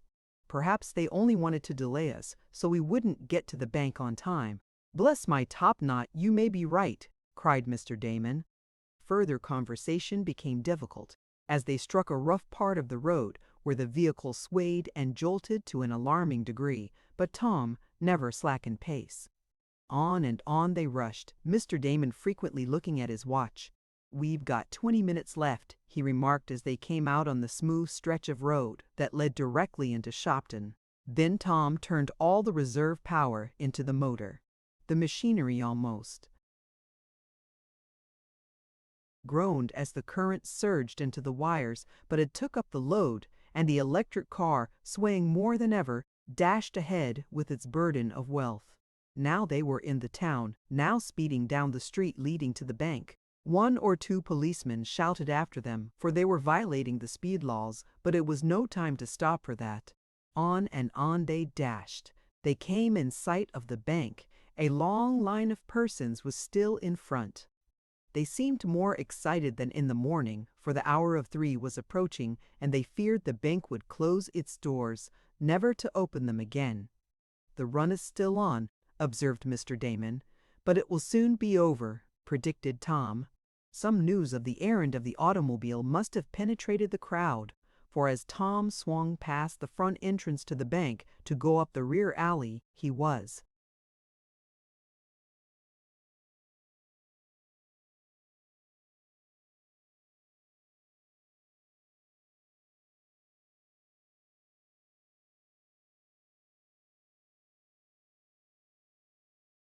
greeted with a cheer. "They've got the cash," a man cried. "I'm satisfied now. I won't draw out my deposit." "I want to see the cash before I'll believe it," said another. Tom slowed up to make the turn into the alley. As he did so, he glanced across the street to the new bank. In the window stood Andy Foger and his father. There was a look of surprise on their faces as they saw the arrival of the powerful car, and, Tom fancied, also a look of chagrin. Up the alley went the car, police keeping the crowd from following. The porter was at the door. So also was Mr. Pendergast and Mr. Swift, while some of the other officers were grouped behind them. "Did you get the money?" gasped the president.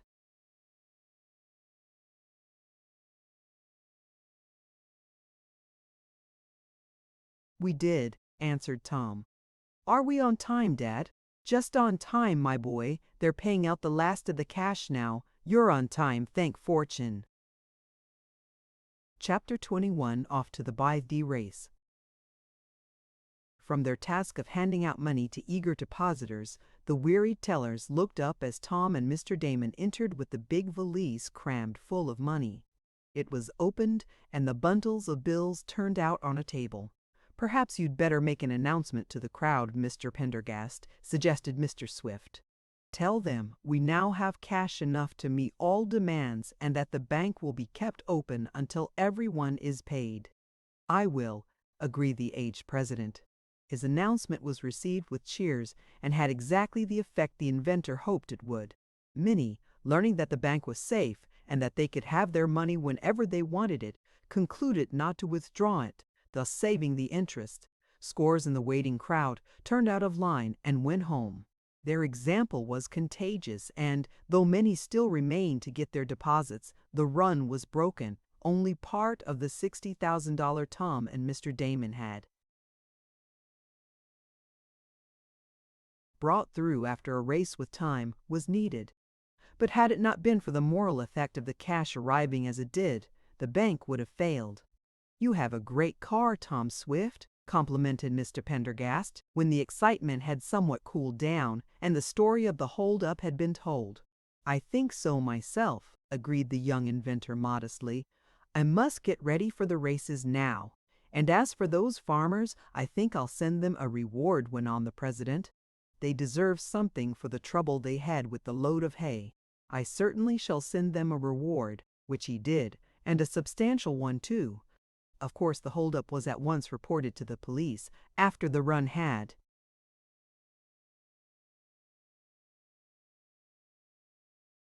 quieted down, but Chief Simonson surprised Tom by saying that he had expected it.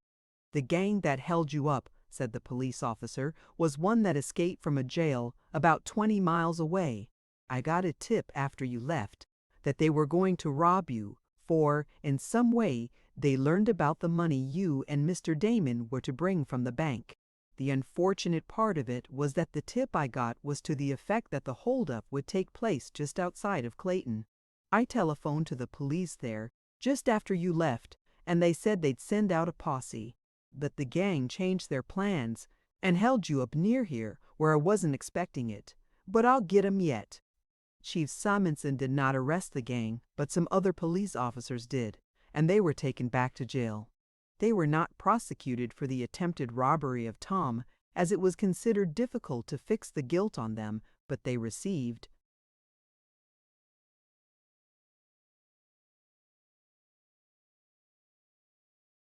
such a long additional sentence for breaking jail that it will be many years before they are released.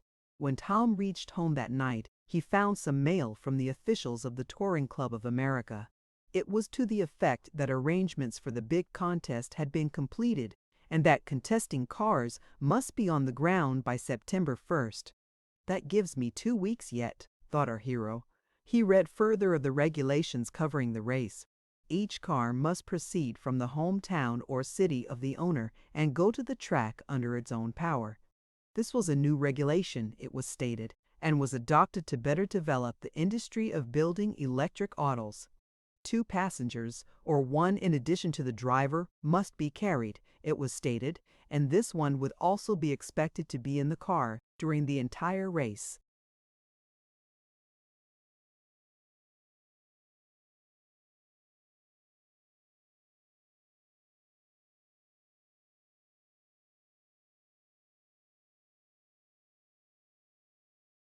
Regarding the race proper, it was stated that at first it had been decided to make it a 24-hour endurance contest, but that for certain reasons this was changed, as it was found that few storage batteries could go this length of time without a number of rechargings. Therefore, the race was to be won for distance 500 miles on the new Long Island track, and the car first covering that distance would win. Cars were allowed to change their batteries as often as they needed to, but all time lost would count against them. There were other rules and regulations of minor importance.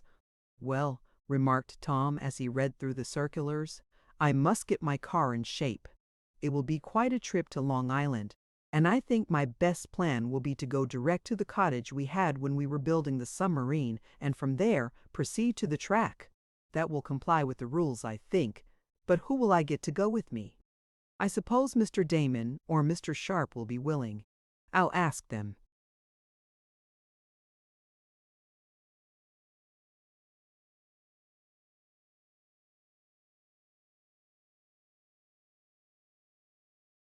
He broached the matter to his 2 friends that night, and they both agreed to go to Long Island in the car, though only Mr. Sharp would accompany Tom in the race. The next 2 weeks were busy ones for Tom. He worked night and day over his car, getting it in shape for the big event. The young inventor made some changes in his battery and also adopted a new gear, which would give greater speed. He also completed the exterior of the auto, giving it several coats of purple paint and varnish, so that when it was finished, though it was different in shape from most autos, it was as fine an appearing car as one could wish. He arranged to carry 2 extra wheels with tires inflated, and under the rear seats, or tonneau as he called it, Tom fitted up a complete tire repairing outfit. Mr. Sharp agreed to ride there, and in case there was need to use more than 2 spare wheels during the race, the rubber shoes or inner tubes could be mended while the car was swinging around the track. Mr. Damon would ride in front with Tom on the cross-country trip and occasionally relieve him at steering, or would help to manage the electrical connections. Spare fuses, extra parts, wires, and different things he thought he might need, the young inventor stored in his car. He also found means to install a small additional storage battery to give added power in case of emergency. Tom learned from the racing officials that if he made a trip from Shopton to the cottage on the coast near the city of Atlantis and later traveled from there to the track, it would fulfill the conditions of the contest. Finally, all was in readiness, and one morning, having spent the better part of the night going over his machine to see that he had forgotten nothing, Tom invited Mr. Damon and Mr. Sharp to enter and prepare for the trip to Long Island.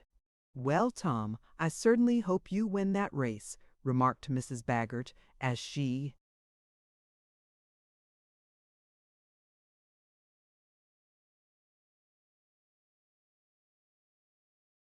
stood in the doorway, waving a farewell. "If I do, I'll buy you a pair of diamond earrings to match the diamond ring I gave you from the money I got from the wreck," promised the lad with a laugh.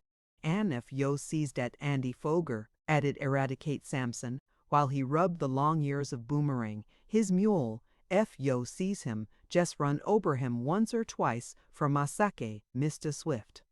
"I'll do it for my own, too," agreed Tom. The youth shook hands with his father, who wished him good luck, and then, after a final look at his car, he climbed to his seat and turned on the power. There was a low hum from the motor, and the electric started off. Would it return a winner or loser of the big race?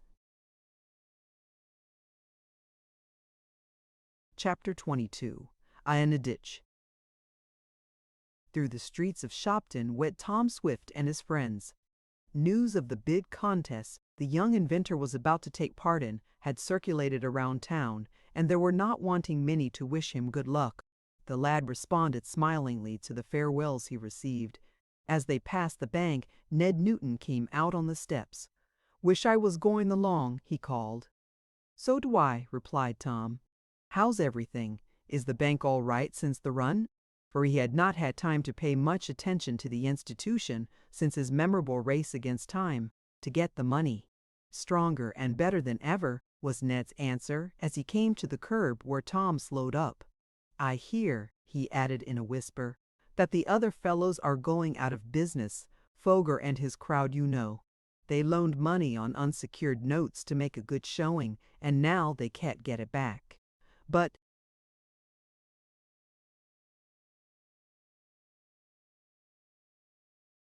we're all right. Hope you win the race. So do I." "What will a certain person do while you're away?" went on Ned with a wink. "I don't know what you mean," replied Tom, trying not to blush. "Do you mean my dad or Mrs. Baggert?" "Neither, you old hypocrite, you. I meant Miss Mary Nestor." "Oh, hadn't you heard?" inquired Tom innocently. "She is going to Long Island to visit some friends, and she'll be at the race." "You lucky dog," murmured Ned with a laugh as he went into the bank. Once more the electric auto started off and was soon on the quiet country road, where Tom speeded it up moderately. He hoped to be able to make the entire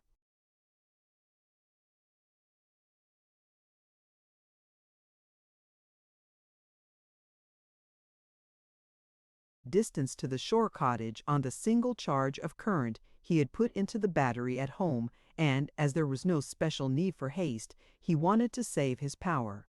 The machine was running smoothly and seemed able to make a long race against time. The travelers ate lunch that day at Pendleton, a town some distance from Shopton. They had covered a substantial part of their trip. After a brief rest, they started on again. Tom had planned to spend 2 days and 1 night on the road, hoping to be able to reach the shore cottage on the evening of the second day. There, after recharging the battery, he would spend a night or two and proceed to the track ready for the race. They found the roads fairly good, with bad stretches here and there, which made it necessary for them to slow down. This delayed them, and they found the shadows lengthening and darkness approaching when they were still several miles from Bergfield, where they intended to sleep. "Will it be all right to travel at night?" asked Mr. Damon a bit nervously. "Why, are you thinking of hold-up men?" inquired Mr. Sharp. "No, but I was wondering about the condition of the roads," replied the eccentric man. "We don't want to run into a rock or collide with something. I guess this will light up the road far enough in advance so that we can see where we are going," suggested Tom, as he switched on the powerful electric searchlight. Though it was not dark enough to illuminate the highway to the best advantage, the powerful gleam shone dazzlingly in front of the swiftly moving auto. "I guess that will show up every pebble in the road," commented the balloonist. "It's very powerful."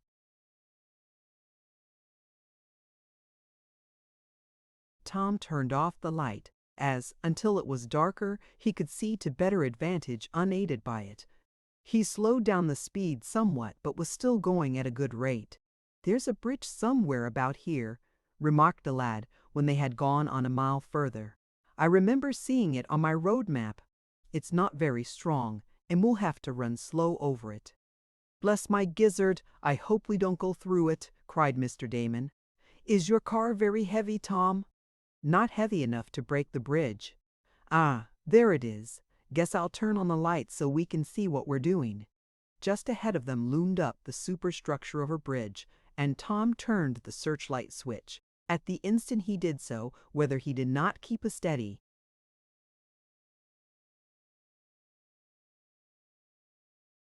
hand on the steering wheel, or whether the auto went into a rut from which it could not be turned, did not immediately develop, but the car suddenly shot from the straight road and swerved to one side. There was a lurch, and the front wheels sank down.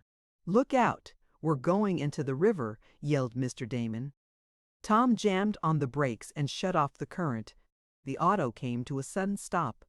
The young inventor turned the searchlight downward to illuminate the ground directly in front of the car. "Are we in the river?" asked Mr. Sharp. "No," replied Tom in great chagrin. "We're in a muddy ditch, one at the side of the road, wheels in over the hubs. There should have been a guard rail here. We're stuck for fair."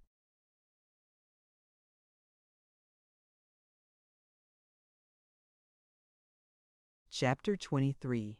The Power Gone. "Bless my overshoes," cried Mr. Damon. "Stuck in the mud, eh?"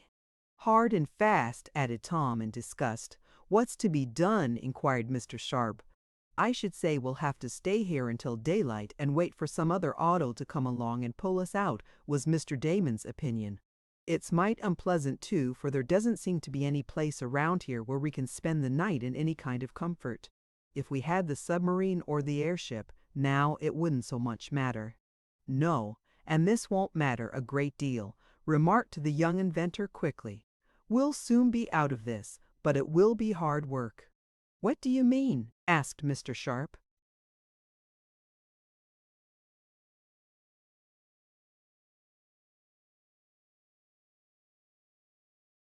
"I mean that we've got to pull ourselves out of this mud hole," explained the lad as he prepared to descend. "I was afraid something like this would happen, so I came prepared for it. I've got ropes and pulleys with me in the car. We'll fasten the rope to the machine, attach one pulley to the bridge, another to the car, and I guess we can get out of the mud. We'll try anyhow." "Well, I must say you look pretty far ahead," complimented Mr. Damon. From a box under the tonneau, Tom took out a thin but strong rope and two compound pulleys, which would enable considerable force to be applied. Mr. Sharp detached one of the powerful oil lamps, and the three travelers took a look at the auto. It was indeed deep in the mud, and it seemed like a hopeless task to try to get it out unaided. But Tom insisted that they could do it, and the rope was soon attached, the hook of one pulley being slipped around one of the braces of the bridge.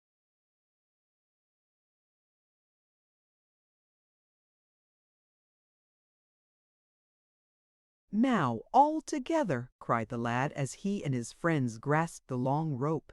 They gave a great heave. At first it seemed like pulling on a stone wall. The rope strained and the pulleys creaked. "I guess we will pull the bridge over," gasped Mr. Sharp. "Something's got to give way," puffed Tom. "Now, once more, all together." Suddenly, they felt the rope moving. The pulleys creaked still more, and by the light of the lamp, they could see that the auto was slowly being pulled backward out of the mud and onto the hard road. In a few minutes it was ready to proceed again. The rope and pulleys were put away, and, after Tom had made an examination of the car to see that it had sustained no damage, they were off again, making good time to the hotel in Burkfield, where they spent the night. They had an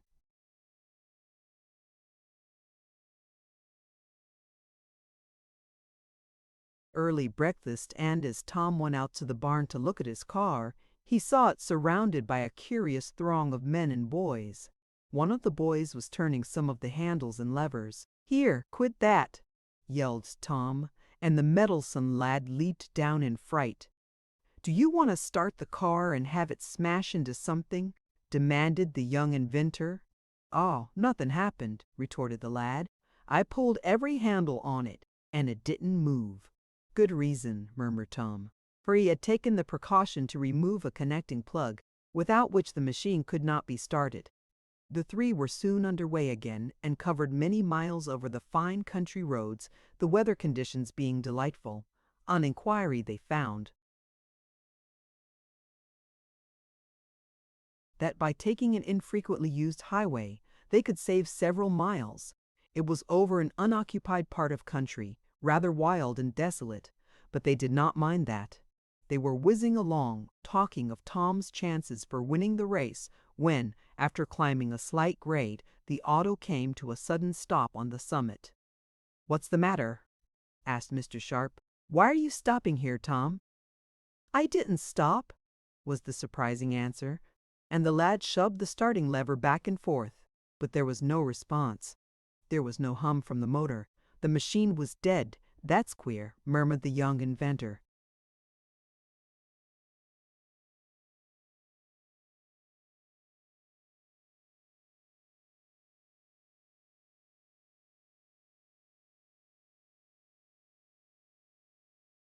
"Maybe a fuse blew out," suggested Mr. Damon, that seeming to be his favorite form of trouble.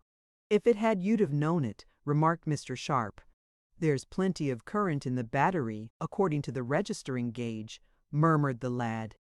"I can't understand it." He reversed the current, thinking the wires might have become crossed, but the machine would move neither backward nor forward.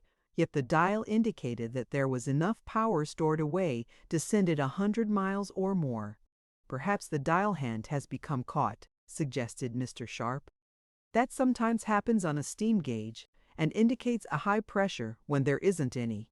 Hit it slightly and see if the hand swings back." Tom did so. At once the hand fell to 0, indicating that there was not ampere of current left. The battery was exhausted, but this fact had not been indicated on the gauge. "I see now," cried Tom. "It was those fellows at the hotel barn. They monkeyed with the mechanism, short-circuited the battery, and jammed the gauge so I couldn't tell when my power was gone.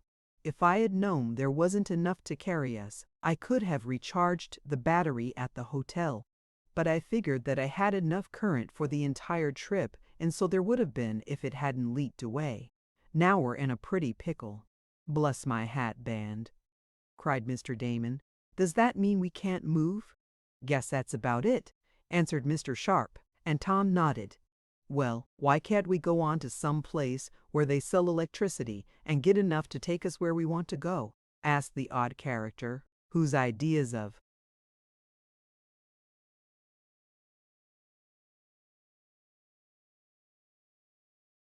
machinery were somewhat hazy. "The only trouble is we can't carry the heavy car with us," replied Tom. "It's too big to pick up and take to a charging station. Then we've got to wait until someone comes along with a team of horses and tows us in," commented Mr. Sharp. "And that will be some time on this lonely road." Tom shook his head despondently. He went all over the car again, but was forced to the first conclusion that the reserve current had leaked away in consequence of the meddling prank of the youth at the hotel. The situation was far from pleasant, and the delay would seriously interfere with their plans. Suddenly, as Tom was pacing up and down the road, he heard from afar a peculiar humming sound. He paused to listen.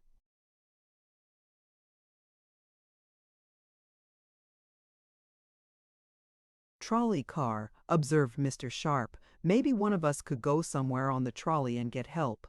There it is," and he pointed to the electric vehicle moving along about half a mile away at the foot of a gentle slope. At the sight of the car, Tom uttered a cry. "I have it!"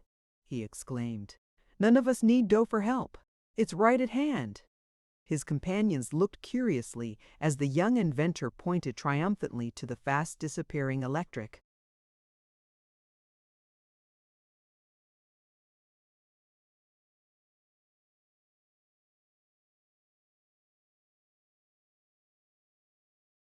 Chapter 24. On the Trek.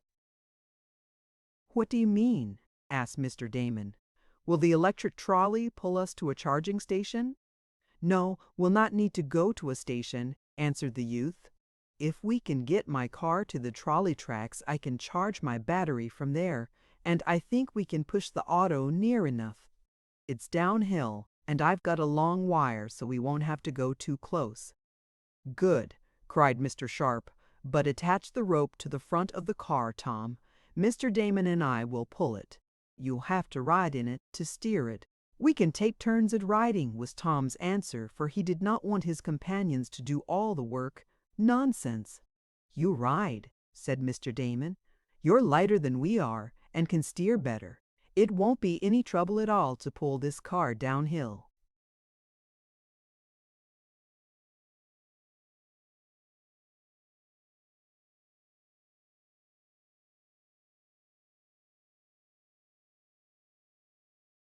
It proved to be an easy task, and in a short time the dead auto was near enough to the electric line to permit Tom to run his charging wire over to it.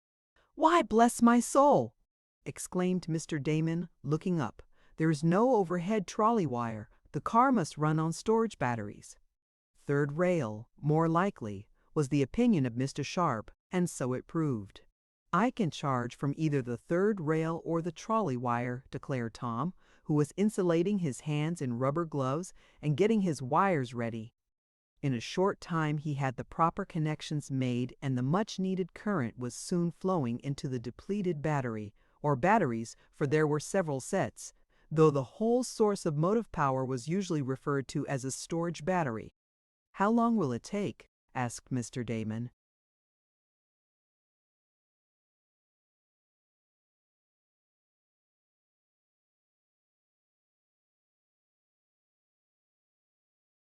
"About 2 hours," answered the lad. "We'll probably have to disconnect our wires several times whenever a trolley car comes past. By my system I can recharge the battery very quickly." "Do you suppose the owners of the road will make any objection?" asked the balloonist. "I'm going to pay for the current I use," explained the young inventor. "I have a meter which tells how much I take." The hum of an approaching car was heard, and Tom took the wires from the third rail. The car came to a stop opposite the automobile, the passengers as well as the crew looking curiously at the queer racing machine. Tom explained to the conductor what was going on, and asked the fare collector to notify those in charge of the power station that all current used would be paid for. The conductor said this would be satisfactory, he was sure, and the car proceeded.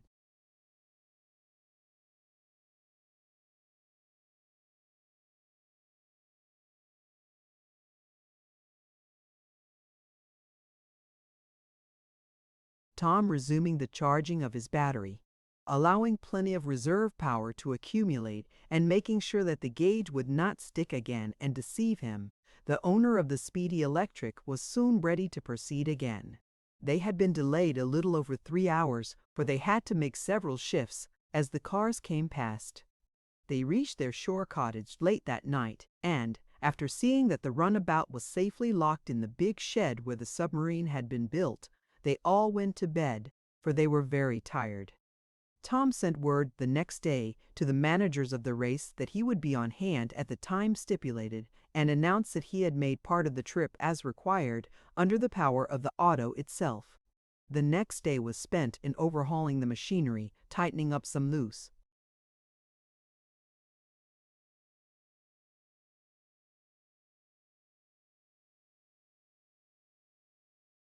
bearings, oiling different parts, and further charging the battery.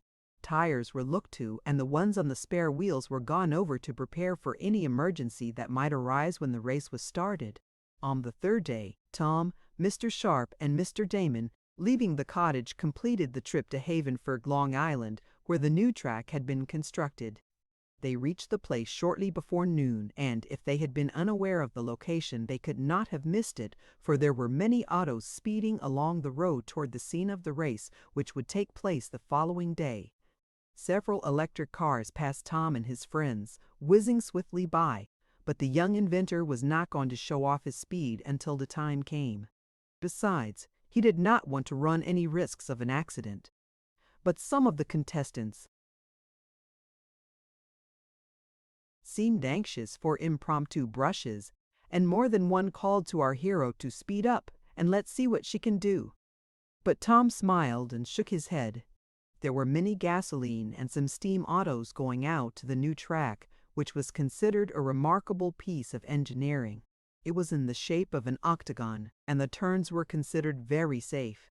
It was a 5-mile track, and to complete the race it would be necessary to make 100 circuits. Through scores of autos Tom and his friends threaded their way, the young inventor keeping a watchful eye on the various types of machine with which he would soon have to compete. There were many kinds, some were larger and some smaller than his. Many obviously carried very large batteries, but whether they had the speed or not was another question. Some, in spurts, seemed to Tom to be fully as fast as his own, and he began to have some doubts whether he would win the race.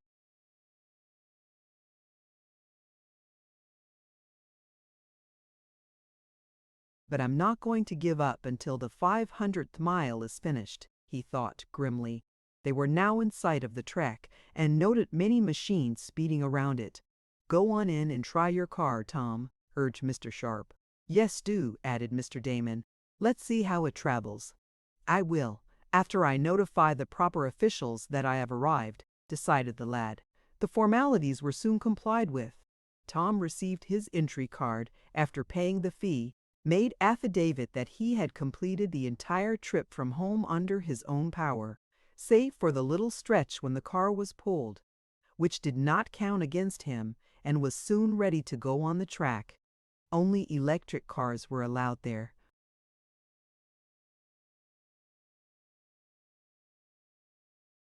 As the young inventor guided his latest effort in the machine line onto the big track, there were murmurs of surprise from the throngs. "That's a queer machine," said one. "Yes, but it looks speedy," was another's opinion. "There's the car for my money," added a third, pointing to a big red electric, which was certainly whizzing around the track. Tom noted the red car. Behind it was a green one, also moving at a fast rate of speed. "Those will be my nearest rivals," thought the lad, as he guided his car onto the track. A moment later, he was sending the auto ahead at moderate speed, while the other contestants looked at the new arrival, as if trying to discover whether in it they would have a dangerous competitor.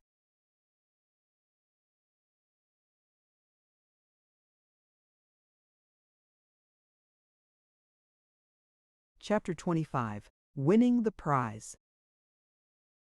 After making 2 circuits of the track at moderate speed, Tom turned on more power, deciding to see how the machine would behave on the turns, going at a fast speed. As it happened, he forged ahead just as the big red car was coming up behind him. The driver of it took this for a challenge and threw his controller handle forward. "Come on," he cried to our hero when even with him. Tom did not want to decline the invitation, and the impromptu race was underway. Soon the green car came rushing up, and for 2 miles the three kept almost in line. It was evident that neither the green nor the red car drivers wanted to open out, until they saw Tom do so. He was willing to oblige them and suddenly increased his speed. They did the same and went ahead of him. Then Tom turned on a little more juice and got the lead, but the 2 men were right after him, and they seesawed like this for 2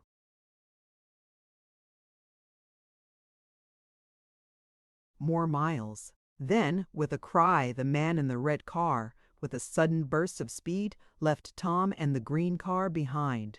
The green car was soon up to its rival, but Tom decided he would not spurt. The lad and his friends spent the early part of the night in making a final inspection of the machinery, finding it in good order. Then, with his head filled with visions of the race on the morrow, Tom went to bed. He had made inquiries by telephone of the friends of Miss Nestor and learned that she had not arrived. Tom felt a distinct sense of disappointment. The day of the race could not have been better. It was ideal weather and conditions at the track were just right. Tom was up early and went over every inch of his car with a nervous dread that he might find something the matter. The final details of the race were completed, and the entrants given their numbers and places. Tom drew a good position. Not the best, but he had no reason to complain. Half an hour before the start, he again telephoned to see if Miss Nestor had arrived, but she had not, and it was with rather gloomy thoughts that the lad entered his car, in which Mr. Sharp had already taken his place. Mr. Damon went to the grandstand to watch the race. "I wanted Mary to see me win," thought our hero, for he had grimly set his mind on coming in ahead. There was a great crowd in the grandstand and scattered about the big track, which took in a large extent of territory. In spite of its size, 5 miles around it seemed solidly packed for the entire length with autos, containing gay parties who had come to see the electric contest. There was a band playing gay airs as Tom guided his machine through the entrance gate and onto the track. The judges made their final inspection. There were 20 cars entered, but it was obvious that some of them would not last long as their battery capacity was not large enough. Their owners might have relied on recharging, but how they could do this under the usual slow system and hope to win, Tom could not see. He hoped to run the entire distance on the single charge, but if by some accident part of his current should leak away, his battery could be charged in a short time by means of his new system to run for a considerable distance, or he could install a new one already charged, for he had 2 sets on hand. Tom glanced over the cars of his competitors. They were to be sent away in batches, the affair being a handicap one, with time allowance for the smaller powered cars. Tom noted that his car and the red and the green ones were in the same bunch. Tom's car was purple. "Are you all ready?" asked the starter of the first group of races. "Ready," was the low-voiced response. Crack went the pistol, and there followed the hum of the motors as the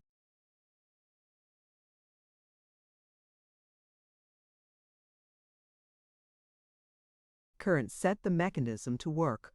Forward went the cars, amid the crash of the band and the cheers of the crowd. The big race was underway. "Do you feel nervous, Tom?" asked Mr. Sharp. "Not a bit," replied the lad. Around and around the track flew the speedy electrics. It was evident that the holding of a meet solely for cars of this character had brought out many new ideas that would be to the benefit of the industry. Some cars were freaks, and others, like Tom's, showed a distinct advance over previous styles of construction. A 500-mile race around a track is rather a monotonous affair, except for what happens, and things very soon began to happen at this race. As Tom had expected, several of the machines were forced to withdraw. Tire troubles beset some, and others found that they were hopelessly out of it because of low power or lack of battery capacity. Tom determined not to let the red or the green car gain any advantage over him, and so he watched those 2 vehicles narrowly. On the other hand, the red and the green electrics were evidently afraid of one another and of Tom. They all 3 kept pretty much together for the first 30 miles. By this time the race had settled down into a steady grind. There was some excitement when the steering gear of one car broke and it crashed into the fence, injuring the driver, but the race went on. The young inventor was holding his own with his 2 chief rivals and was feeling rather proud of his car when there came from it a report like a pistol shot. "Blow out," yelled Tom desperately, steering to one of the several repair stations on the inner side of the track. "Be ready with the extra wheel, Mr. Sharp. Right you are," cried the balloonist. The car was scarcely stopped when he had leaped out and had the lifting jack under the left rear wheel where the tire had gone to the bad. He and Tom labored like Trojans to take off the wheel and put on the other. They lost 5 minutes, and when they got underway again, the red and the green cars were 3/4 of a lap ahead. "You've got to catch them," declared Sharp firmly. But the red and the green car drivers saw their advantage and were determined to hold it. Tom could not catch them without going his limit, and he did not want to do this just yet. However, he had his opportunity when about 200 miles had been covered. Both the red and the green cars had tire troubles, but the red one was delayed scarcely 2 minutes as there was a corps of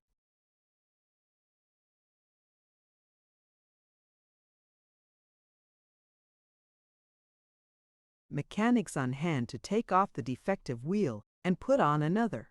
Still, Tom regained his lost ground, and once more the race between those three cars was even. In the rear of Tom's car, Mr. Sharp was mending the blown-out tire, though there was still one spare wheel on reserve. Tom, in front, peered eagerly at the track. Nearly side by side raced the red and the green cars, the latter somewhat to the rear. It was at the 350th mile that Tom had another blowout. This time it took a little longer to change the wheel, and the red and green cars gained a full lap on him.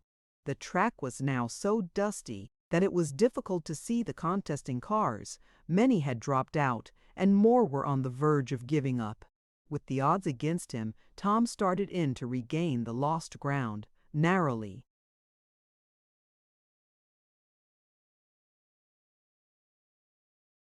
He watched his electric power. Slowly he saw it dropping. Would he have enough left to finish out the race? He feared not. The hours were passing. Still there was 100 miles yet to go, 20 circuits of the track. Some of the spectators were getting weary and leaving. The band played spasmodically. Suddenly Tom saw the red car shoot to one side of the track, toward a charging station. The green car followed. "That's our cue," cried the young inventor. "We need a little more juice, and now is the time to get it." The lad ran to the shed where his charging wires were, and they were connected in a trice. He allowed 25 minutes for the charging, as he knew with his improved battery he could get enough current in that time to finish the contest, before the red and green car drivers had finished installing new batteries, for they could not recharge as quickly as could our hero. Tom was on the track again.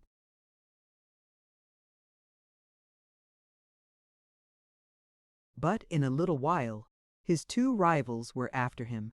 It was now a spectacular race. Around and around swept the three big cars. All the others were practically out of it. The crowd became lively airs. Mile after mile was reeled off. The day was passing. Tired and covered with dust from the track, Tom still sat at the steering wheel. 2 laps more," cried Mr. Sharp as the starter's pistol gave this warning. "Can you get away from 'em, Tom?" The red and the green cars were following closely. The young inventor looked back and nodded. He turned on more power, almost to the limit that he was saving for the final spurt. But after him still came the 2 big cars. Suddenly, the red car shot ahead, just as the last lap was beginning.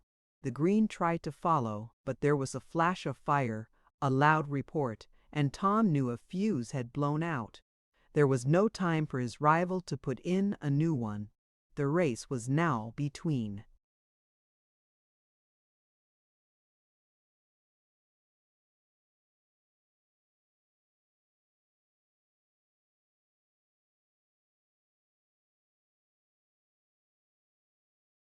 Tom in the red car. Could the lad catch and pass it? They were now only a mile from the finish. The red car was 3 lengths ahead. With a quick motion, Tom turned on the last bit of power. There seemed to come a roar from his motor, and his car shot ahead. It was on even terms with the red car when what Tom had been fearing for the last 5 minutes happened. His fuse blew out. "Too bad, it's all up with us," cried Mr. Sharp. "No," cried Tom in a ringing voice. "I've got an emergency fuse ready." He snapped a switch in place, putting into commission another fuse. The motor that had lost speed began to pick it up again. Tom had pulled back the controller handle, but he now shoved it forward again, notch by notch, until it was at the limit.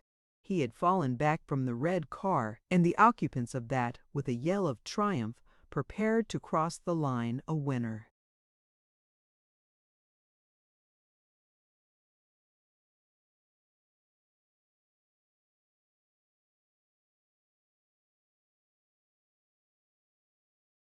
But, like a racehorse that nerves himself for the last desperate spurt, Tom's machine fairly leaped ahead, with his hands gripping the rim of the steering wheel until it seemed that the bones of his fingers would protrude. Tom sent his car straight for the finishing tape. There was a yell from the spectators. Men were standing up, waving their hats and shouting. Women were fairly screaming. Mr. Damon was blessing everything within sight. Mr. Sharp, in his excitement, was pushing on the back of the front seats as if to shove the car ahead. Then, as the pistol announced the close of the race, Tom's car, with what seemed a mighty leap like a hunter clearing a ditch, forged ahead and crossed the line a length in advance of the red car. Tom Swift had won. Amid the cheers of the crowd, the lads slowed up and, at the direction of the judges, wheeled back to the stand to receive the prize. A certified check for $3,000 was handed him, and he received the congratulations of the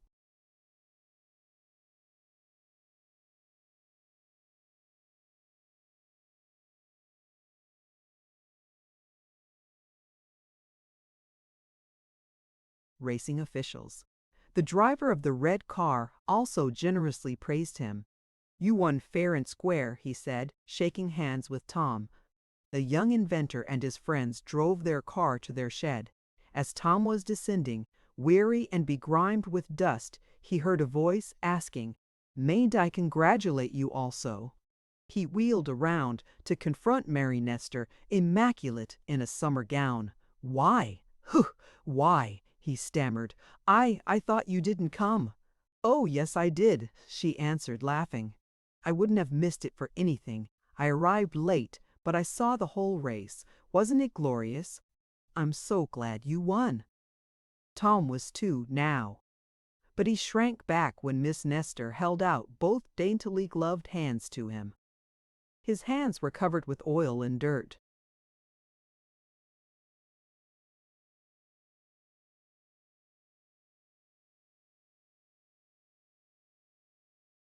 "As if I cared for my gloves," she cried, and she took possession of his hands, a proceeding to which Tom was nothing loath.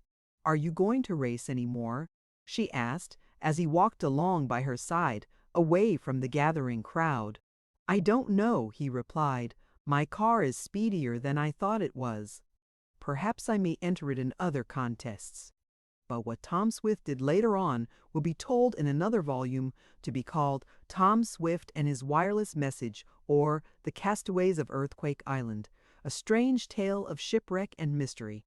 The run back home was made without incident, save for a broken chain, easily repaired, the day following the race, and Tom later received a number of invitations to give exhibitions of speed. Several automobile manufacturers wanted to secure the rights to his machine, but he said he desired to consider the matter before acting. He did not forget his promise to Mrs. Baggert regarding the diamond earrings, and bought her the finest pair he could find. "Come on, Mr. Sharp," proposed Tom, a week or so after the big race. "Let's go for a spin in the airship. I want to see how it feels to be among the clouds once more," and they were soon soaring aloft. The new bank, started by Mr. Foger, did not flourish long. It closed its doors in less than 6 months. But the old institution was stronger than ever. Mr. Bird disappeared, and Tom never learned whether the agent really was the man he had chased and whose watch charm he tore loose, though he always had his suspicions. Nor did it ever develop who crossed the electric wires, so that Tom was so nearly fatally shocked. Andy Foger disliked our hero more than ever, and on several occasions caused him not a little trouble, but Tom was able to look after himself.